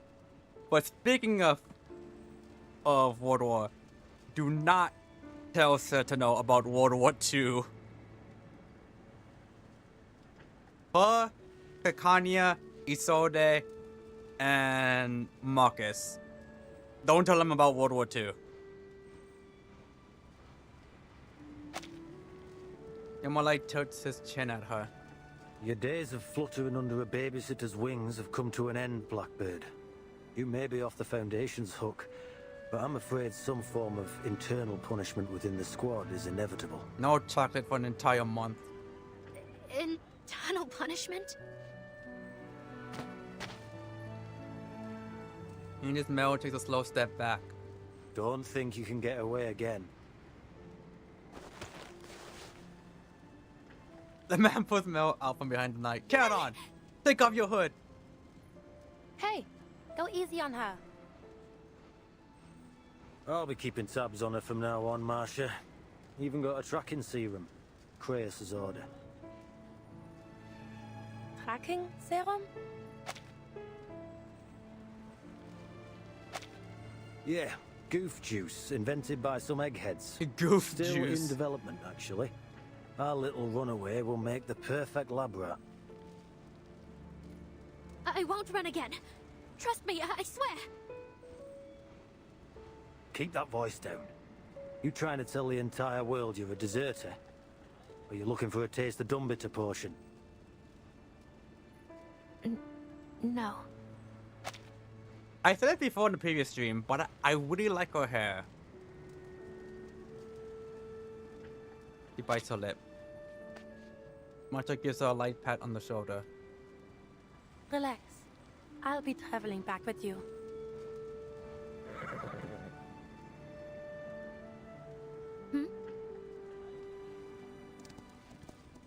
A black warhorse trots over from down the street, his old friend beside him. It is good that you've returned to your friends, Mera. May your journey ahead be a safe one. Get on, get in the suitcase. And thank you, Masha.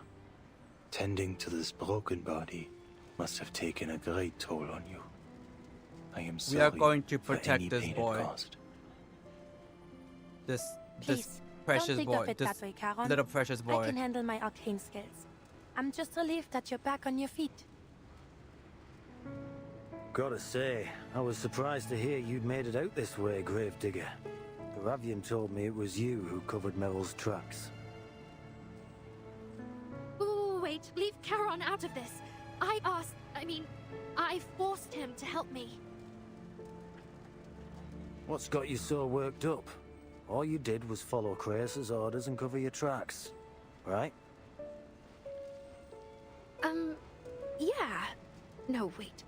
Did I? Yes, now shut up. Yeah, you did. And keep that in mind if anyone asks. Basically what I said. Okay. Charon starting to follow the conversation among the 12th squad gives up trying. Life must flee death. It is our most basic instinct. Death is impartial, unstoppable. No creature should be punished for running from its shadow. Sure. Don't worry. I'll make sure our friend here stays safe and sound. A small hope in this grey world. Now, there is more work to be done. You're leaving again, Charon? Yeah, he's getting into my suitcase. Why don't you join us at the... Foundation catches in her throat. Never mind. I hope I see you again, Charon. Though, maybe not on another battlefield. I'd be happy to never see another corpse in my life. I'll miss you too, Andreas. Mel stands on tiptoes, wrapping her arms around Andreas' neck, and presses her cheek to his rough mane. Goodbye, friends. I've made so many happy memories with you. Well, aside from the drowning. I'll miss you from the bottom of my heart. May our reunion come in a more peaceful time. Leading Andreas by the reins, Charon makes his way out of the city. They disappear into the winter grassland, returning to a long, hard road they must walk. I hope we get to see more of Keron. I love him. Another to be continued. Oh, there's more. Oh, you know what? I just realized we still need to figure out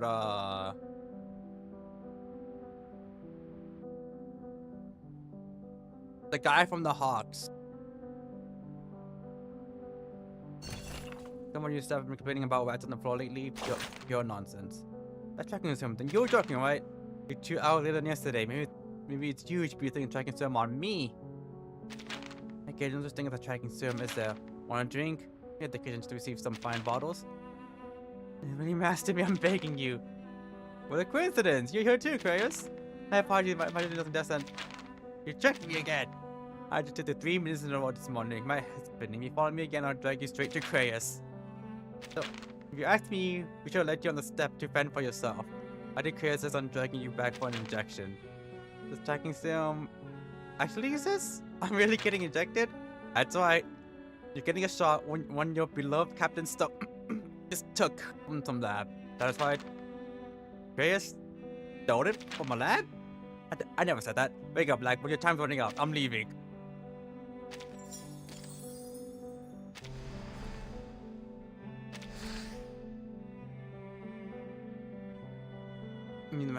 Vanishing without trace. So, is he just permanently stuck like that now? Do not face punishment from the Foundation, but we'll have to rejoin her old unit. With farewell to Miss Marsha and Mel, the continues journey with Andreas.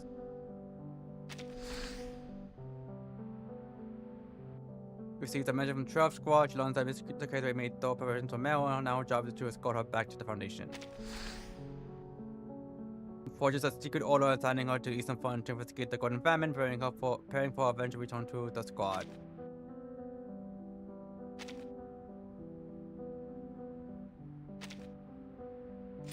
I was about to say, did I do this? Oh, I didn't even do this one. Hold on, I'll do this one first. Is there not a... No, I guess there isn't. Okay.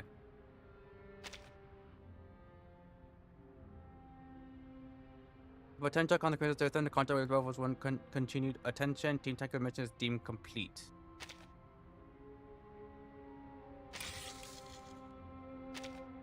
The fighting on the Eastern Front is over. Ptolemy and I are still alive for now. We defeated Kuchar's forces, but he escaped. There's still too much to be dealt with.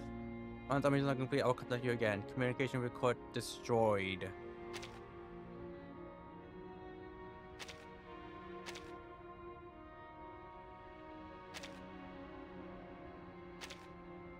Thank God they said Miss Radio, because I was like, I don't have Mordio or Orderic. I mean, granted, it was only 10 seconds, but still.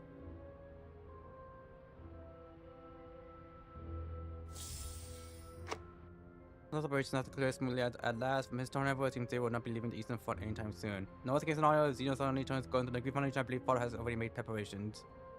For our next contact, must quickly inventory the remaining supplies at the headquarters and accelerate the tasks assigned to field operators. For field work, this rare joint operation only leaves me hoping Ptolemy did not create trouble for father. About that. For Marsha, we is my party of disrupt message. The war needs and fun has claimed many innocent civilian lives. I have learned that you are a caretaker of gravestones. Therefore, which commission you to come to the Eastern Front and work alongside one of our awakened to prepare proper rites for the fallen.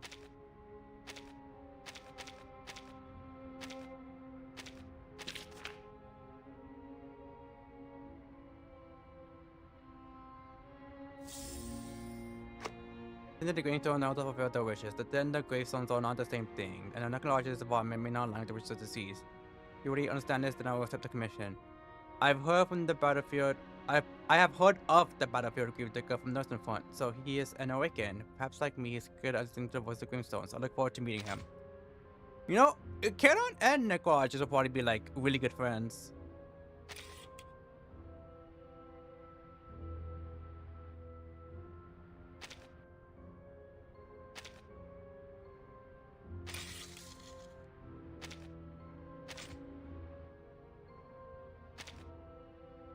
Our Razor Squad survived the Down River region east of front. Our Razor Squad operations to date and outline subsequent plans. Sonetto.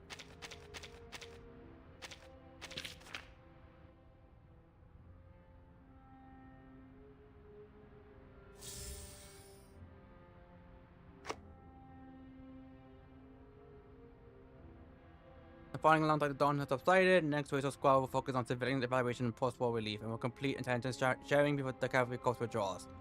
For matter of progress arrival in the dawn region, acting knife from the 12th squad, Chicken will report on our behalf as well. You have submitted regular reports on our action status. Has the liaison been slacking off again? The Foundation really ought to skill reforming its staffing structure. Oh, Lilia. From Dennis. Location Krakow? Identify candidate sites suitable for use as secondary base. Packed with complex historical structures, they are favor of defense, but a building structural integrity is still used as estimate. Added to the shortlist. Mentioning kind of heavy resistance. Metallurgists were rescued successfully with no casualties. Some that were rescued expressed willingness to join our forces and be considered as reinforcements. I think that's it? Yeah, that looks to be it. The day of departure. After dust settles, he makes the decision.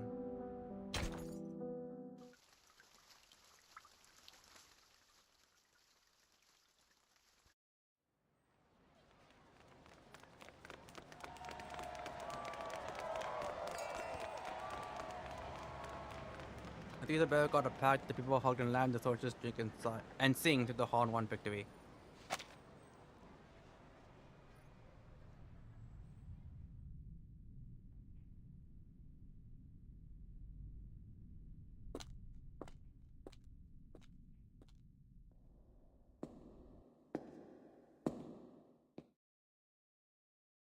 The white marble chair is smooth and cold. The treasure of fingertip sends a distant call across time and space.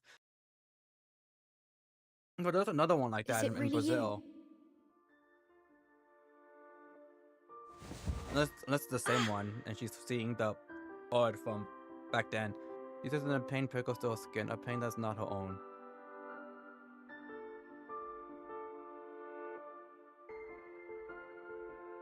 What have you been through?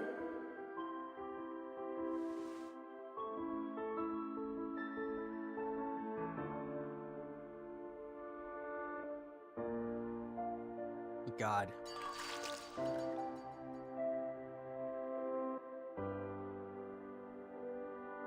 Where are you?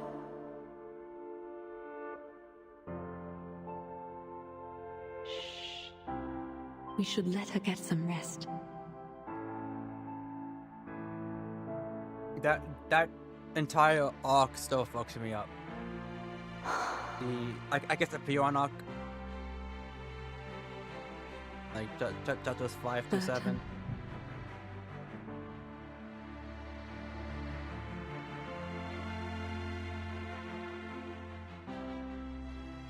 Who are you?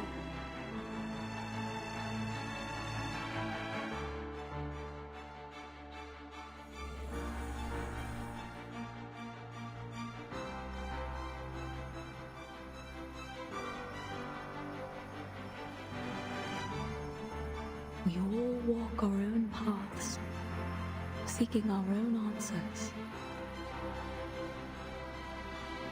But our paths will surely cross again.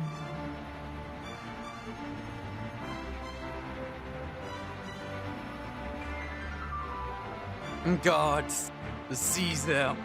That was upset.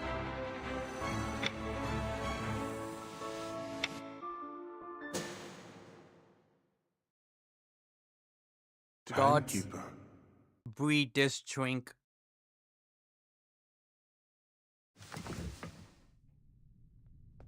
Tearing her from her memories, thrusting her back into the real world. The footsteps that follow carry a note of caution. Good gods, what? I always think of that fucking Fire Emblem edit of someone being like, "Gods, breed him."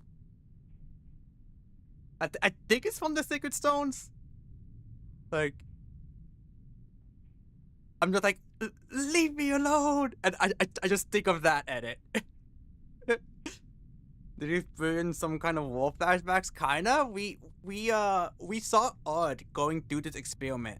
But as soon as we got here, it was like a real life, like a flashback. This room had always been locked to me, but now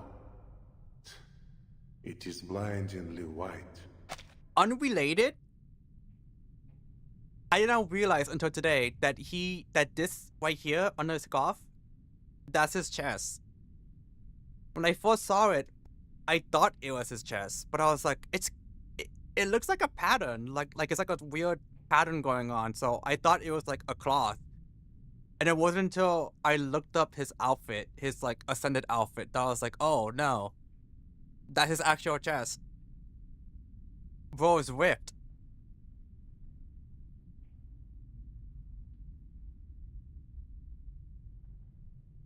He went from daddy to daddy.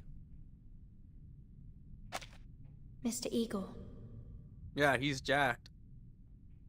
I wouldn't sit in that chair. Not unless you know it to be necessary. Erd sat here. I wanted to try it myself. Find anything useful? Some documents on the experiment. The person who told me about this room might be interested. But if you mean to ask about Erd specifically, I haven't learned anything more than I did on my first visit. You were there. What do you know about the experiments in this room? What did they want from her?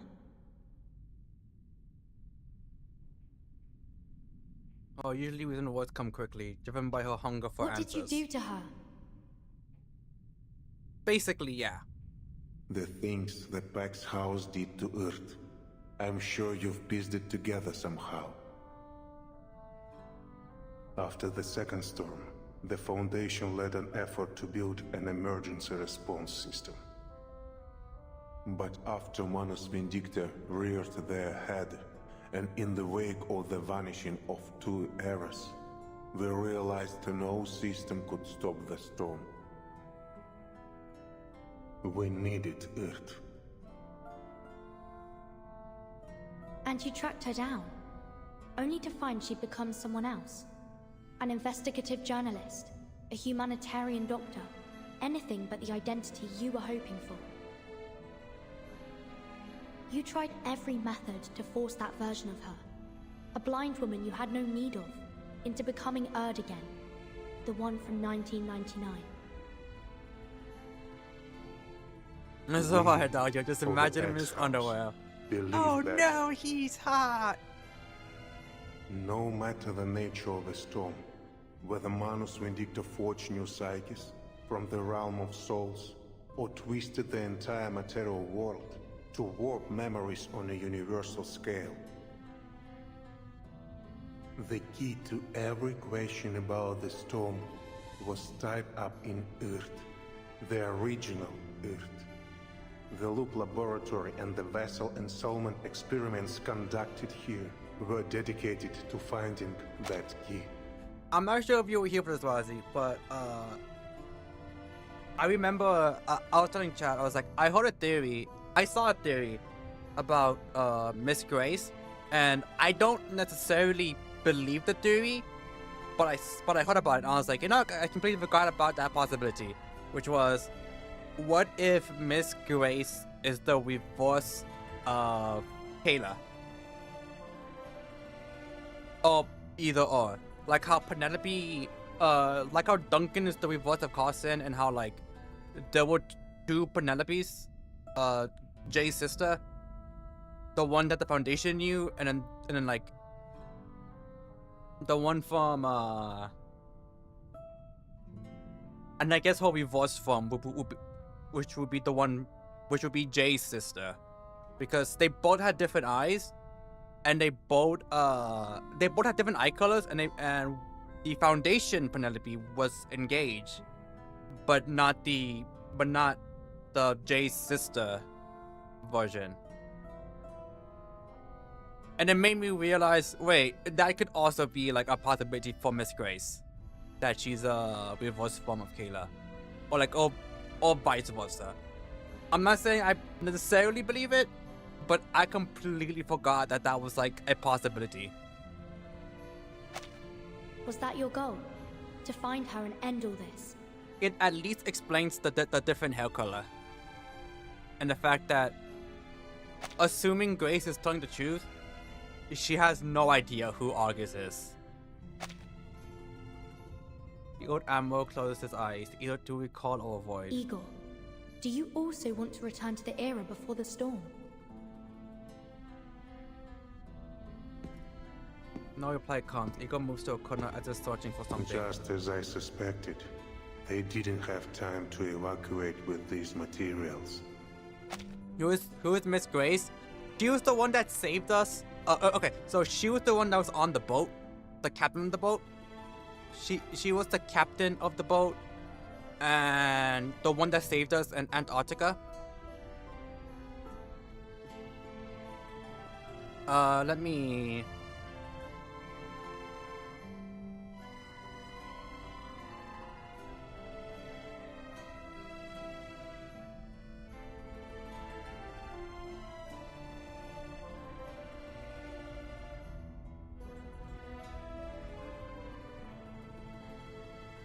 Where are you?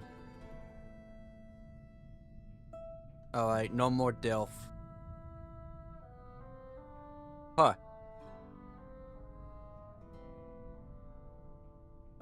She's the one that, it looks a lot like Kayla. Like, basically the only difference was the eye color.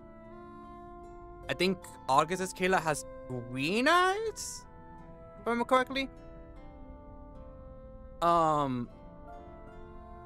And like at the end of the Route 77, we see Miss Grace as Vartan, and we ask her if she knows an Argus, and she basically says no. She's like, I have no idea who that is.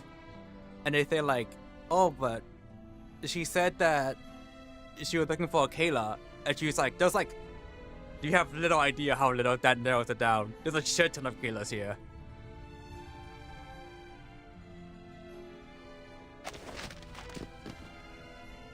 From part of this, he lifts a white book as thick as a dictionary. Take it.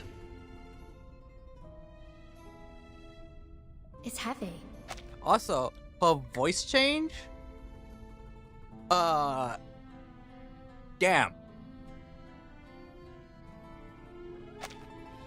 It's so as cold as and hard as a marble. The weight of 43 souls combined. Huh? 43 souls?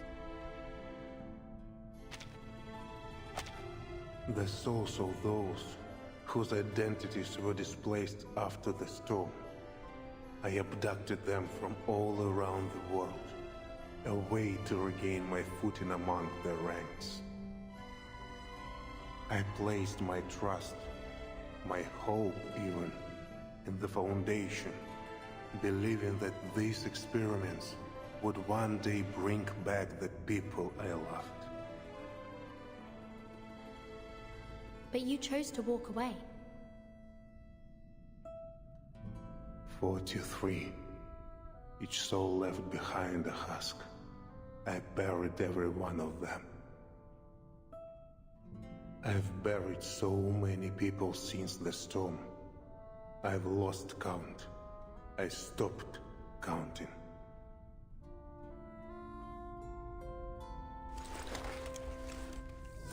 He takes the black cube from his coat and mumbles an incantation. It floats above his palm. Arcana's body was annihilated, but her presence and yours.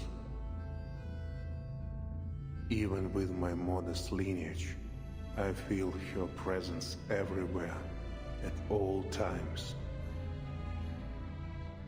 She bestowed on me a boon that let my army cross the storm. It worked as she promised. But after leaving Antarctica, the barrier that boon created could shelter only one person. I did still use it as a beacon to find a new sanctuary, but it cost us dearly in time and effort. Meanwhile, Krutov seized the opportunity to wreak havoc along the Don. Damn, Arcana kinda low-key scammed him. That's my goat. This is No, Arcana's mockery. God forbid a woman has hobbies. The mixed blood Arcanist who dared mimic Noah. But you managed to build your own ark, didn't you?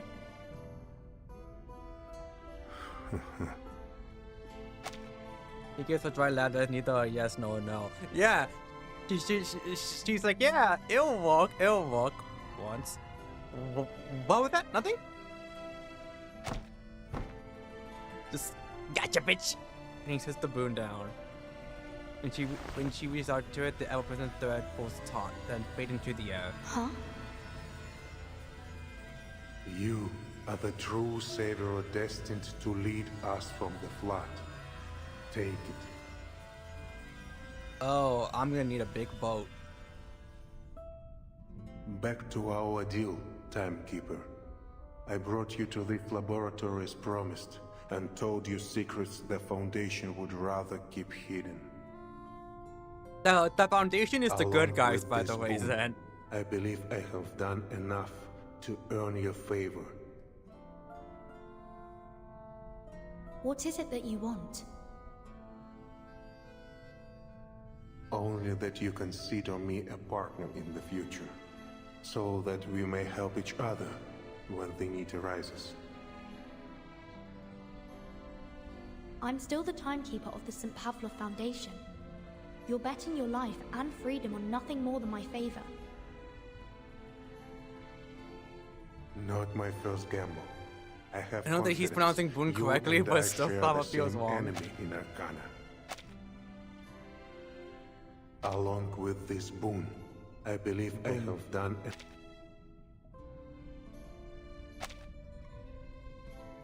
There is another matter.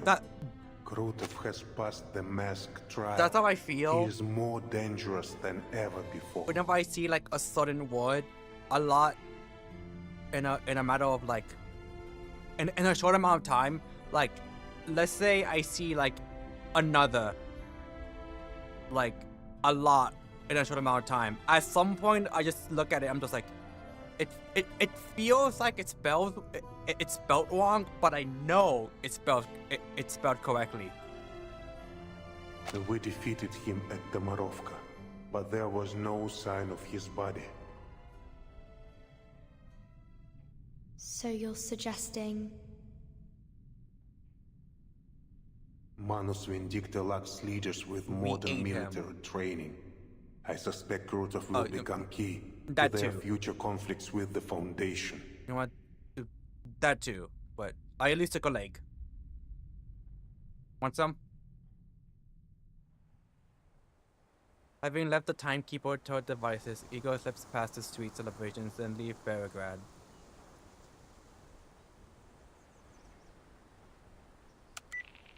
Father. As you said, Muldir, the Timekeeper is unlike most of her colleagues. A soft laugh comes through the communicator. The events at the South Pole are still fresh in her mind. She's a truly extraordinary young woman. Based on my collaboration with her team in Antarctica, I'm sure she has prospects beyond the Foundation. I hope your meeting brought something of value. It did, to my surprise. Recall all personnel on the field to the Sanctuary. We need to accelerate recruitment and redeployment. Mordia temporarily went silent by the abruptness of this order. Yes, Father.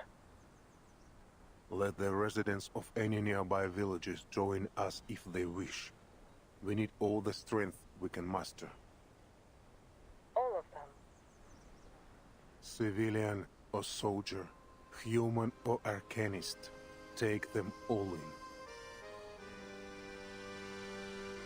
Yamor answers with unwavering conviction. And keep an eye on Ptolemy until I return.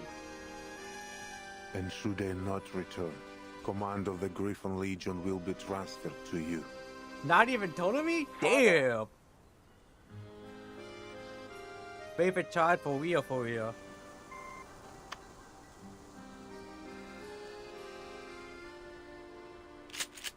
What's the rush, old man?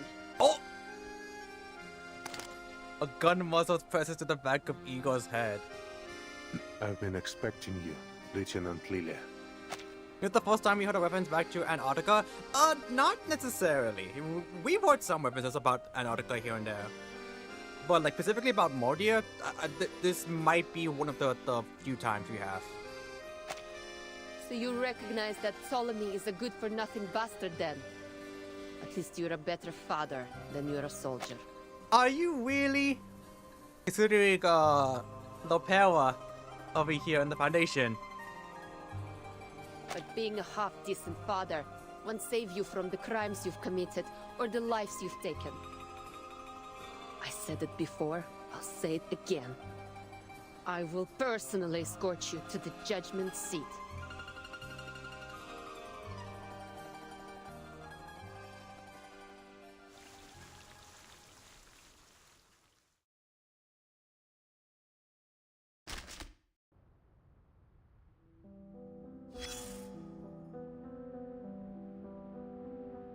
She's gonna fucking kill him.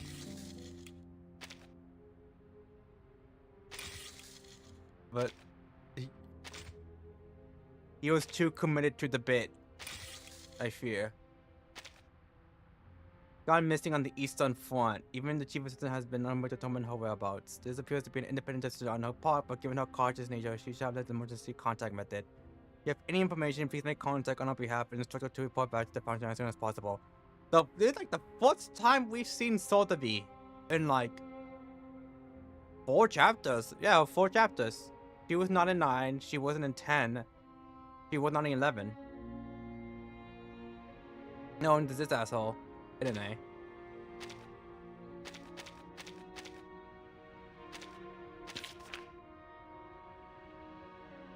God, I love Lilia. We love underage drinking.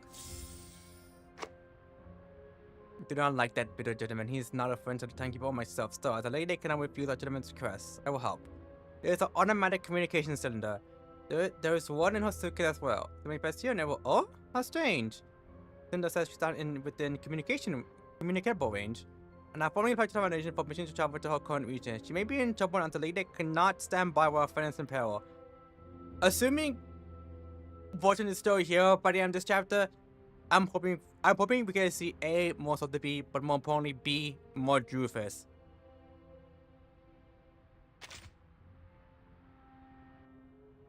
Her has not showed up. They're like, Drew who?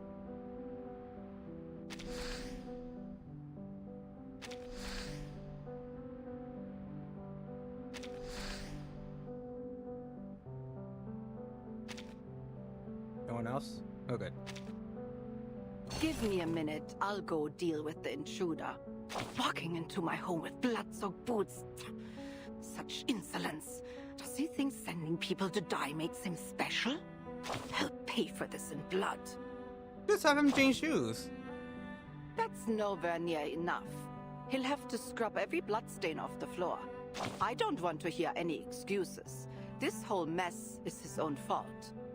So he claims those big shots forced him to stain his hands, huh? How convenient. And this plan to restore everything to how it was? Utterly foolish. Damn, calling Igor dumbass. But the fact that he followed it to the letter makes him no different from the ones who devised it. To realize their grand vision, those so-called realists kept piling weight on one side of the scale. Sacrificing one innocent life after another, just so someone could remember a name that wasn't hers anymore. Absurd. I have one thing to say to those arrogant megalomaniacs wanting to play gods. Anyone who has forgotten their own name is as good as dead, and forcing them to wear it again won't change a thing. What happened has happened. Those bloody footprints can never truly be erased. I like how they are hammering in on the fact that No, Igor is not gonna be forgiven for what he did.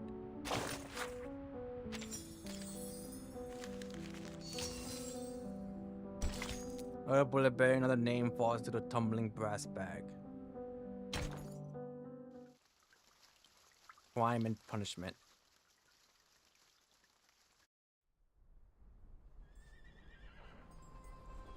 Raise your glass to the Sino Cavalry Corps. За корпус, за летающих ведьм и за Береград. Oak mugs meet in a toast, golden liquor overflowing at their whims. To everyone! This is nothing like the samogon we brew in the village. Too fiery for you? Not fiery enough. I was going to say, like, bro, there's been a famine. Hit me! Lilia sits with the deliverance, cheeks flushed, but her eyes still sharp on the search gates outside the tent. The given touches leaving the 2 and 3, she spits, picks ZHAOBUBU and strides out. Igor is a bad man, he will not be forgiven for his crimes.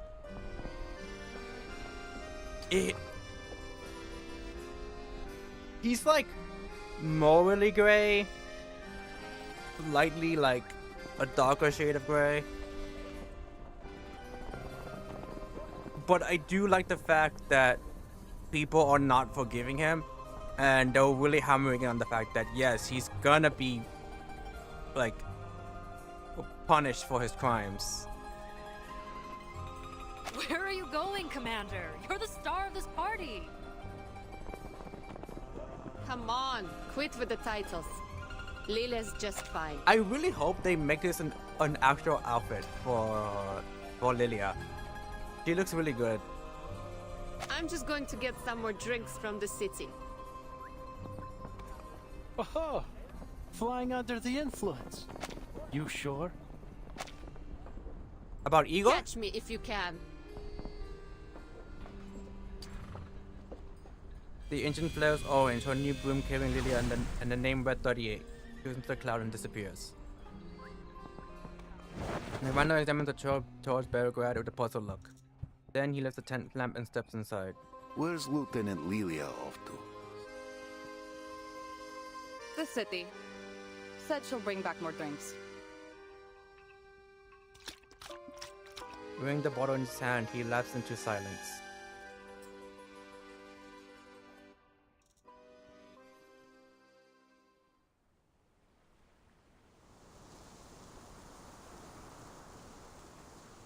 I'm afraid there won't be any judgment for me, Lieutenant Lilia.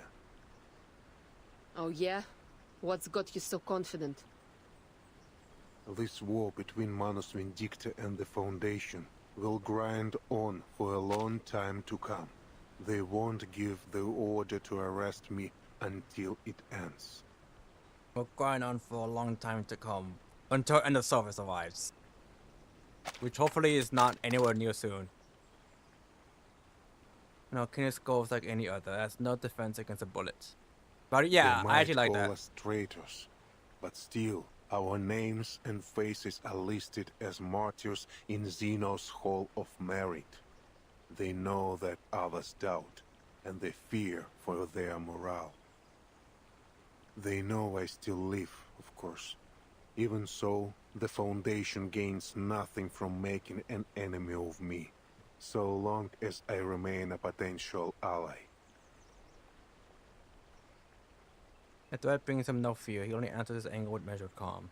And as a result of my actions in São Paulo, the rift between the Foundation and the various factions of Zeno has been laid bare. Rift? Oh, she already has a reason. Zeno should have been at the front lines of this war with Manus, yet the Joint Command sent them to the Eastern Front. Lilia knows he speaks the truth. So if the Foundation put you on trial, it'd be like they're spitting in Zeno's face. She looks up at the sky despite herself. The flying witches she puts on patrol passes overhead. The gray and white Foundation uniforms make them look like fluttering doves. But the Buck's house will intervene. Even if their direct intervention would sever all trust between the Foundation and Zeno, sever all trust. How? To be fair, aren't the Foundation making their own army now? I could have sworn that was like a thing in like late chapter 10, like last chapter. The last thing Xena wants is to relieve the shame of São Paulo. Likewise, the Foundation has no desire to reveal how deep their network goes. If the Pax House intervenes, that delicate balance will crumble.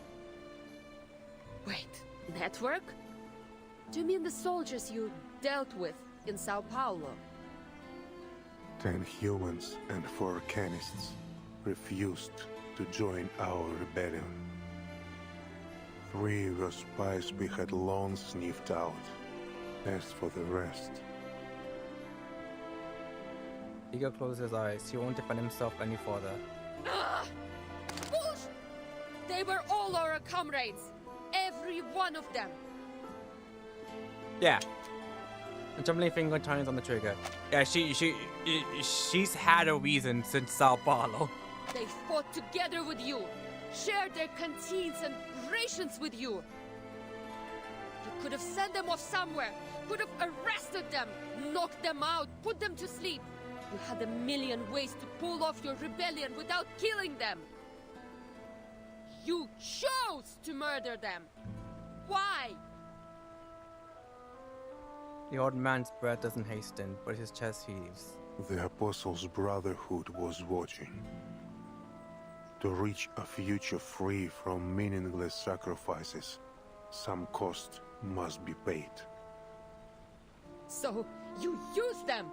Ended them so you could go on with the Manus! Yes. You'll pay for what you did! I've committed many crimes. I will not run from them. I will be ready to surrender my life when the day comes. But it has not come. Until it does, I will continue to assist the Timekeeper. Her fight is only just beginning. The wind drops and the grassland falls still. Only the young pilot's breath grows heavier.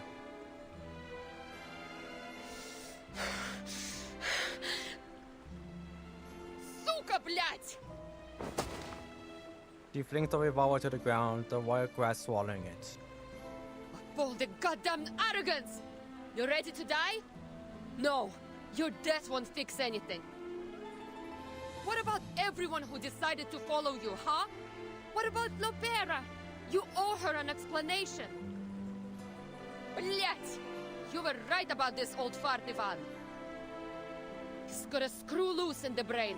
Someone should send him to Mesmer Jr. to sort him out. The commander steps out from behind the wires. Billy has been watching, unseen from the start. He studies ego, searching for a trace of the past in his blooded eyes. You are a madman, Igor. Except Manus Vindicte, who else dares challenge Zeno and the Foundation? And now even the Manus march against you. Your legion walks amid tigers.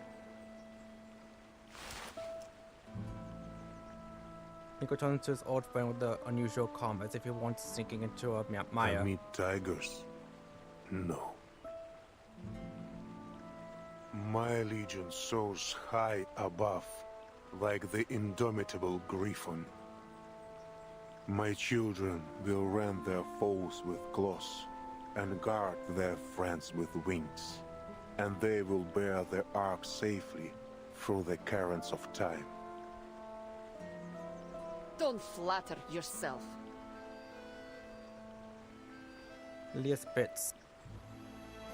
Nothing you do will ever be enough to atone for what you've done.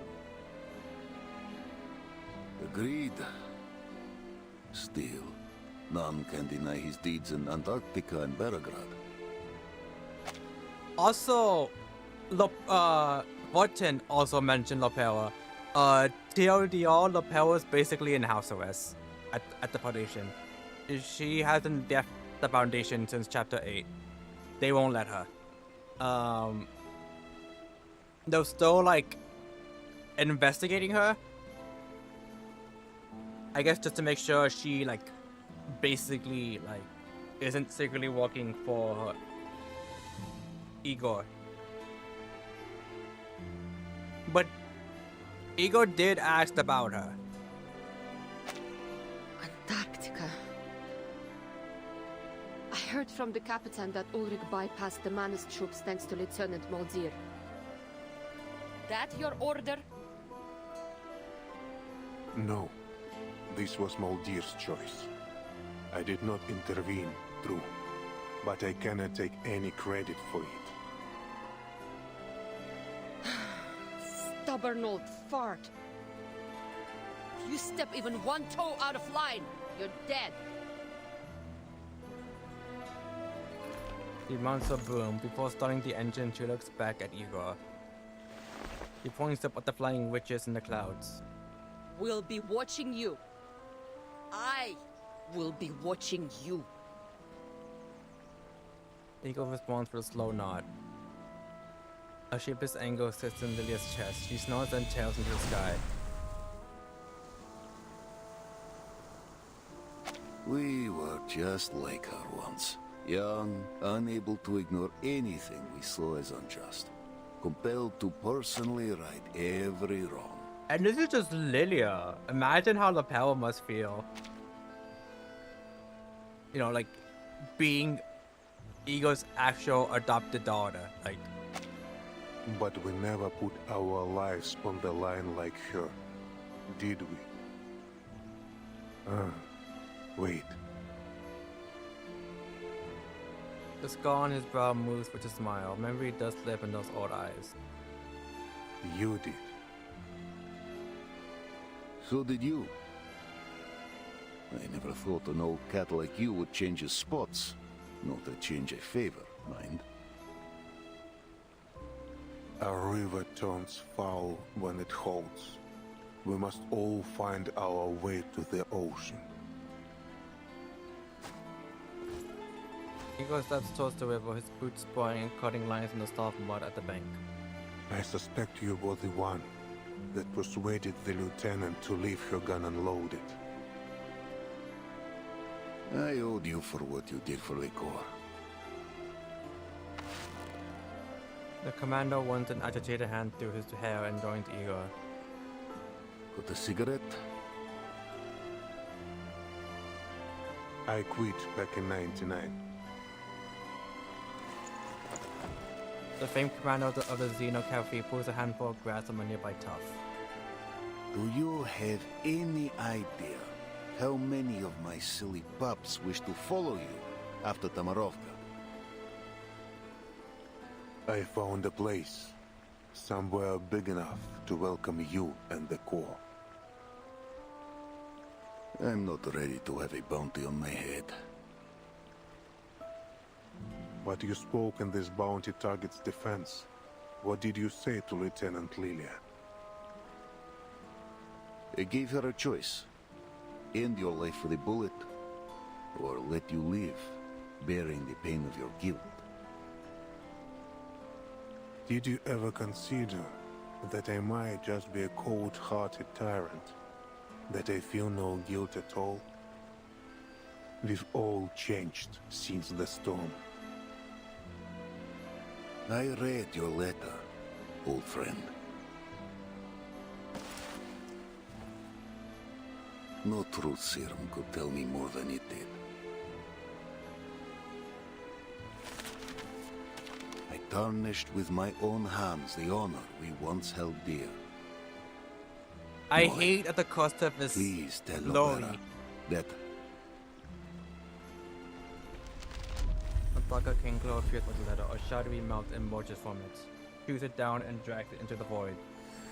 The jaw in Igor's hand flickers. A firefly dims and falls to the bottom. Really? Running your old bones deeper into the ground just to protect your privacy? Privacy. I thought you'd never heard of the word. Now, Lapel, what? I didn't mean to pry. The soldiers were getting their letters. Yours was the only one with no name.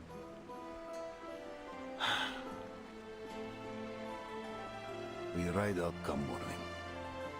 We all know that many of us will never return.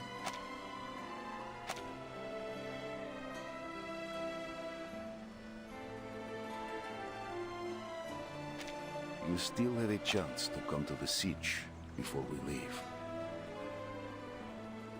You want me to take those young soldiers in? This was never meant to be their war. This aircraft has left a lingering line across the sky. They deserve to see the new spring.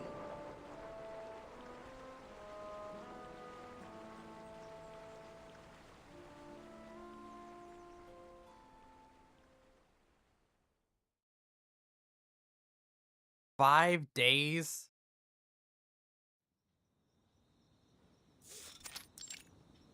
Inside the suitcase. Located in a Foundation facility. Completely confidential and no field mission application required. You're more thoughtful than I expected, Timekeeper. Let's make the most of our time, Mr. Irenai, before our absence draws unnecessary attention. Then let's cut to the chase. About the vessel ensoulment experiments conducted in the Amber Room laboratory.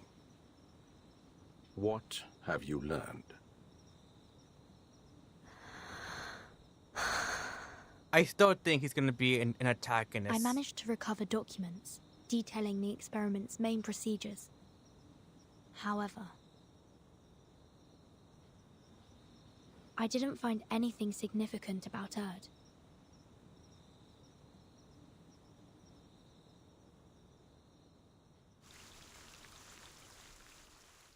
The end.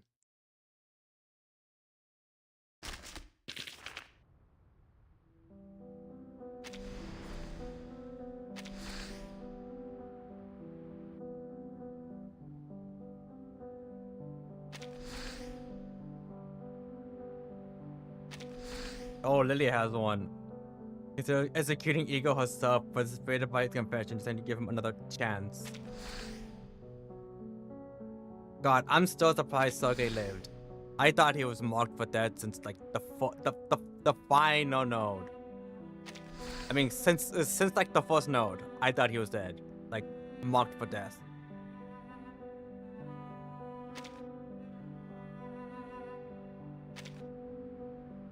Alright, finally we can get all these. Okay.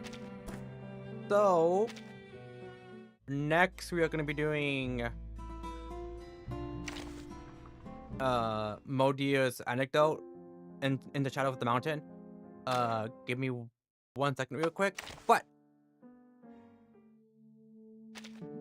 Bonjour. I already got I like her to level I have 30. one as well, though it seems Inside they 3 do level totally 30. different things for us. Western and It 10. amazes me how something as I just simple need to as a get hand can open up her so many possibilities. side tube. As for Marsha, Your poised, gentle footsteps are music to my ears.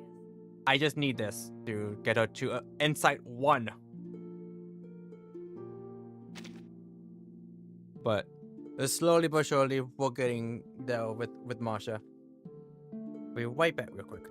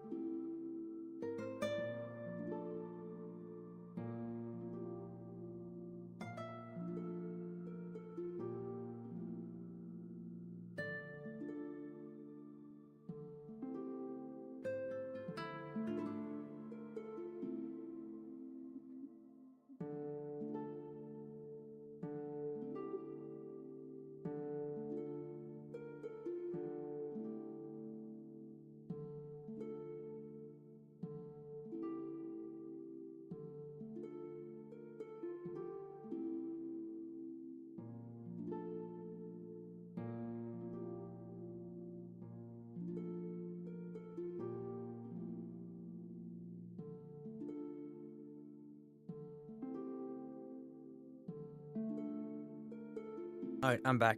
But yeah, I do love the fact that they're actually mentioning Lopera.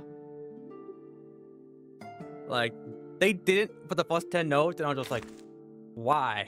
But they came around and did, finally. How is this? Oh.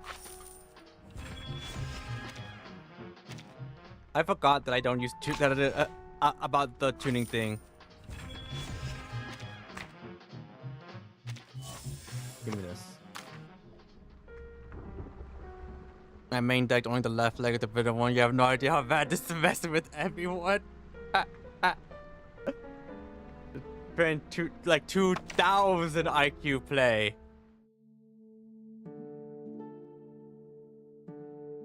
Oh, also Zen. Peak Ranger character Brindley design. salutes you. Cannot get any better than this. Actually, there is a way. Hello, curious explorer. I hope what reflects in the mirror would bring you joy. The apple.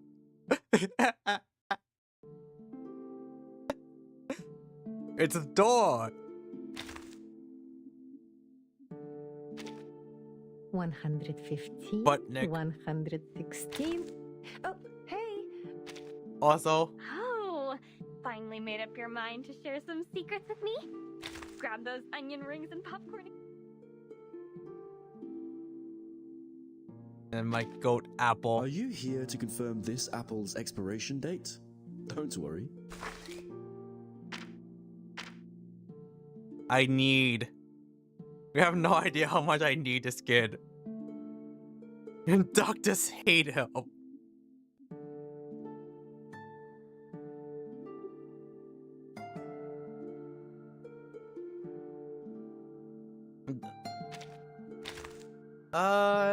Is there a skin that I'm just like that I actually do want? You know what? There actually is. This one. I can get it right now, actually. But I'm just like, meh. Wait, hold on. Yeah, quite a few of them have skins based on Can I help you? tarot cards. She's based off the magician.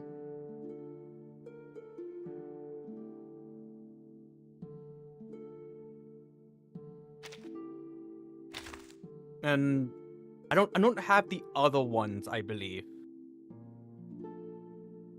Yeah, I don't.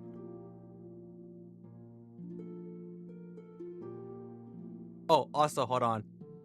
We need either bee or wolf to say his lines. Good folks who pass under the tree will get a leaf or flower on their head. Bad folks, on the other hand, they're getting a hard old chestnut on the noggin, spikes and all. Oh, I ain't no softy like them pet store animals. I'm a true Floridian, tough as a pair of old boots. We need bee or wolf to voice this guy. He's wolf. You hold a Florida man. Get ready for Florida squad. Oh, also? Florida penguins. Or at the very least, they were at Florida for a bit. So they definitely got infected by the Florida virus. Nick Bottom. There's only one bottom in this town. Y'all gotta fight. Zen Bottom versus Nick Bottom. The Florida virus.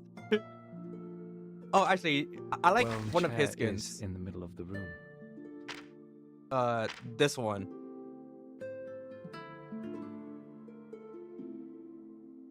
If I can find it. Yeah. There's that one, and then I like this one too.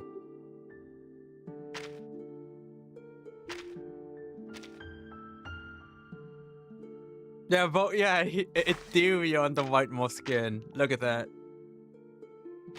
Oh, hold on. What the fuck is he? Look at this fucking hippie.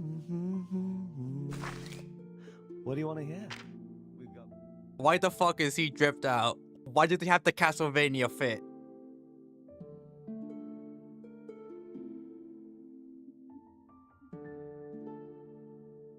I'm built like this, by the way.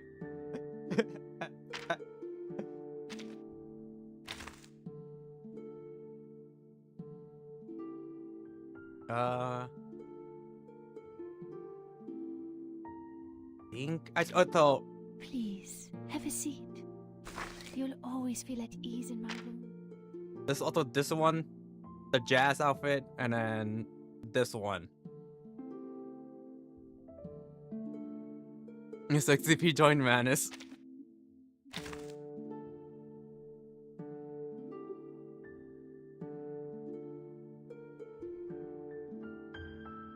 I'm trying to find.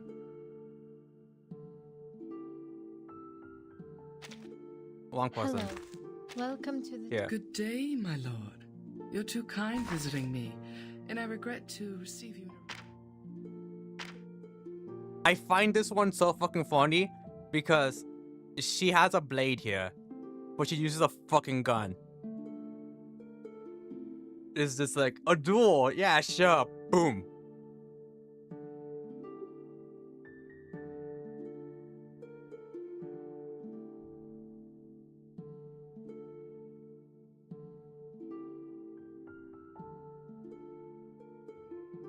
Driving in the city is so much more exhausting than it may Oh, the seem. pulls out a pistol. You don't realize until you're in That's the so thick of it, fucking really. funny.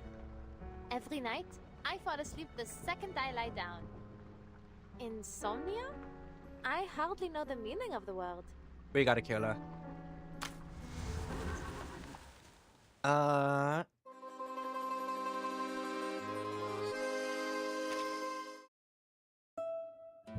There you are. Alright. We're gonna be doing Modius. We're gonna be doing Modius anecdote. Thankfully, the anecdotes are relatively short. They're like an hour and 30 minutes. One day will bring young riders grip their wings and make their way back towards the village garrison. At the head of the column rides the lieutenant on her red-brown Archautech. Behind her, the thundering sun whips westward, hanging out on the edge of the earth. Oh, this isn't a story one, so this actually might just be like 10 minutes, 20 minutes maybe. Snow peaks rise with a solemn majesty, catching the late fall afterglow before casting their shadows downward. The horsemen ride through the ancient dogs, winding their way back towards the garrison. The luck has run thin today. Several soldiers lost their way, and the rendezvous had been set an hour late to give them time to rejoin the column. Out of consideration for new recruits, young soldiers newly arrived to this unfamiliar land, he holds out just a little longer. And her fortune turns. Lieutenant Mondio prepares to send riders out to search, so stragglers finally appear on the hillside, overdue but unharmed.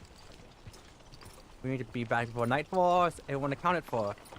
If the rains, no force riders go back into a few strides, circling back along the flank of the column towards the rear. 6 what?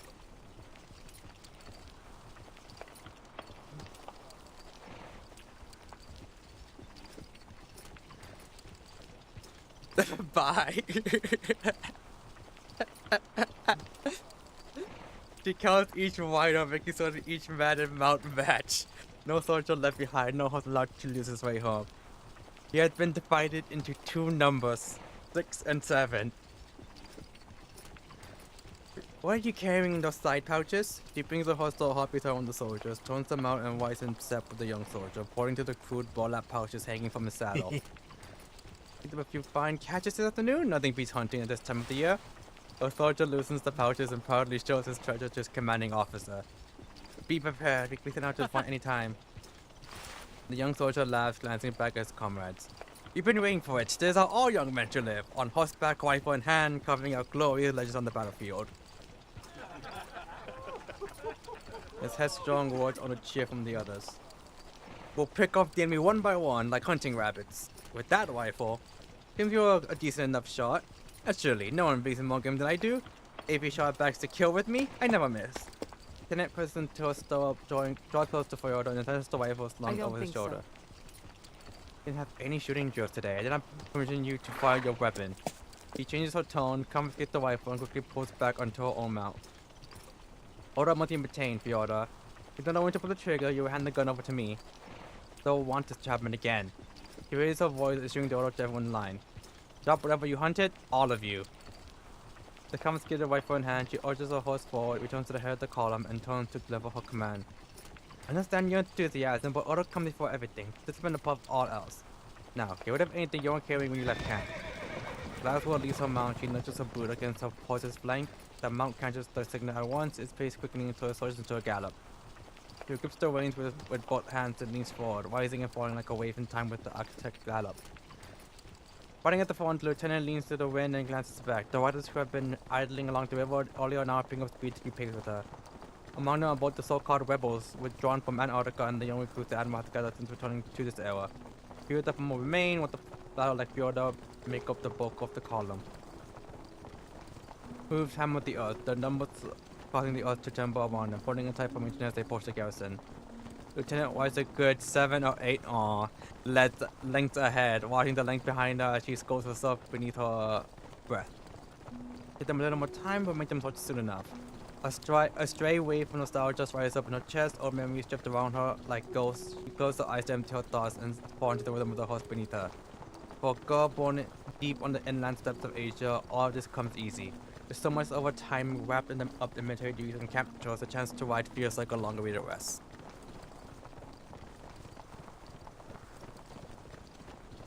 I don't think he was. For a girl born deep, it's defeating in precious rest, letting her soul run free in the watch of the evening wind. Make the most of it, boys. Last one back to camp. No, it's unstable duty with Fjorda. A loud wail rises, chased by bursts of laughter. The horse keeps the pace, the sun following lower. The group nears the village where they're stationed. Oh.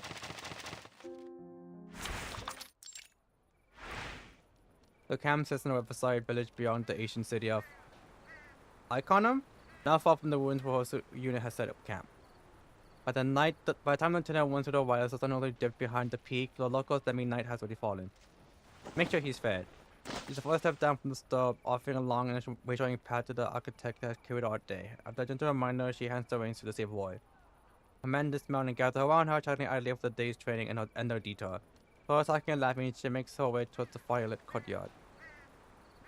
Go have Dr. Yelena take a look. You can still walk, jump, and carry things, but it isn't anything serious. Here's the new recruit's sleeve, revealing the marker from his fall off the horse earlier in the day. Nothing serious. Gary tried to go on far worse and fall more often. He passed the young man on the shoulder and sent them all off, walking alone towards the courtyard fence by earthen walls. The fire represents the villagers' welcome, a sign of light and good intent. People gather around it, passing tea, dried food, and warm smiles. Here all is calm and quiet, far from warm and turmoil. The lieutenant approaches the village elder and the aging man meets her with a grin. Drink, traveler, from afar, may the flame light your path. The lieutenant takes the bowl of milk wine in both hands and finishes with a single gulp. She recognized the flavor, chased for childhood, long before she donned a soldier's uniform. In the safety of her grandmother's home, a life that was simple and carefree. Now, after leaving at the frozen waste of Antarctica and returning to an unfamiliar age, she has taken on a new assignment. Traveling to the far eastern highlands and river valleys to take command of a newly reformed unit, with orders to make them ready for the battles ahead. We're staying here for a few days, so thank you for taking us in. She takes a seat beneath the thick trunk of a desert poplar, her eyes lingering on the bonfire burning nearby. The blaze gives off a faint warmth even at its distance. In the courtyard beyond, troops in the ever-hospitable villagers mingle and joke as they pass around milk wine, tortured lamb, and thick stuffed sums of pastries. The firelight creates a tiny patch of life in the still darkness, an island of peace in this age of war. We welcome our guests as we always have, but tell me, what name should I give my people when they ask who you are? You're not a senior officer anymore. Decision was changed. Decision changed the world yet to come. Uh-oh. My father commanded you enter in the Dawn River region. Ah, a hetman. He raised his pipes and pulls on a deep breath. Firelight spills across his lined, weathered face, tracing every crease and old scar. And a respected one, that's a fair way of putting it. My ancestors were fighters too, they came from far away across the sea and made their homes there. The ending may shift in some ways both subtle and profound. That's why I come here. I seek your support, Elder. He supports plainly to recruit more soldiers for his army and to strengthen the influence in the remote regions along the rear flank. The old man's eyes narrowed, revealing a depth of wisdom beneath his gaze. What will you give us in return? Protection. Names were chosen with steady, unguarded honesty. A politician who here so she could jump support for the front lines and so she could win over every force that had chosen to oppose them. Stone by stone, as their devices, small gains become towering strength. The lieutenant understands this well. If the battle wasn't the rest, then she was east to gather allies. Our European icon are more than enough to maintain peace in this region. Peace, simple, direct, and powerful. The old man holds a long silence, opening his shaking right hand as though laying the village before his four traveled guests. The particular village has been built around a medieval citadel which climbs up the mountainside and presses tight against the slope, overlooking the pass along the river, moving east to west. It's the perfect choke point. My ancestors mounted the horses and drew the curved blade. They were warriors. When they dismounted and donned the robes, they were merchants. From east to west, west to east. This is how we lived for 20-odd centuries. We are friends to all who meet us. The old man waves someone over. Girl in her early teens come as his jester, her face glowing in the firelight like an unripe little orange. This is my last remaining granddaughter. Her brothers answered the call from the north and have gone far from here. I'm Lieutenant Monia, very pleased to meet you. Lieutenant rises and following the local custom turns her white cheek to the girls, then her left in a gesture of goodwill. The girl nods respectively as she steps to her elder's side. If you wish, I will ready my finest horse for her and allow her to join you as one of your warriors. No, you just said she was your last granddaughter. Lieutenant composed waivers for a moment. I did not expect you to if you not a woman in your company. The old man looks at the lieutenant with a long, knowing gaze. No, that isn't what I meant. I'm hoping to find more fighters at the right age here. Everyone in the village can trace their blood back to the same heroic ancestors. Her father and brothers never brought shame upon us. The old man takes his granddaughter by the hand. Just as good as those rowdy boys, aren't you? Young girl offers a silent nod. Man, please take her along. Look after her and let her fight at your side like a hawk. Faced with the sudden request, the lieutenant pauses for reply.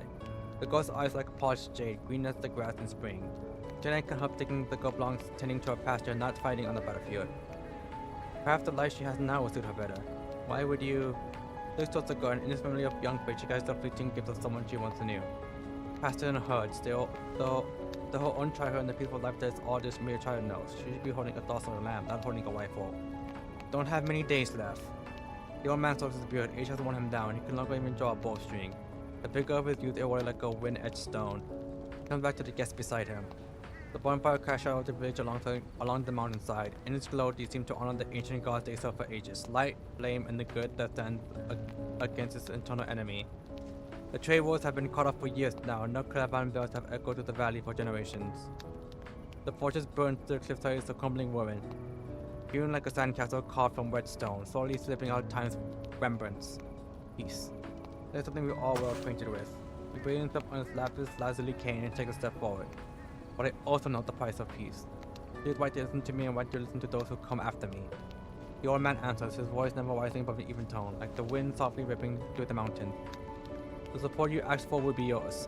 Before I would like to know more about you, I'll visit them far away. The flames reveal all. Come, let us speak by the light. A few soldiers, though caps and jackets off, walk towards them. When they see the village elder shaking hands with the commanding officer, the smile vanish. I'm not interrupting, am I? What is it? He's wanted to... wanted to? We want to ask if you want to dance with us. Honest, friendly invitation from the boys who were just over the fire, dancing on with the villagers. Oh, so that was just about. Then I thought a quiet laugh, covering him up before giving a small wave of a hand. We still have matters to discuss. I'll join you all later. But actually, I have more questions. Just a quick one.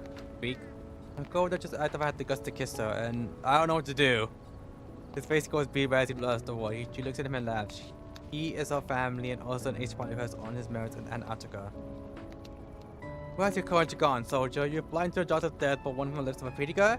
You need my permission. Go on then, don't keep orating. Yes, ma'am. They're giving a comically awkward salute. The soldiers strode off towards the crowd. He has a smile of fate towards the old man, heading towards the fire and coming to a stop beside the stacked logs. On the way over, the old man hands her an almond. Probably not used to flavor this bread, but we're quite fond of them here. Holds the almond between her fingers and eats it. The flavor is sharper than she expected, upturning her face into a scowl before she manages to swallow it. Yeah, what about that? And it clears the mind. Before the fire, we speak no lies. A deep understanding between us will serve our cooperation well. When they reach the bonfire, the old man steps on a white cloth mask after fearing his aging breath would profane the sacred flame. The lieutenant approaches the flame with a touch of presentation, the rich stock smell of smoke lingering on our nose and lips. Do not fear it, the flames will reveal the truth in your heart. What do you see?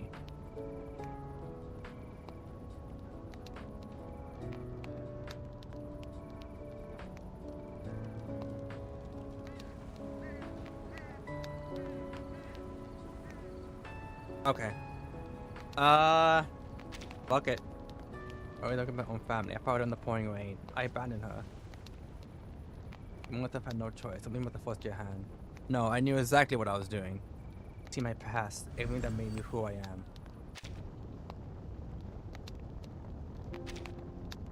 Taps a glimpse into your heart. Shifts back into her memory, so it's think away to her past. Using the moment, she begins telling the old man a story about a girl she knows better than anyone. A girl no one else could ever know as well. I received 2 pieces of paper when I was 16. Red and orange firelight washes over her face, while outside its glow, people laugh at and dance, fluttering through the shadows like butterflies beating their wings towards another world. The first told me that my parents were gone. The second that I had a new father. The second mum was the word served up by the fire. No one ever asked what I thought, and back then, not one choice in my life was mine to make. It makes a little space for the fire and sits, left leg relaxed and bent, hands resting on the sides, vision locked on the burning embers. Now his first child. No other soldier had made his side as long as I have. Some he took in after me and some fought beside him long before I arrived, but few have made it all the way to now. That day, the Admiral, might of the border, took me to the Hall of Merit at headquarters. Took a dry twig and sort the fire with it. Solemn silent, they call it a memorial hall and a place that houses the deeds of the fallen. When the soldier commanded the fallen all have a place there. Cold, meadow, stone, and light. A far cry from the only fire before her. I found my mother's and father's name there, my biological father. They sacrificed their lives for a worthy cause. Heroes and martyrs both. He pauses, waiting for the words to come. How far was the final boss? OST, I liked it. I still like Isolde's OST compared to it. However, really hard to trump Isolde's OST. But yeah, sup Ego. I am the child of martyrs, yet I find myself on a path I never could have dreamed of. Seeing the portraits, I felt a strange calm, hoping that one day I too could be there beside them. Unfortunately, that hope became reality. Why do you say unfortunately? The man just looked at her, yet he keeps his eyes steady on the flame, his expression neutral. I've been told that my adopted father's name and mine are now etched into that hall. Can't say if it was meant as a joke or an insult, but I know that I never have the chance to see it with my own eyes. Will our past honors be preserved, or will it bring shame to my parents' legacy? They call us traitors. This is your story. It's part of my story. Reed has treated me well. Took one family from me, they gave me another, like those 2 letters. The Admiral took in other orphans like me, bringing them under his command. At the Arms Academy of Alice Camp, as his daughter, I was given 30 over the youngest adoptees. In better time, they should have stood in the parents' arms, not fighting in some cold barren fear of being caught and commanded to obey. My granddaughter was the same way when she was a child. A wild little foil, always so stubborn and fierce. I thought she'd be as gentle as she looks. Laughed softly and bitterly before she returns to the topic.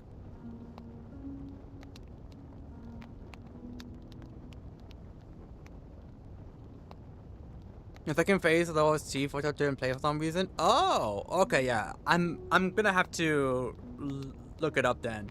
It's weird that it didn't play. I wonder if it was like a glitch involving Barrel or something. Like how the dialogue glitch was for, was it Tuesday? When I had to fight the baby.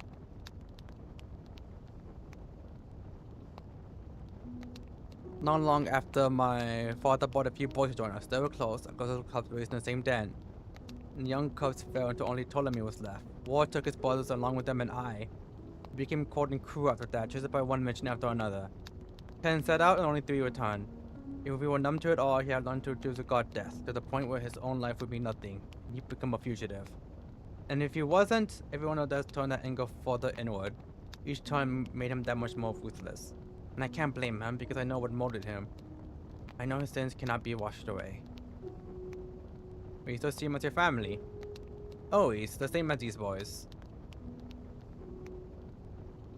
I just hope that this time they get to live, not just survive. But they're hungry for battle. Many of them think it will be like hunting rabbits in the steppe. But in war, the hunters and the hunted are one the same. All they know of death and sacrifice comes from stories of propaganda. I hope that it will be as easy as they think, winning honor and glory. The walls glimmer like 2 mirrors soaked in blood. You see these soldiers as your family. Yes, they are all my brothers. I also have a sister. What kind of person did she turn out to be?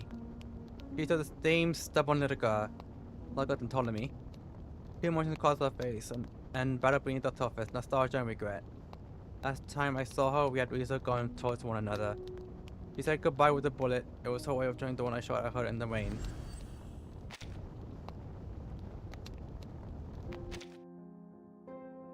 Give me. Ooh! Don't mind if I do.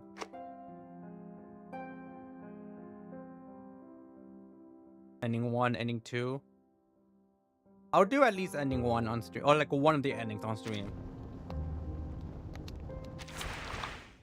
I used to call her Pera. Lopera. It was an intricate name, it was short and simple. First press your lips together and then part them and gently drop your tongue towards your chin. Sounds light. Flower maybe, like the feral creature I saw when I met her. Unwiped orange fallen to the ground too soon. They don't just go around here? I never seen orange back home either. Taller than grapes, sweeter than plums. A runaway child. Father brought her in and we couldn't help but be curious about the little girl with her orange hair. All he tries to open with his one good eye. I remember the first thing he said to her. You're shorter than I expected. Pearl walked right up to him, stood up on her tiptoes, and pulled him down by the collar. I'll be short again, I dare you. Damn, Lopera. She was ready to scrap. Tommy could still laugh back then. And just like that, we were all laughing. Tommy could still laugh back then, but not farther. Even then, he stood there, solid as stone. I could see him watching with that cold, calculating gaze, studying her, waiting for her next move. I know what he must have been thinking. Most fathers feel the same. And Ptolemy naturally couldn't help but meet the challenge. He went down on a list of words. 1. Grimp, the short surf, as if he had them prepared. He always had a cool sense of humor. Father and I simply sat back and waited. Exhaustion and mental strain. Jenna had a moment's rest, wanting to keep her together, backing her father at times, fighting over the sister who chose a different path. Practically leaped as she yanked down on his collar. Ptolemy tumbled over her shoulder like a sack of oats. I can still remember that stunned look on his face, staring up at the sky. Then we all turned to father. I already knew what we would see. Same nearly imperceptible smile he gave any of us when he was pleased. Ptolemy was furious. He pulled her down to the mud right along with him. Turning on were always muddy, even on sunny days. I think that was by design. Tried to put them apart, I had them to stop. Ptolemy had long since stopped listening to me. And Lopera, I'm not sure she ever did. Nothing I could do. She says it with a smile. Eventually I managed to get hold of my new sister, like grabbing an orange, and pulled her out from the muck. Ptolemy reached for her, but I stood in his way. I told him he needed to cool off. That was the first fight, certainly not the last. But those two fought more than anyone else. All of our siblings fought. Father encouraged it. He viewed me as tougher, more resilient. Sometimes that was true. I taught her how to hold a gun. Also taught her how to ride, how to match the horse with them, and how to aim while on horseback. That's how things were, the good and the bad. But things change. Sun has long since set, and a clear starry sky has replaced it. We come from somewhere very far away.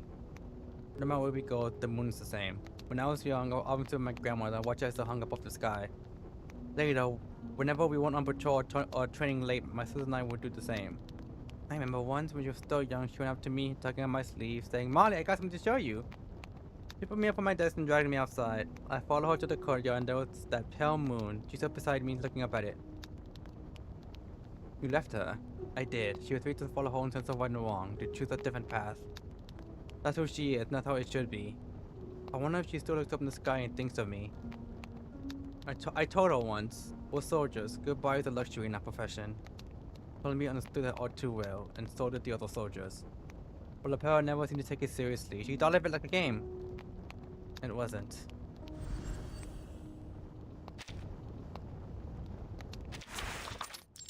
The umbrella? More of them now shot anything that could shoot back. Rabbit, birds, deer, maybe a forebear. Which channel to do that? The gacha channel will be fine. Just send it in the gacha channel. That'll be fine. A hunter is not a soldier just because he can fire a rifle. No more than climbing on a horse make you a knight. You speak truly. To be a soldier is to be both the best and the worst of humanity. I still remember the names. Marshall was always better with a sword than a gun. Whitewood, who took better care of his books and his rifle, and Basilisa with a falcon. During action at 19 years on 1966. Also at sea at 20 years of age at the Cape of Good Hope shipwreck on October 23rd, 1913. 22 years of age in the South Balkans on November 25th, 1912. LaPera and I were supposed to go on a mission. It was the first opportunity to witness a battlefield firsthand. Before we left, Paul decided to leave the two of us behind.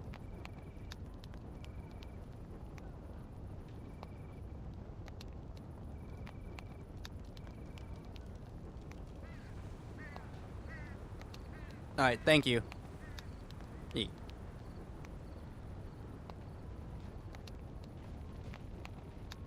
Ken the Sonic got upset by a Ganon? Hold on.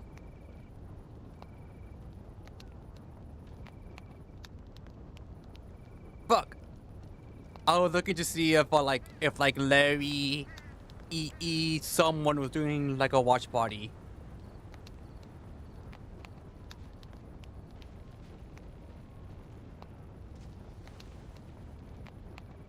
Damn. Because like I would need to see how do you lose Sonic Ganon?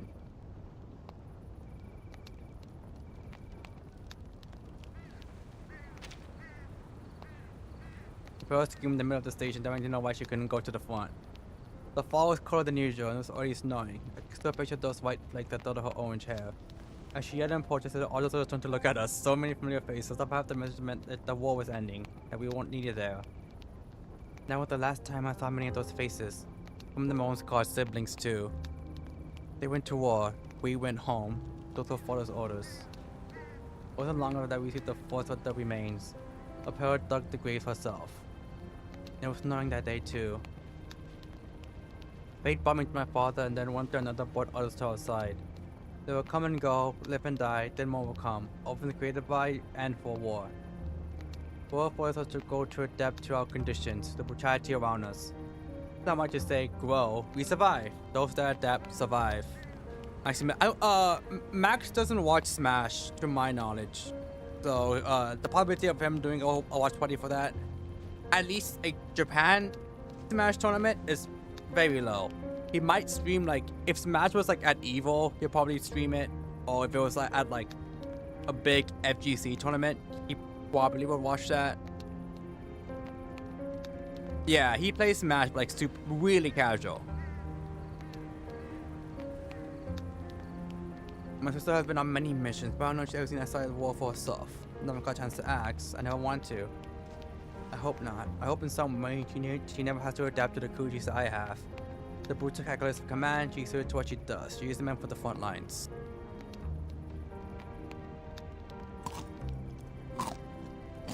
No, ASMR? And what was it that changed you? A battle that wasn't worth remembering. When I shot a man I didn't know.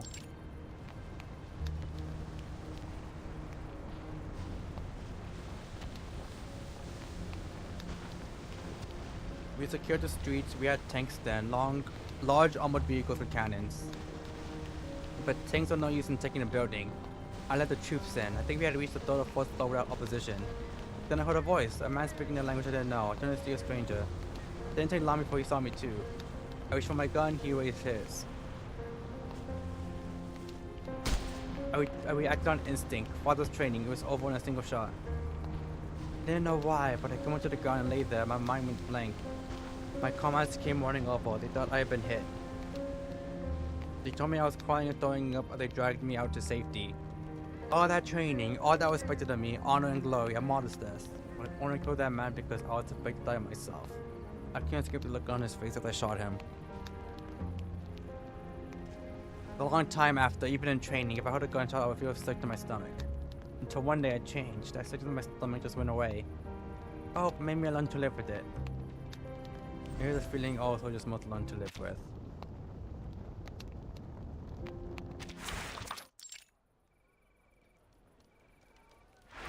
It's getting late. I appreciate you listening to me, sir. You are my guest. May I ask that young lady what the fuck about the Dombara? The young commander wishes to perform a song for us. Please, I didn't mean to stop everything on my account. I only fear I'm about to embarrass myself. Oh, this got the one you could join in. You're gonna play a That's song, right. Lieutenant? That's alright. Thought I'd make sure you all that I can relax too. I ain't singing. You linger too long, we left our cuffs to the doodling days. Salute the sun as it sinks away. Oh, golden years of youth, how fast you've gone. For cold winter's breath will find us in the dawn. Reminding us to save our days in the warmth of the sun. To live in love while the night is young. That's enough for now. It's been so long since I last played, I almost forgotten how. Come on, enjoy yourselves. Do you think about her often? When she joined us, things were a lot like this. We danced, we celebrated, and I remember playing that song for them as well. She's always been a fighter from the moment we met. The difference between dad and a soldier. Like there's a difference between us. I suppose she was always going to grow up. My sister isn't the kind to feel helpless. She won't cry herself to sleep if I'm not there with her. She's a Xeno soldier. He made that choice for her. He made that choice for herself. He had to force her down a path she couldn't follow. Sometimes I wonder if I just explained things to her from the beginning. If I had said the right words, would she have chosen differently? Her tone is wistful. It catches her off guard. Tell her something so naive slip out. I don't know. Always live according to her own rules, her own conscience. I will never take that from her. Bitterness holds on her tongue as the old man's almonds. Her sister's image feels faint and distant. She can't even recall the sound of her voice. What comes to her mind instead is a thundering rattle of gunfire. She guides her sister's hand, telling her to aim the target, not hesitate when you pull the trigger, decisive and resolute. Just like her dice game, she could lose every time. I never regret it, no matter how bad she lost. But for hours away, she really grew up. Oh. A letter.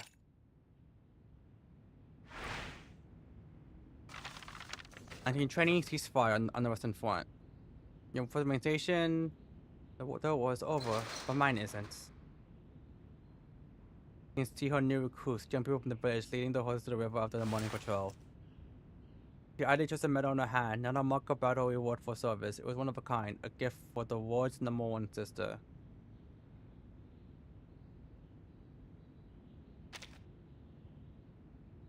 She'd be better off staying away from this war. In fact, I pray we never see her at all. Father won't show her any mercy. She wouldn't either. Our long interrogation is finally coming to a close. Unexpected visitor, our wife has let us slip into the room. Sorry for the interruption, but I have news from Miss LaPera.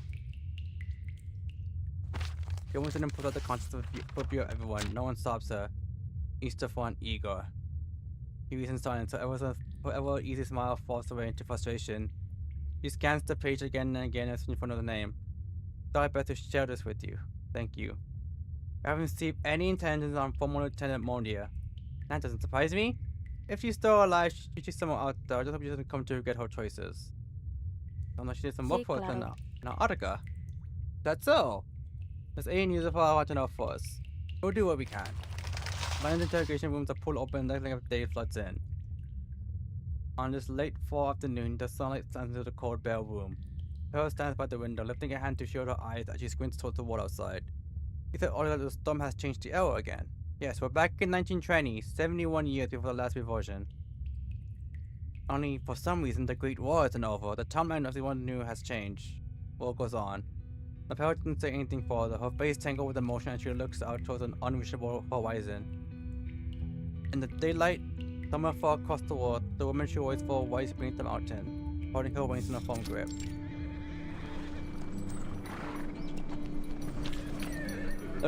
Fallen? The lieutenant's command cuts through the air. At the valley's edge, her soldiers wait, fully armed. The troops fall into formation, silently waiting for whatever order comes next. Forward. The end.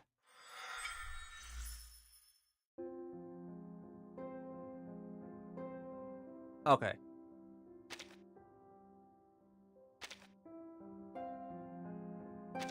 Give me.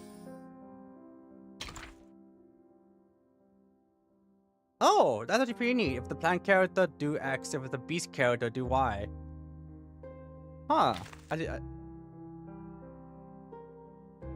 That's actually pretty neat. I like that. Alright, now I need to get ending 2, but I'll do that off stream.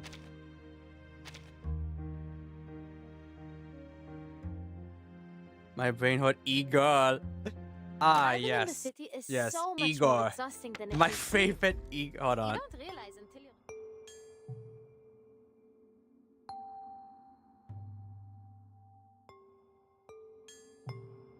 Ah, yes, Igor. My favorite Igor. Will y'all be a tier 3 sub for him? If given the choice. Driving in the city is so much more exhausting than it may seem. Avoid bad water.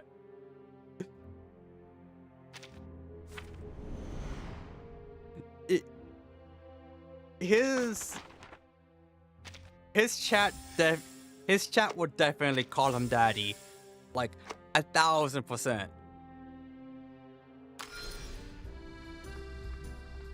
Like not even a contest.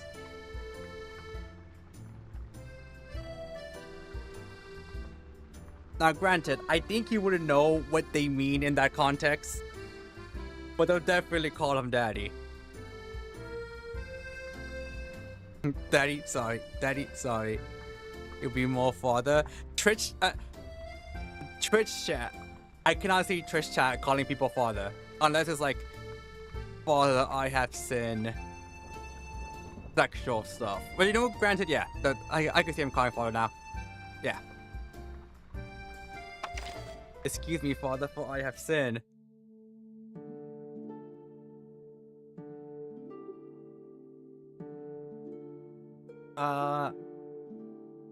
Oh yeah.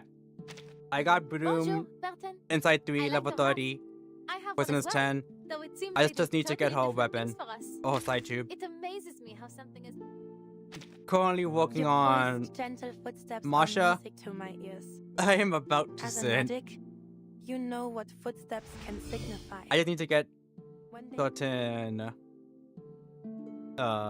mats for her. But slowly but surely we're getting her. For getting her ready. I don't know how long it'll take me to get her ready, considering I need to get A, Ishapadantes, and B, the mats. But assuming she needs holy silvers, one of the latest, one of the nodes in chapter 12 has holy silver as common. So at the very least, daddy, I've been naughty. But yeah, we finished the main story of Rivers. We've caught, or not finished, but we've caught up. We've caught up to the main story now. Forgive his father, I've been improper. Now, all we have left basically is just the reflections. There is a lot though, so I'm planning on doing them like slowly, one by one, as I unlock them. Like, by next week, I should be able to unlock these two, donate 2 more, and put them in the cave. I'll probably just go like, just left to right as I slowly unlock them. Low key, I can't wait for this one. I can't wait for this one. Cause like, I fucking loved chapters 5 to 7. So you're like, oh yes, give me more. Give me more of these. Speaking of, cause like, this artwork, apparently I heard that someone plagiarized this art, like another game plagiarized this artwork. Let me see if I can find the image.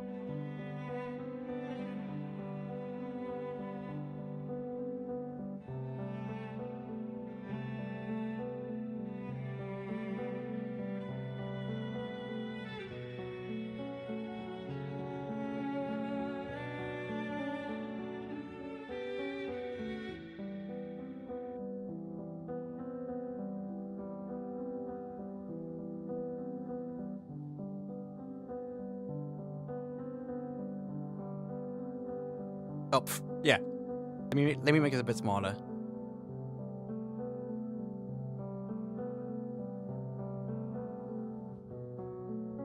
There we go. I wonder who film on the meeting of Daddy. That's a good question.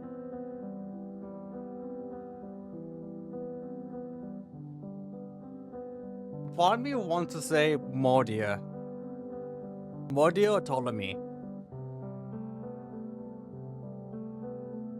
But yeah, the apparently this game company plagiarized the art for this one. I know it was bad enough they had to apologize for it. That I know. I'm just like, shit. Like, they didn't even like they like barely did any changes. Same like color scheme too. Like, bruh.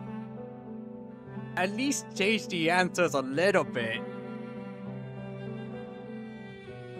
Driving in the city is They're gonna copy someone's homework. At least change the answers a little bit. Until you're in the thick of it, really. Every night, I fall asleep the second I lie down. Insomnia? I hardly know the meaning of the word. But yes, chat. I don't know what I'll be streaming next week because we've been doing a bunch of reverse 1999 streams like the past month. I might start a stream with one of the reflections, probably Wimlet Cup, just because it's like right there. Just to get it out of the way. But what other games will y'all want me to stream? I'm thinking of streaming Lobotomy Corporation, and once I finish that, Library of Reunion, because I'm interested in playing Limbus Company. Actors, but apparently poets, scholars, all three are set in the same universe, passengers. and But they're I've also noticed how often kinda. they drift into silence. Most of the You time, kinda need to play the I first stay two quiet to understand too. Limbus a bit, from my Maybe understanding. because I never really Have you played the three understood doors? what I they were saying played anyway. a little bit of the three doors. I played like the first floor or whatever it is, like this, and I haven't touched it since because like I did it and I was just like, you know what? I feel like this would be a good stream thing.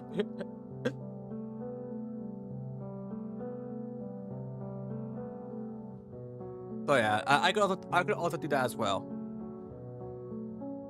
If y'all want me to play any other gachas, give me some ideas. Y'all already know I play Zenless.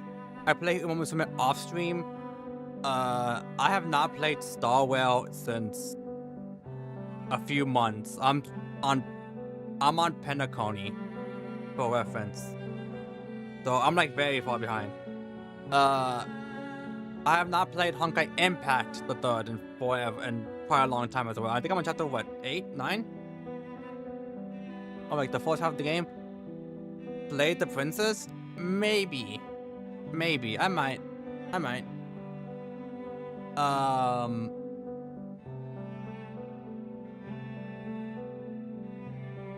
I have not played any of the Arcanite games, but I have heard about the new Arknight's Enfield game. I don't know if people like it or not, but I've heard about it. I'm just like, I'm kind of interested in it.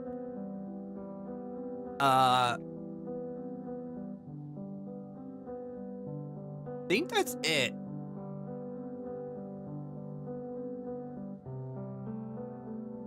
I know Gabby told me about Blue Archive. I'm like, I might, maybe. I'll think about it. Because like, typically if it's on Steam, it goes like higher on the priority list for me. Because it's easy for me to just download it, as opposed to having to go get the launcher and all that. There's also Morty Men's, which is also on Steam, also a gacha game. Might get that one. Because that one I technically already have. It's in my Steam library. I just gotta like play the game. But yeah, those are just a couple of gacha games. If y'all don't want me to play any gacha games, then just mention a non-gacha game. Like I don't know, Sonic Adventure. Play the Princess. Pumpkin Panic is a fun game. I've never heard of it. I'm gonna have to look it up. I also have, like, obviously I have WoW2 Beta 2. I could also play that one. I could also play that. Maybe play a few casuals and then go into rank sets. Oh, I've reached Diamond in WoW2 Beta 2, which made me happy because apparently, according to what Zen said, that's like the hardest barrier, going from Platinum to Diamond. So, finally getting to Diamond, I'm like, oh, thank God. I passed the biggest hurdle. Now I want to get out of Diamond, but admittedly, I have not played since I got Diamond. I've been playing in casuals, but it was because I'm just like, the main thing I don't like about rank is that it's only like a set. It's only a best of 2. Well, which, you know, obviously it's a rank set. There's gotta be like a hard line to how much you can play. But with casuals, it's like, oh, I found this really good Rasta player, and they keep rematching, and I really need to learn the Rasta matchup. So I'll keep playing because eventually I could learn some stuff about the matchup. You just do Umami, not during match season. Fuck that. That's something I'm gonna have to do like off stream. I've been playing Umami, just off stream. But yeah, especially because I haven't followed the meta in Umami in like a long time. So I don't know what's meta nowadays for the game. Probably front runner stuff is still meta. I mean, Saiyan Sky is like the best front runner parent to my knowledge, so that's probably still a meta thing. But yeah, I'll probably play something about Reverse on Monday, like either Remlet, 3 Doors, something related to Reverse, and during that I'll probably ask what y'all want to see as well. I'll probably make a post about it on YouTube as well. Just be like, hey, finally caught up to the main story of Reverse. What would y'all want to see more of? Non-Reverse content, I guess, since I will be doing reflection stuff. And this. Once I get like once I get better team comps, I'll probably do the endgame stuff as well for Reverse. But that'll take a while for me. But yeah. That is going to be it for me. Thank you everyone for coming. I'll be making a post during the weekend on what the stuff y'all will want to see from me, whether it's gacha related or non-gacha related. If I get a majority of gacha related stuff, be like, I want you to play more gacha, I'll make a big, if I can make like a poll, I'll make a poll and see what y'all want to see for the gacha stuff. But yeah, because technically my channel is the gacha channel, considering all my videos are Zenith stuff related, and my past God knows how many streams have been Reverse related. So technically it's a gacha channel, technically. But yeah, I'll do that during the weekend, see what y'all want, and I'll adjust accordingly, I guess, on what y'all want. Pokemon Retrieve. Okay, Gabby. How much did Gabby paid you for you to send that message? We will be playing Pokemon Rejuve when the update comes out. I am debating whether or not I want to make a brand new file. Probably because there will be some changes in the beginning, and they are adding Gen 9 Pokemon in the game, which would change the experience somewhat. So I might do that. We'll see though. We'll for sure begin playing the new stuff first, for sure. The new story stuff we'll be playing first. Maybe some time of Valentine to get 4 more variants. True. You can actually, apparently from what they showed off, you can actually get I think a Palossand very early, like chapter 1 in the new version. But yeah, apparently But yeah, I'll be making a poll either on Discord, maybe Discord and or YouTube, probably both, but you see what y'all want to see from me. Gacha stuff, non-gacha stuff. If it's gacha, what do y'all want to see? If it's non-gacha, what do y'all want to see there? I do want to play more RoA2 on stream. I've been meaning to, but I always never did because whenever I played host, I mean, I'm down to host. Unironically, I am down to host if you are.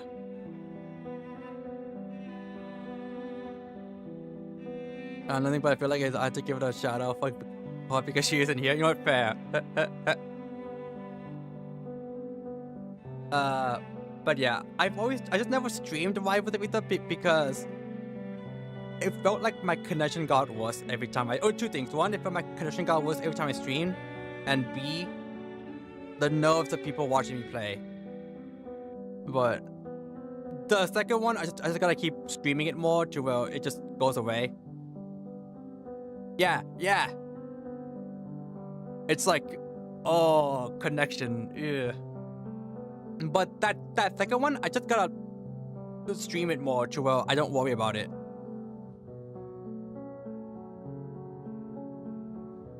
Yeah, but basically boot up. Let me...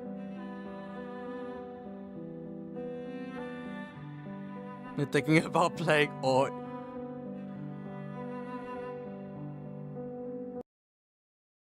Alright. I will give you the options then on whether you want to play it streamed or not. If you don't want to stream, completely fine with me. No problems on my end.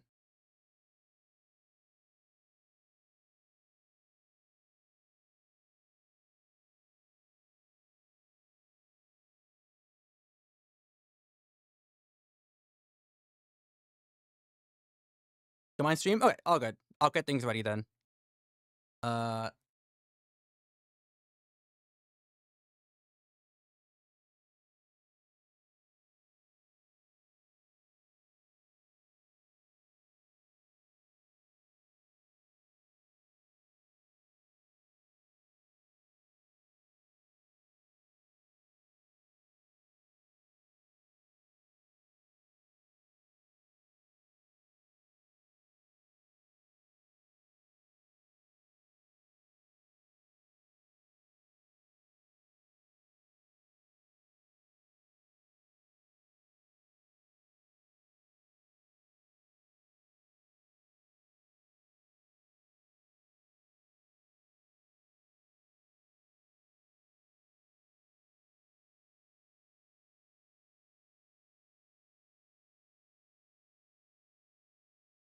Live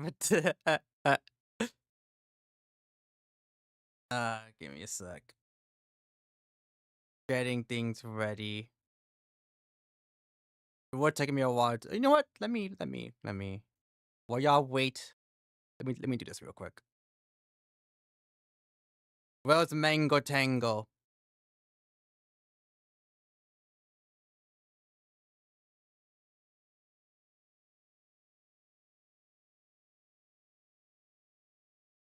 She doubles on my dragon till I'm neon.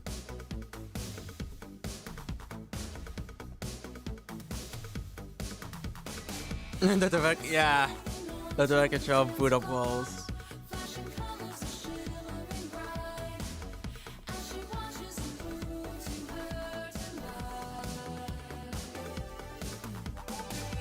Oh, let me change this as well on YouTube.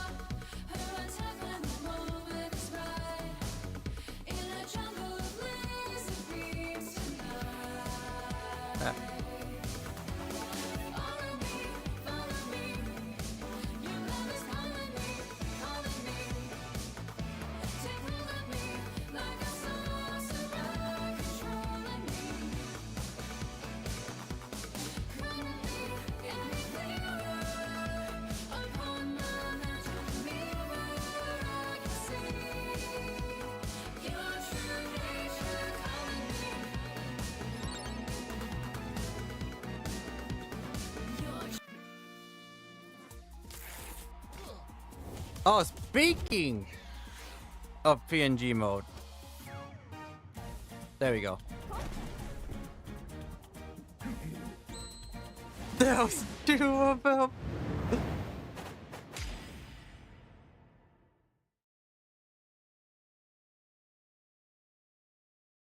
Alright. Downloading online data, Sage.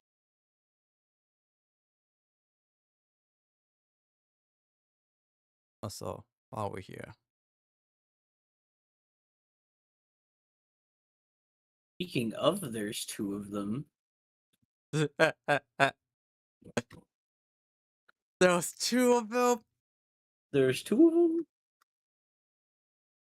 But how was the grind session? Really good. It was against Drucifix, one of the I would say they're like around the outer edges of like top 10 Orcanes currently. Okay. I'm not gonna lie. I dropped like 2 games.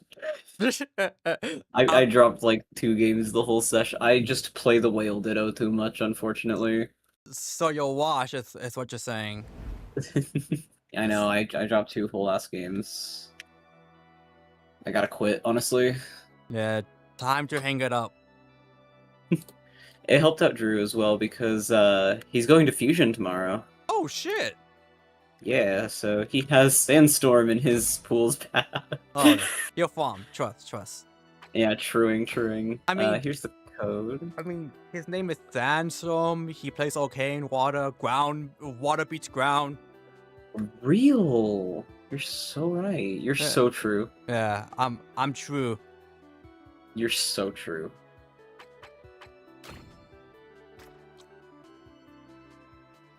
If it says anything about you, he tried to go Clarin for a few games. I'm so sorry, little one.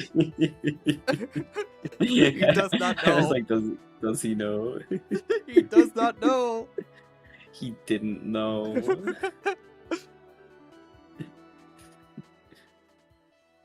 He wasn't a knower, unfortunately.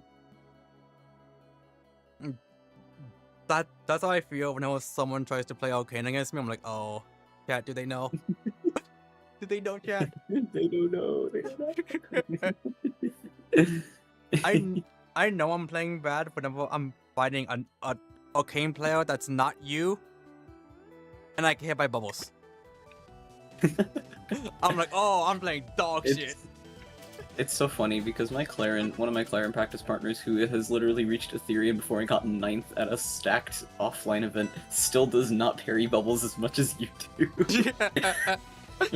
Gay fish. Yup, exactly. Gay fish. The fifth.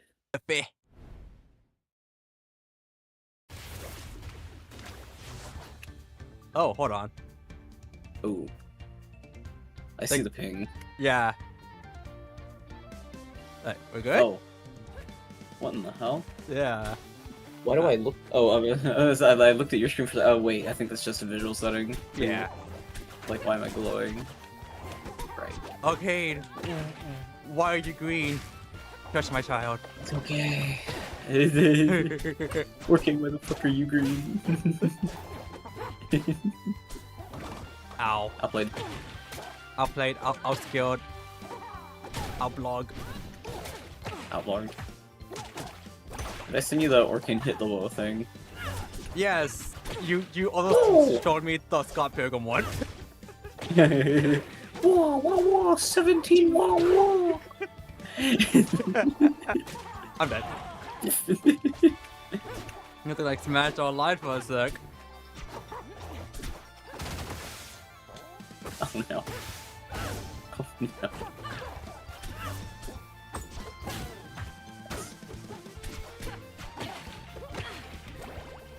Bitch! We can talk about it.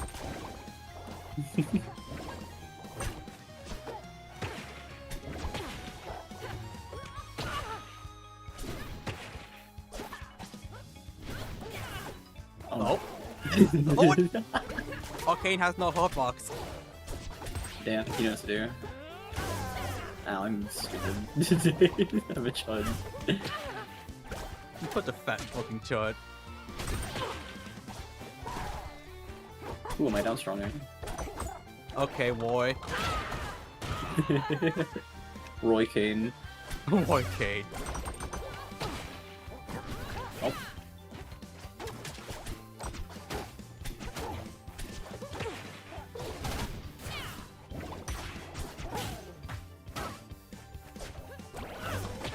I love these.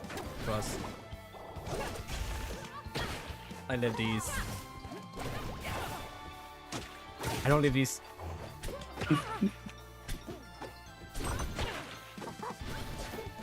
Oh my god. I got so lucky there. You were straight for the ledge, that was a good mix up. Oh. We can talk about it.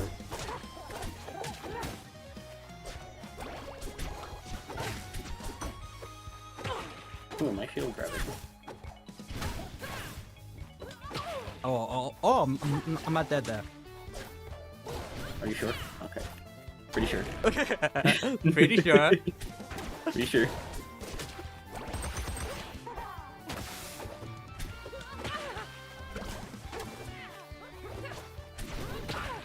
I'm dead. I'm dead. Are you sure? Pretty sure. Are you sure?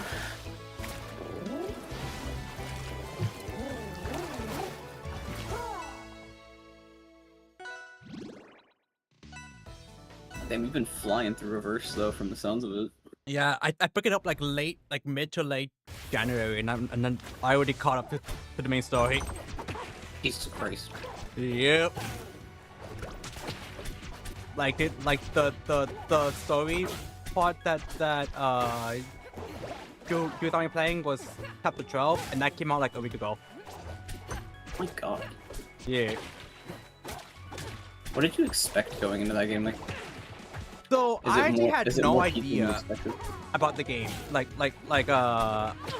I've only heard that like people praise the game, like oh, if you want to play gacha that has like good story, play like with us, you know. Oh fuck. Oh. All according to plan, I guess. And like just like people praising the designs as well. So I was just like, I have no idea what to expect in this game. Especially then, Apple, you know. Yeah. The goat. The goat. Doctors hate him. And then I saw like the first scene and I got hooked. Absolute cinema.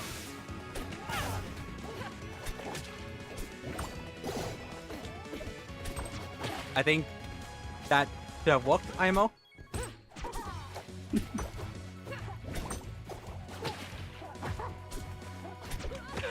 Oh, ankle's broken.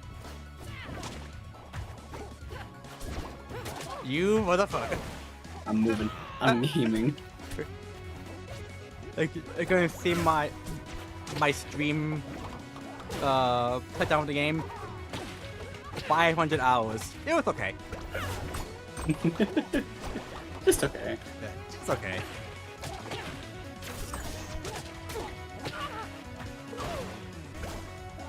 I always think of the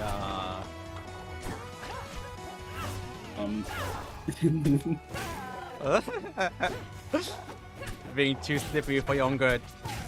I was trying to hit the homing ZHAOBUBU rocket setup.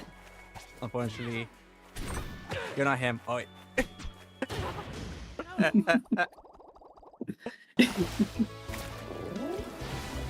I have like 5k hours in all farms. I'm like, this shit is worth the shack food some days.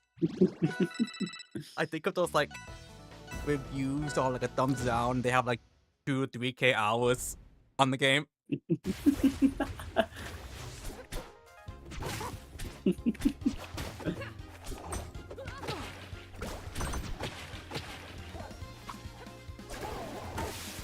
I wonder why more people don't like do a rising aerial out of shield versus Clarin up B. If they like peek high with it, it's so good. Okay, prolific, I fear. Okay, might actually be. Not gonna lie you. No, definitely. Rano can definitely do that shit. Let's be so serious. It's Rano. Rano can do anything. Oh yeah. Galvin definitely can with back air. I know because I simply play the character. Ow. we talk about it? Uh-oh, uh-oh. Oh my god.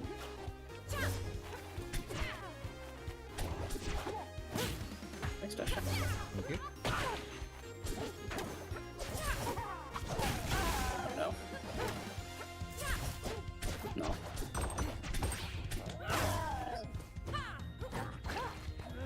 Oh no. Oh, you... I saw you flying on the... Oh yeah, he's dead. Ah.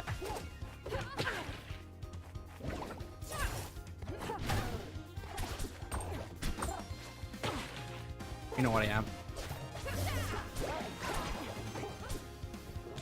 Ooh, nice grab. Thank you. Ow. Your ass could not eat. Refrain from breaking TOS. Fucking...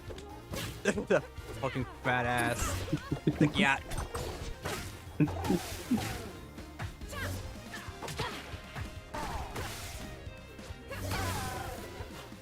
Oh no.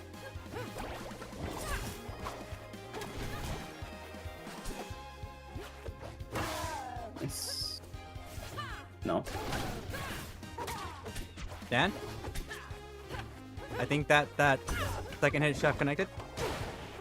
Monos for Arcane, please. Warner for Arcane. Agreed. Monos for Arcane. I'm so mad about the fucking dev stream. What? The dev stream where like his stats are brought. They're just like, yeah, we think he's in the right place after being like acknowledging that he's just objectively worse off than everyone else at the moment. It's like looking at like who's like the most decidedly mid character in Ultimate. Just like think of them and then the devs saying like, yeah, they're fine where they are. Like or like Pit. Probably like a whole here. I was thinking Pit. Like yeah, Pit can keep up with like a game with 5 Steves. Why not? That was a really good FP too. I didn't think he'd go for it. Term suggestion. Could stand for terms, our suggestions. Also, can y'all hear Zen Vine just real quick? Bonk. I win these. No way you make that. I hate Clarin. He Why can't you do needs that? it. Oh, wow, you just teleported it from me. You purple screen on me. Oh, that would have been a cool clip.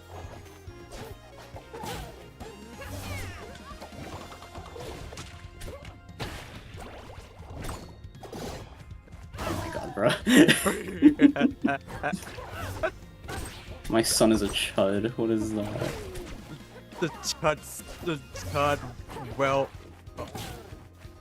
Chud whale son. Yeah, chud well son. Oh, nothing chud, I fear. Okay.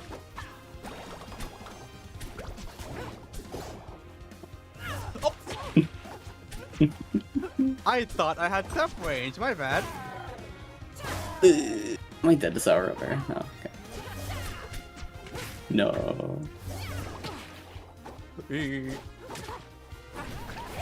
No, no, no, no, no, no, no.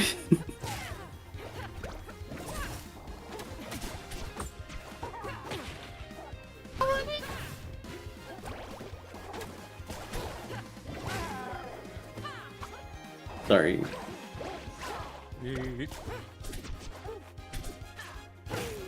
Fuck. Oh my god.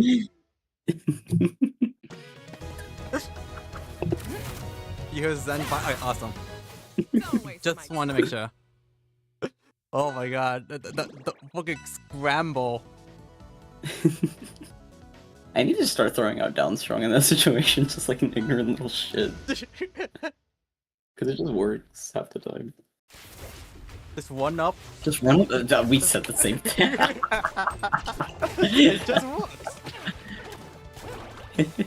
I have that like quote just stuck in my head constantly. Just one up and up smash. It just works. It just works.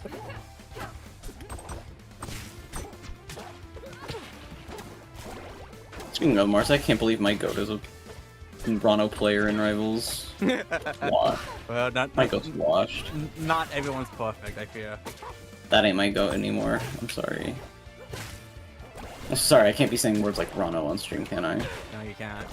It's a flaw. Mods. Oops. The dumpy. The fat dumpy.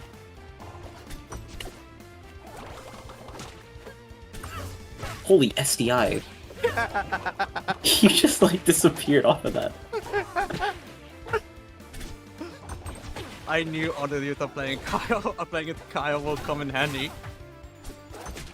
Fuck you, we're gonna SDI against both Bayo and Ices.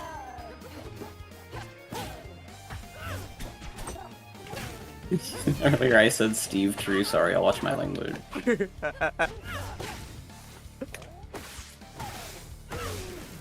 Ow. I tech those. Okay. It's Steve, so...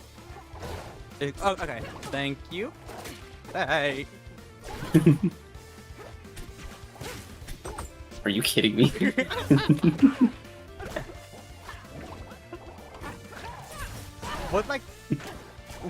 What's the opposite of a privilege? That's okay right there.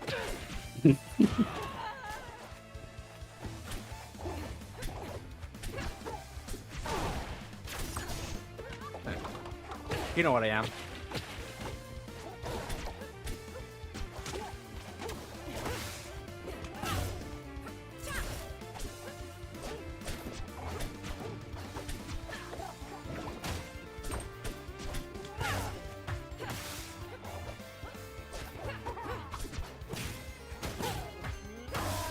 Ooh, I'm at 64.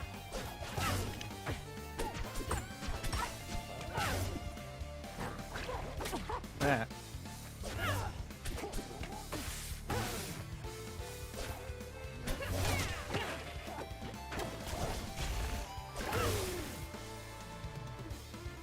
Oh wow, you lived that.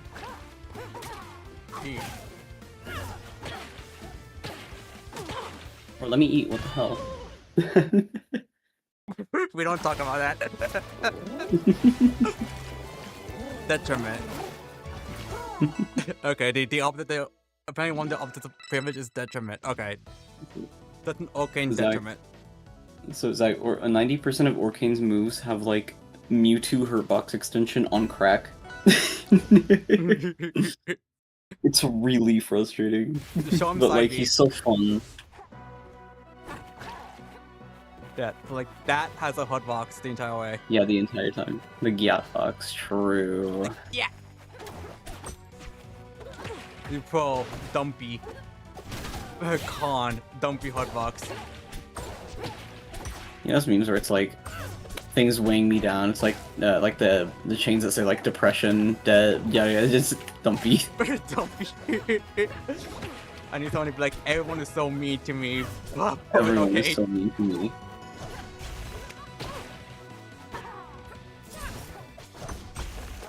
Is that because Arcane got betrayed and got stuck in the Hyperlight time team before Darkness?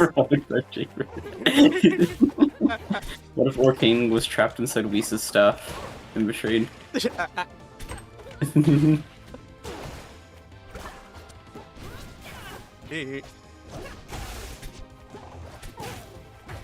Yeah, I spammed that move.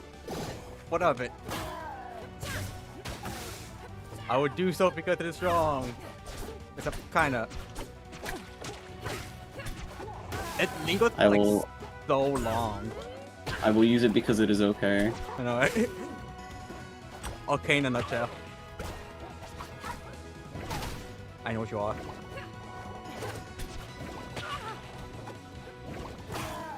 Alright.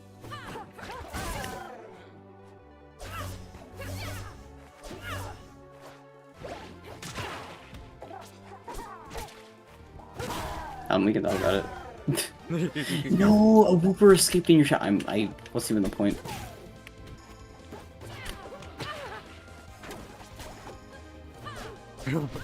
Dumpy Box is like the only advanced parody of Hungry Box. Where's this? Finally. Don't be.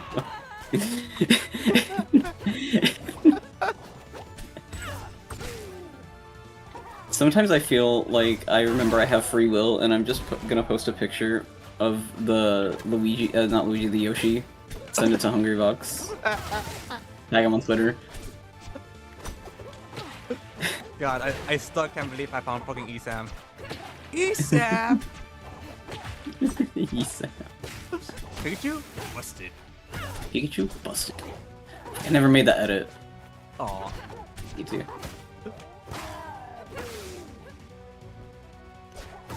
Oh no.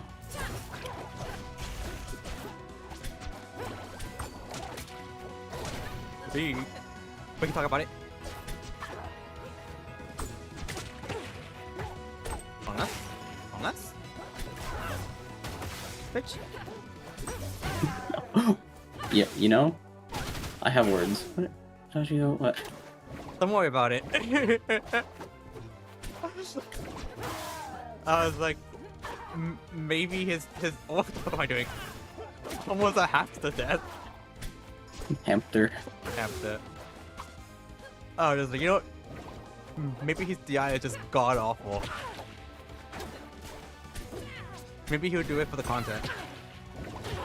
Oops. Yeah, I have become content brained. You finally got bots on your stream, which is how I know you're a true content creator. I'm like, my boy made it! The Hungrybox crying gif.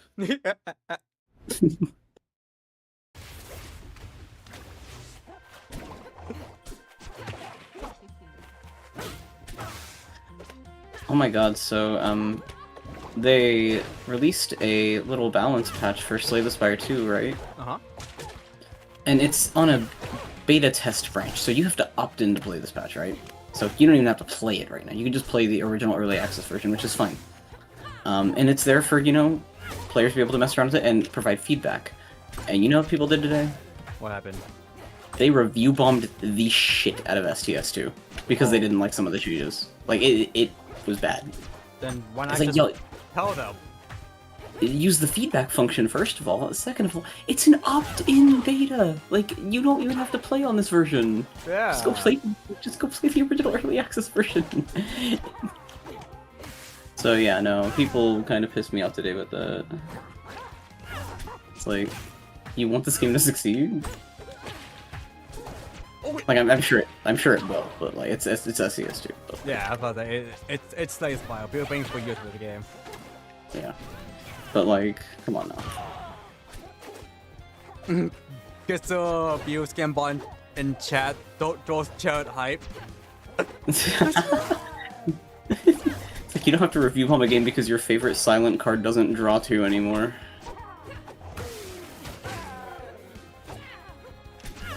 Actually, as a TCG player, do you think a card losing its draw power warrants threats? In Yu-Gi-Oh, yes. In Space Fire? Good question. Think of it this way, it was basically a graceful charity, but it was draw 2, discard 2. Oh, ew. Yeah. It was basically graceful charity, and it didn't cost anything to play.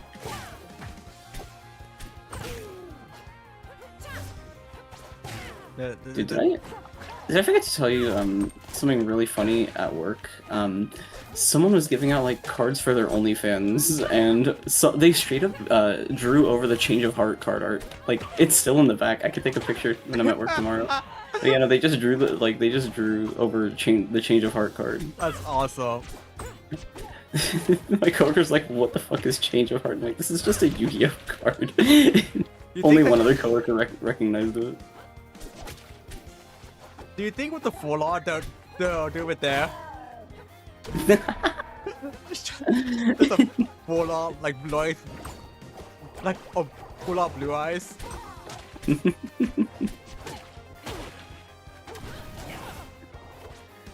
Listen, I ain't paying. You know, honestly, that's the one I would subscribe to because apparently they know ball. Yeah, I would not pay for any OnlyFans unless it's on a full art Flame Wingman. I'm legit. I'm gonna subscribe and I'm not even gonna look at like their picks. I'm just gonna be like, yo, best of 3. No, wait. Host? Host.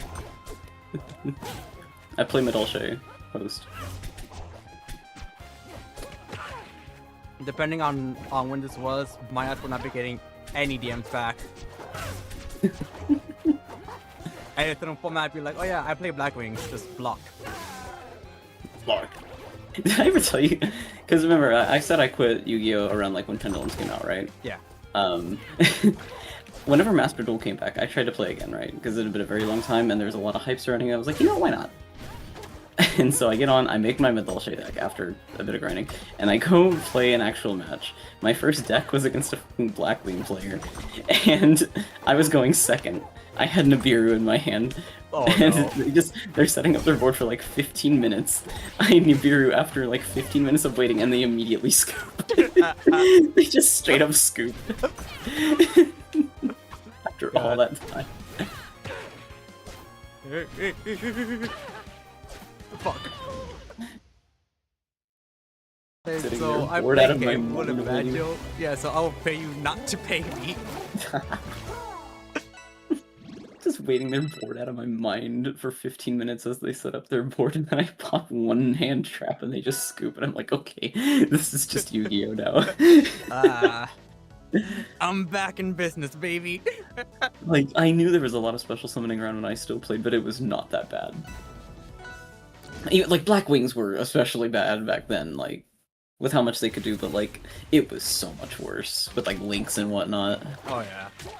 Links are just gross. Oh, did you thought that they're gonna, make Genesis, like, in Japan now?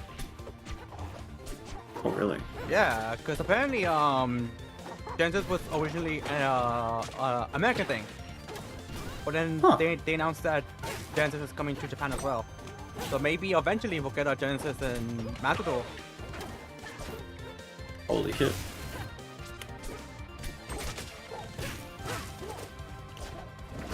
Oh shit. Which, if we do get a Genesis in Matador, I'm probably more likely to play Matador again. Damn it. I remember there was something odd about it, because I'm pretty sure they also, like, designed their outfit not off Change of Heart. Like, the posing was Change of Heart, right? Like, everything else about it was Change of Heart. But I swear to God, I remember their outfit on the, like, the card being designed after, like, Dunami's Dark Witch. Really? Specifically. Yeah. Like, do you actually know Ball? Hang on. I know.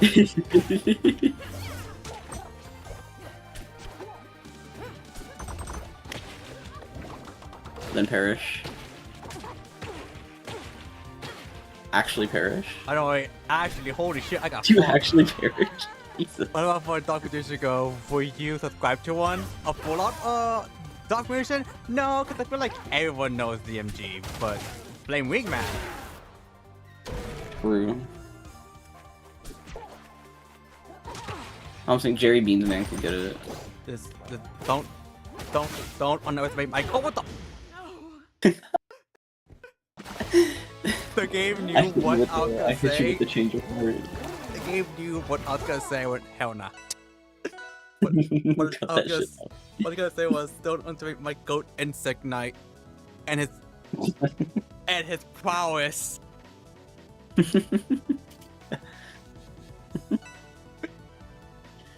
Sometimes I think about how there's just a series of cards just called like Gaga Gigo, and it just keeps going, and it just gets to be a mouthful. My goat. Yo, what's your favorite card? Oh, you know, go Gaga Gaga Gigo, you know. The usual. I hate how I know his story probably because of the fact that I love the Chalmers, so I knew what the fuck was going on with him.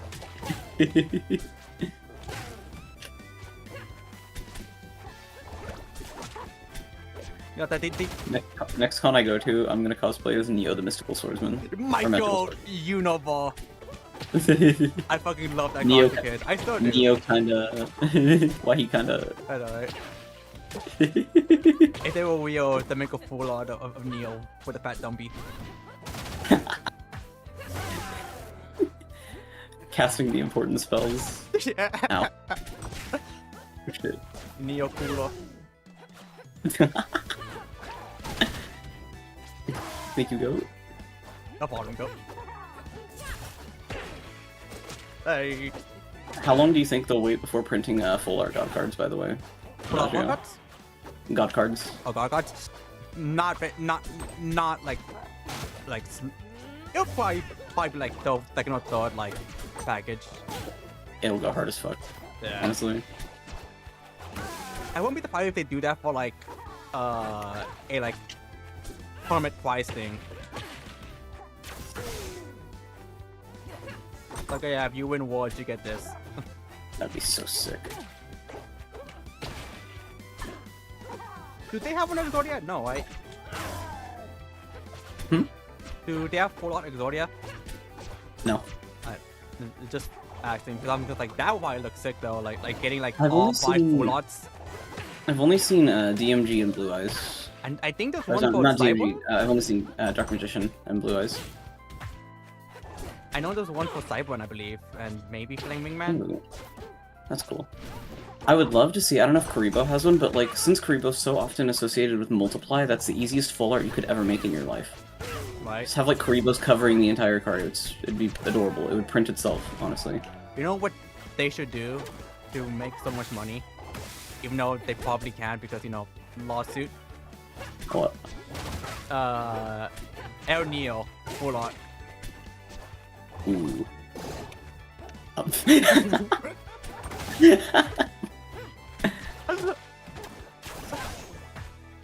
like,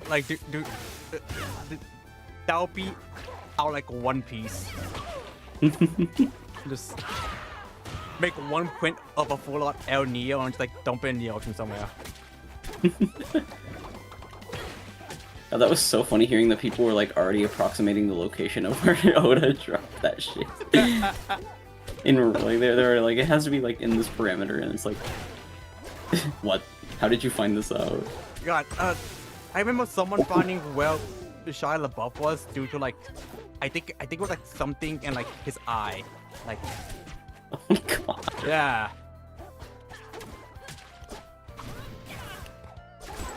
I know what you are. You know what I am.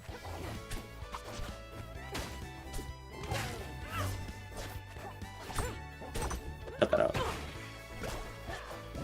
Oh, yeah, I jumped. I remember the whole time we were playing Yu-Gi-Oh! And the whole sort of I think I remember the Lightning Vortex one. I built a board against Wazi, and I was like, yeah, you're gonna need like a Lightning Vortex to be able to break this. And she just like top draws Lightning Vortex.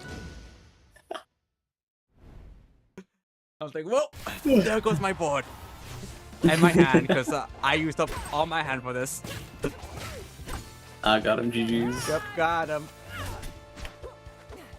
But yeah, the only card that I'm interested in right now is like quite literally anything Chama related. I'm dead. Especially since they made a new artwork for them.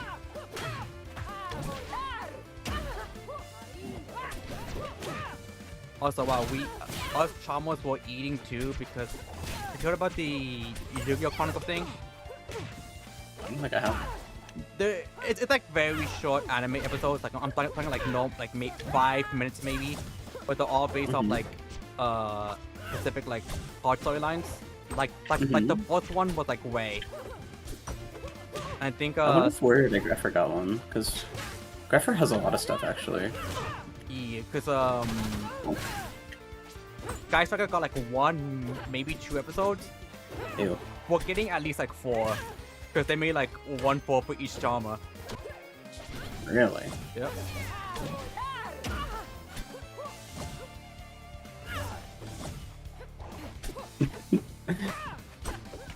We can talk about it.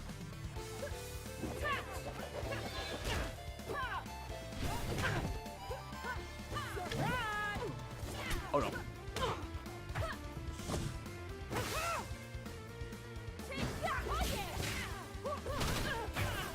Oh my god, I teleported. I'm dead. and you didn't know what to do because you were a baby. Yeah, baby at Yu-Gi-Oh. She got something in your eye. IP address.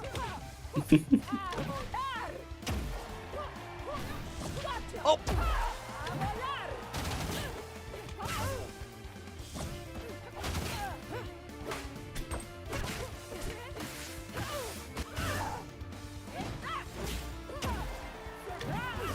Hit you with the double force smash on my end because I just saw myself hit force smash and just like walk back to me hitting force smash again.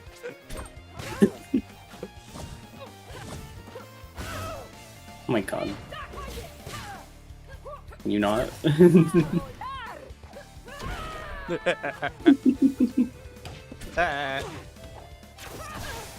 Oh. Playing champ is pretty good. She's alright, I think. Oh god. Never mind, she sucks. She sucks.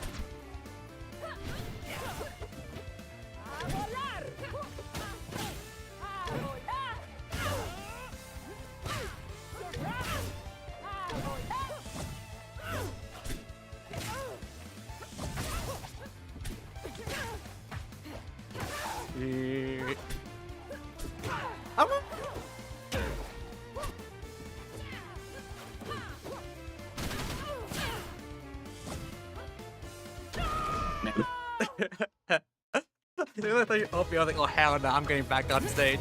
I better keep my ass on stage or I'm finished. Yeah, I better keep my ass on stage or I'm finished. Sigo siendo la reina. Sigo siendo la reina. It's like if we just phase through the wall on the stage in our introduction thing. Wait.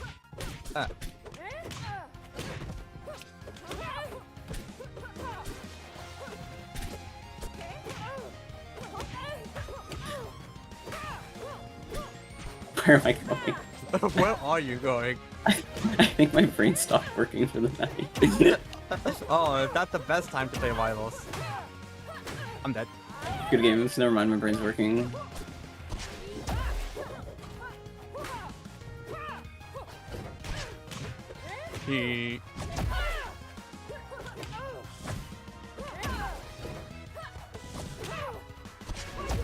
Oh my god, you got my ass. Just kidding. I live these? Yoink. I perhaps do not live these.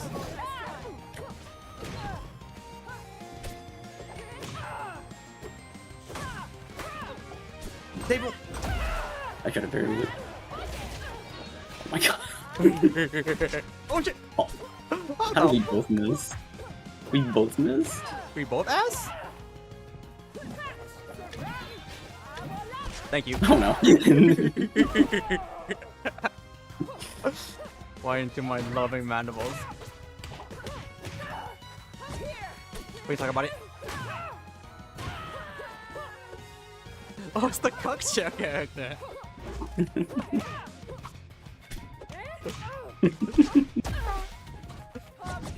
I think I should be able to grab my own chair with that.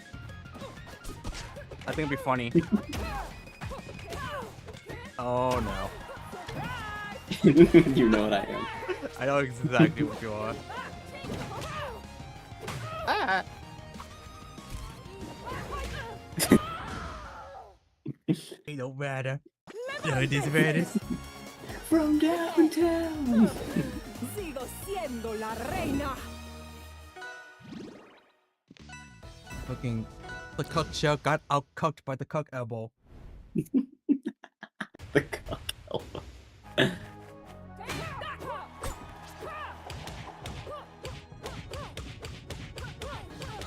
Now this is gameplay. Now this is Oh, true no. gameplay. Now this is rivals. Oh no.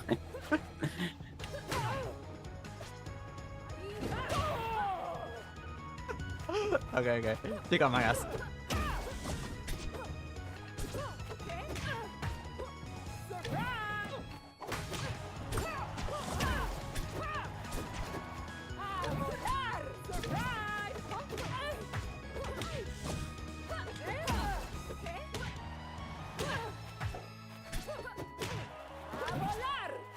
Oh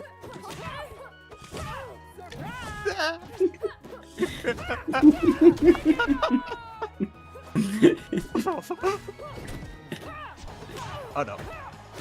Oh no, oh no.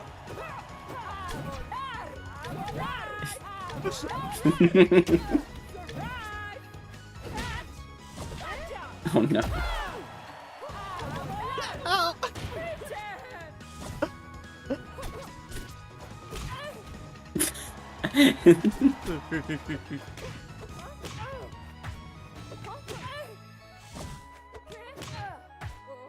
Oh.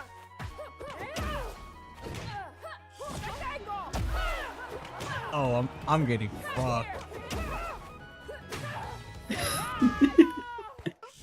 Holy moly. God damn! 2 top players in the one type of force. Sigo siendo la reina. God, we really said this character didn't hurt enough when she hit you and they listened. They said okay. They said okay. I better not hear anyone complain about it though. This is what we wanted. She hit us in the face with a brick and was like, yeah, but it doesn't hurt as much as I would like it to be. And you give her Also, like people atomic people bomb. complaining that Lorena isn't hurting them enough. They freaks. I know, right? Is that what she calls her fan base? Another victory for my free. Alright. You.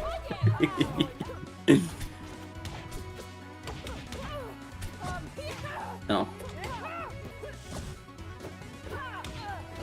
Yes, mommy, Reina. I'm dead. You deserve to die for that one. I don't care.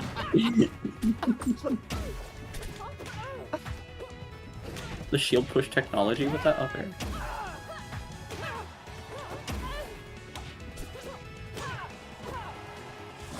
Oh, what the fuck?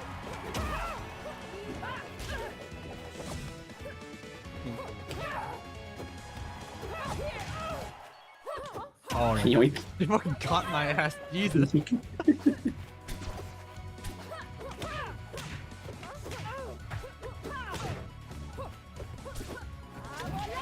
Nice. Thank you. Oh no.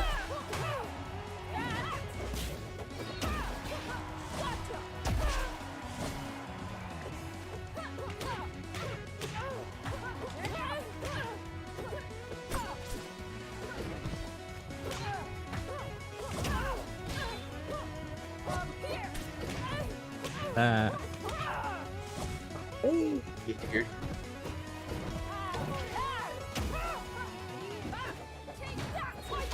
Oh no.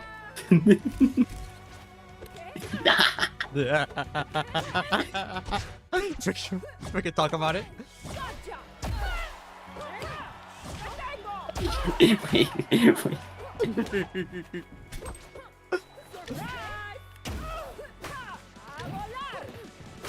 Oh god.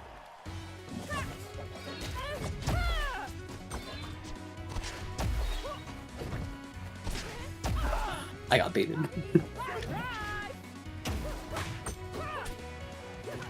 Oh no. Hey.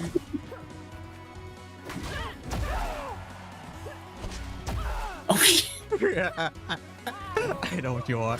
Oh no. I know what I am. You know. Oh, okay, never mind. I saw my health and I was like, I thought I was at 83. I was like, what the fuck? That one should kill, honestly. True. I think if you hit Wano with it, he just explode. Yeah, that twink will get obliterated. I need Wano to be obliterated immediately. Twink or not. I'm dead. I'm dead? Get me out of here? Oh, it don't matter.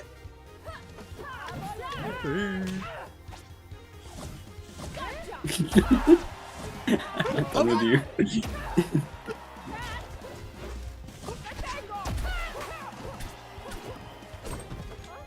Dead.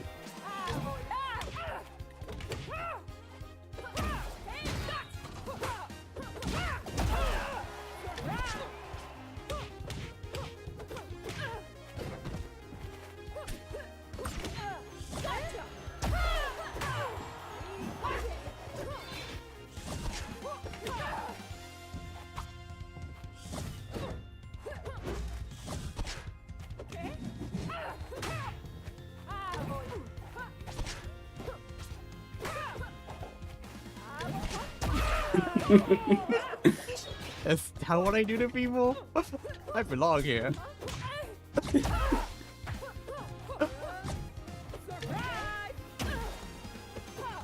Oh no.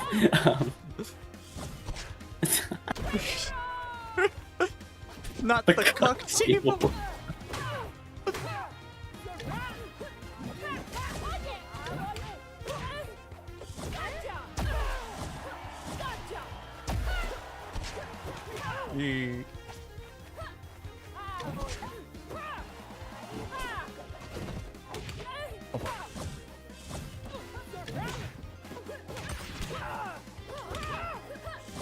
I'm dead. Oh, I just got I got an achievement for that. Oh, Power drive really? an opponent with up special after falling 16 meters. Oh yeah.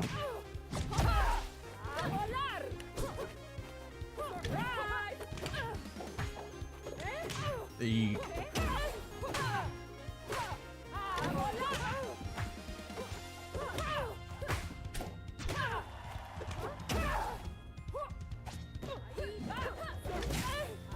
what, excuse me?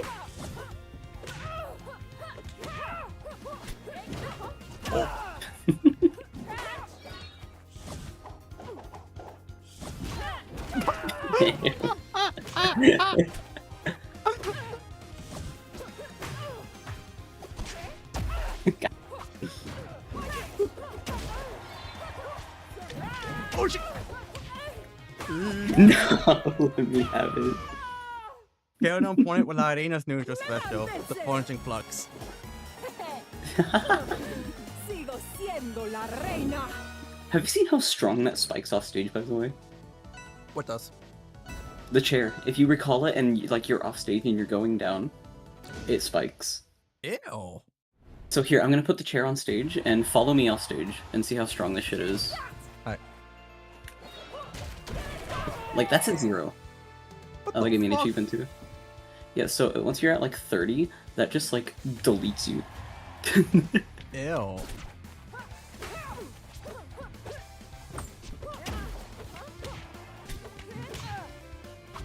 Oh, oh, oh. We're so good.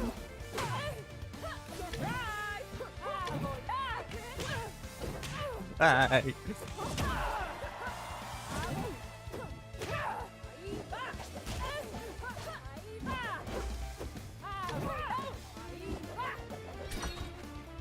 So you're watching has ended, so like I have it on the side, so yeah, your Yeah. stream died too.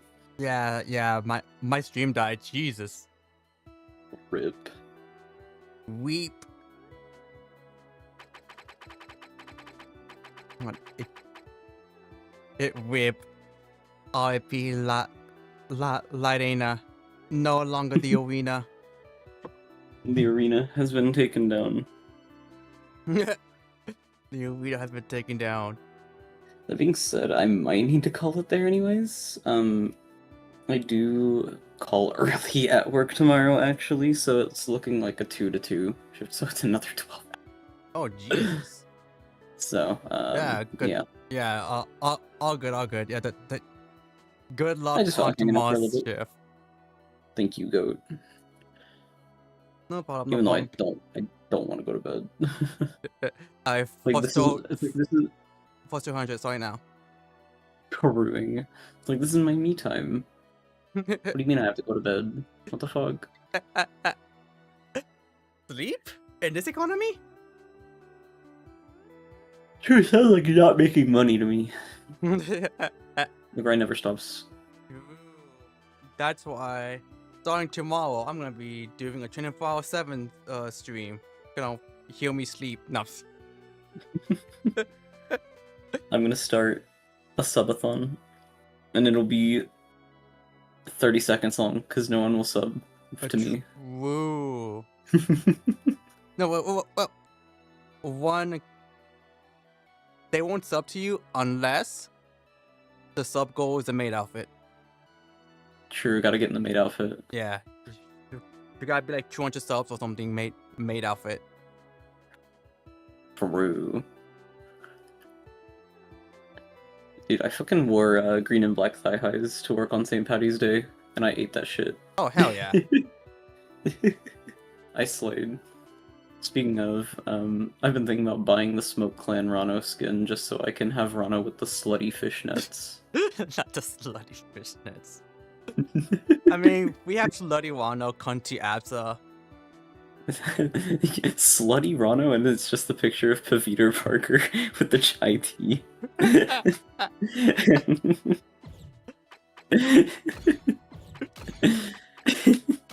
Hold on. We all agree that slutty Absa, I mean, not slutty, cunty Absa is the Halloween outfit. Real. Are you going to open your stream back up? 20 Bob and all that. It says I'm live. I see viewers 3. Hold on. Yeah. Yeah, it says I'm live, so you probably just have to refresh. Got you. I see you, Zap. But yeah, that the Halloween Absa is just the cunty Absa with the cunty Bob. Cunty Absa. Slut Wano is the fishnet one. Any Rano is slutty Rano if you want to get down to it. True. Crack is a serious one. We see his business stuff. No, Crack is the serious one until he goes to like the rave. Then you see like his freaky come out. I feel like Crag would be one of those people that like when he's getting like just a little tipsy, he's like still very stoic and quiet. But then like when he gets fucked up, it gets like out of hand. Oh, you know what? I see that. Yeah, it's like he is just like stone cold, silent, stoic until he's like genuinely so fucked up. Arcane would be a fucking menace. Dude, Arcane is a menace off rip. Bro could be a menace just having water. No way. God forbid he gets drunk. I feel like Olympia would be the type of drunk who wants to fight anybody. Oh, bar fight? Yeah, absolutely. Yeah. Olympia and Zetterburn are too busy starting a bar fight. True. Locks? I think the funniest outcome with Logs, I was just getting to him, is when he's drunk, he's like genuinely super friendly, and then he just tries to be like buddy with Zetterburn, who's like, dude, you tried to kill me. In fact, in the future, you did kill me. God forbid a tyrant has hobbies. True. Loxodont would start like getting down to like California girls when drunk, honestly.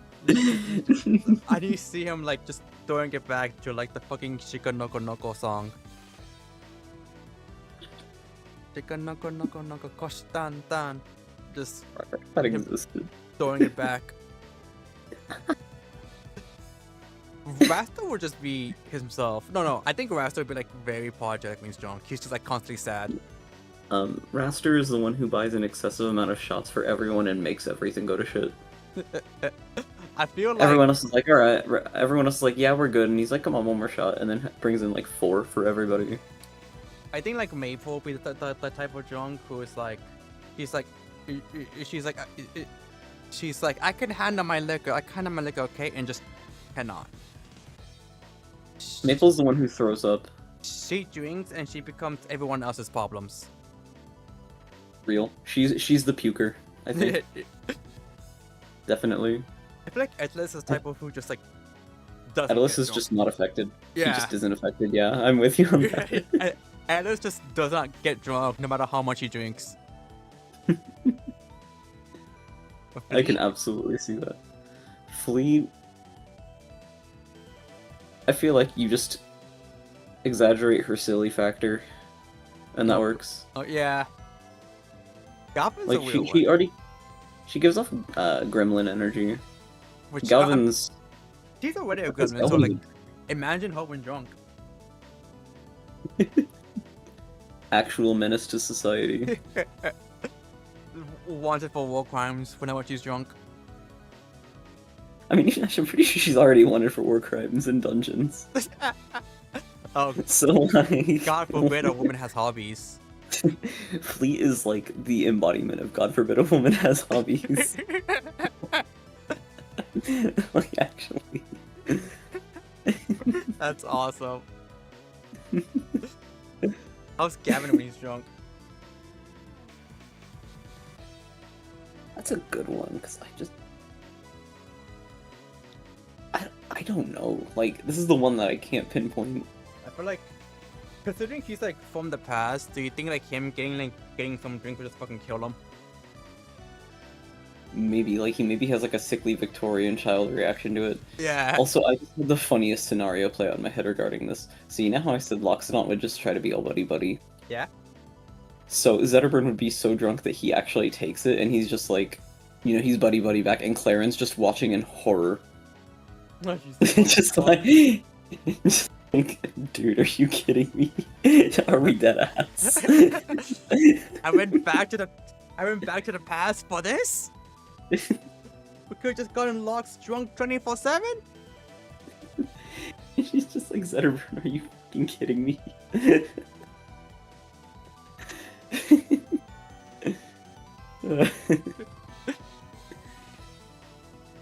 How would Forsman be drunk? I think Forsburn could handle his liquor. Yeah, he's like someone who drink who have like a better I feel like management. I feel like he brings the like his own bottle super expensive shit that he just kind of like keeps for special occasion to the party kind I of see deal. that. Lightning is a hard one to think. Be an absinthe drinker, do you think? Huh?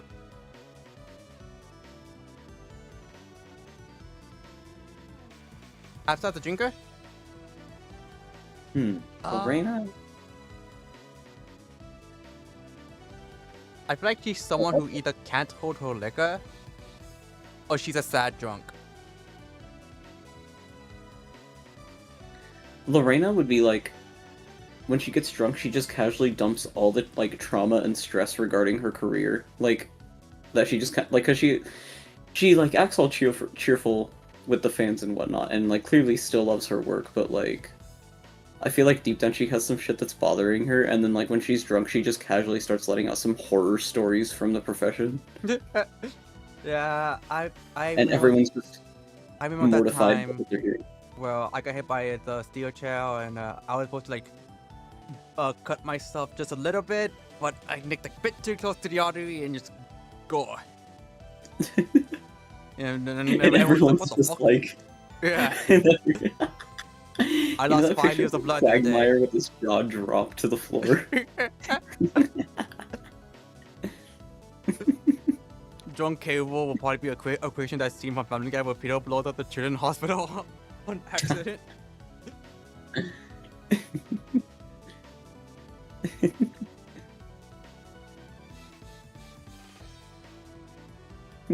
I really do need to go to bed, unfortunately.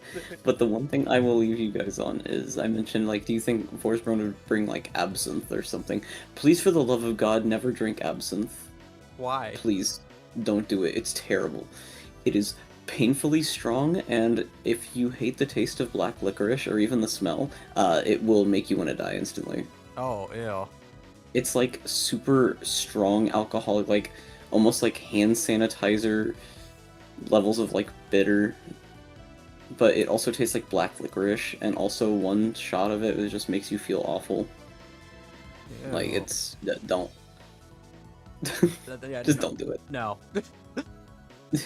And just at that point, just give me like a fucking beer or something. I don't know. I'm time to go to watch this just to get fucking hammered. It's like I get people drink to get drunk, but like surely you at least kind of want to enjoy the drink on the way there, right? Like, yeah, like what's the point of just drinking like a Sharpie? Like, if I'm gonna get drunk, I want it to at least taste good. Yeah, I'm with you on that. Like, I don't know, like, gross. Yeah. And that's Then again, why I may don't have drink beer. my alcohol, like, opinion license revoked because I also think tequila's disgusting, like one of the worst things ever. This is the insult to my people. And then I gotta go. Anyways, BG's. Mods, take away his El Nino Blanco status. I'm afraid you ain't white. Yeah. I'm afraid you ain't white.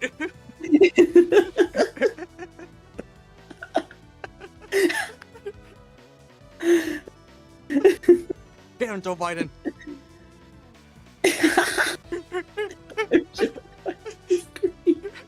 In case of emergency, it's the image of Joe Biden. I'm gonna wake up my roommate.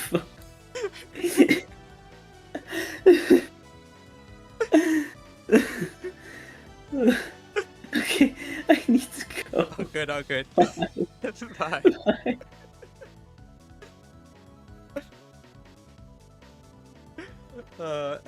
And with that, we're also gonna call it chat. This shit went into an immediate freaky stream as soon as I started talking with Zen. As many such cases. But honestly though, like, we go in VC for like 5 seconds instant. It's a way to end stream.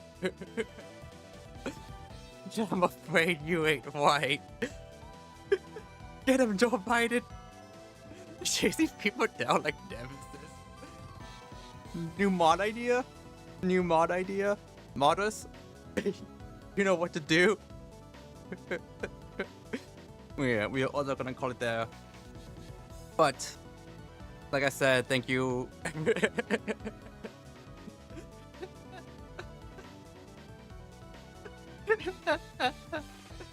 My stomach hurts.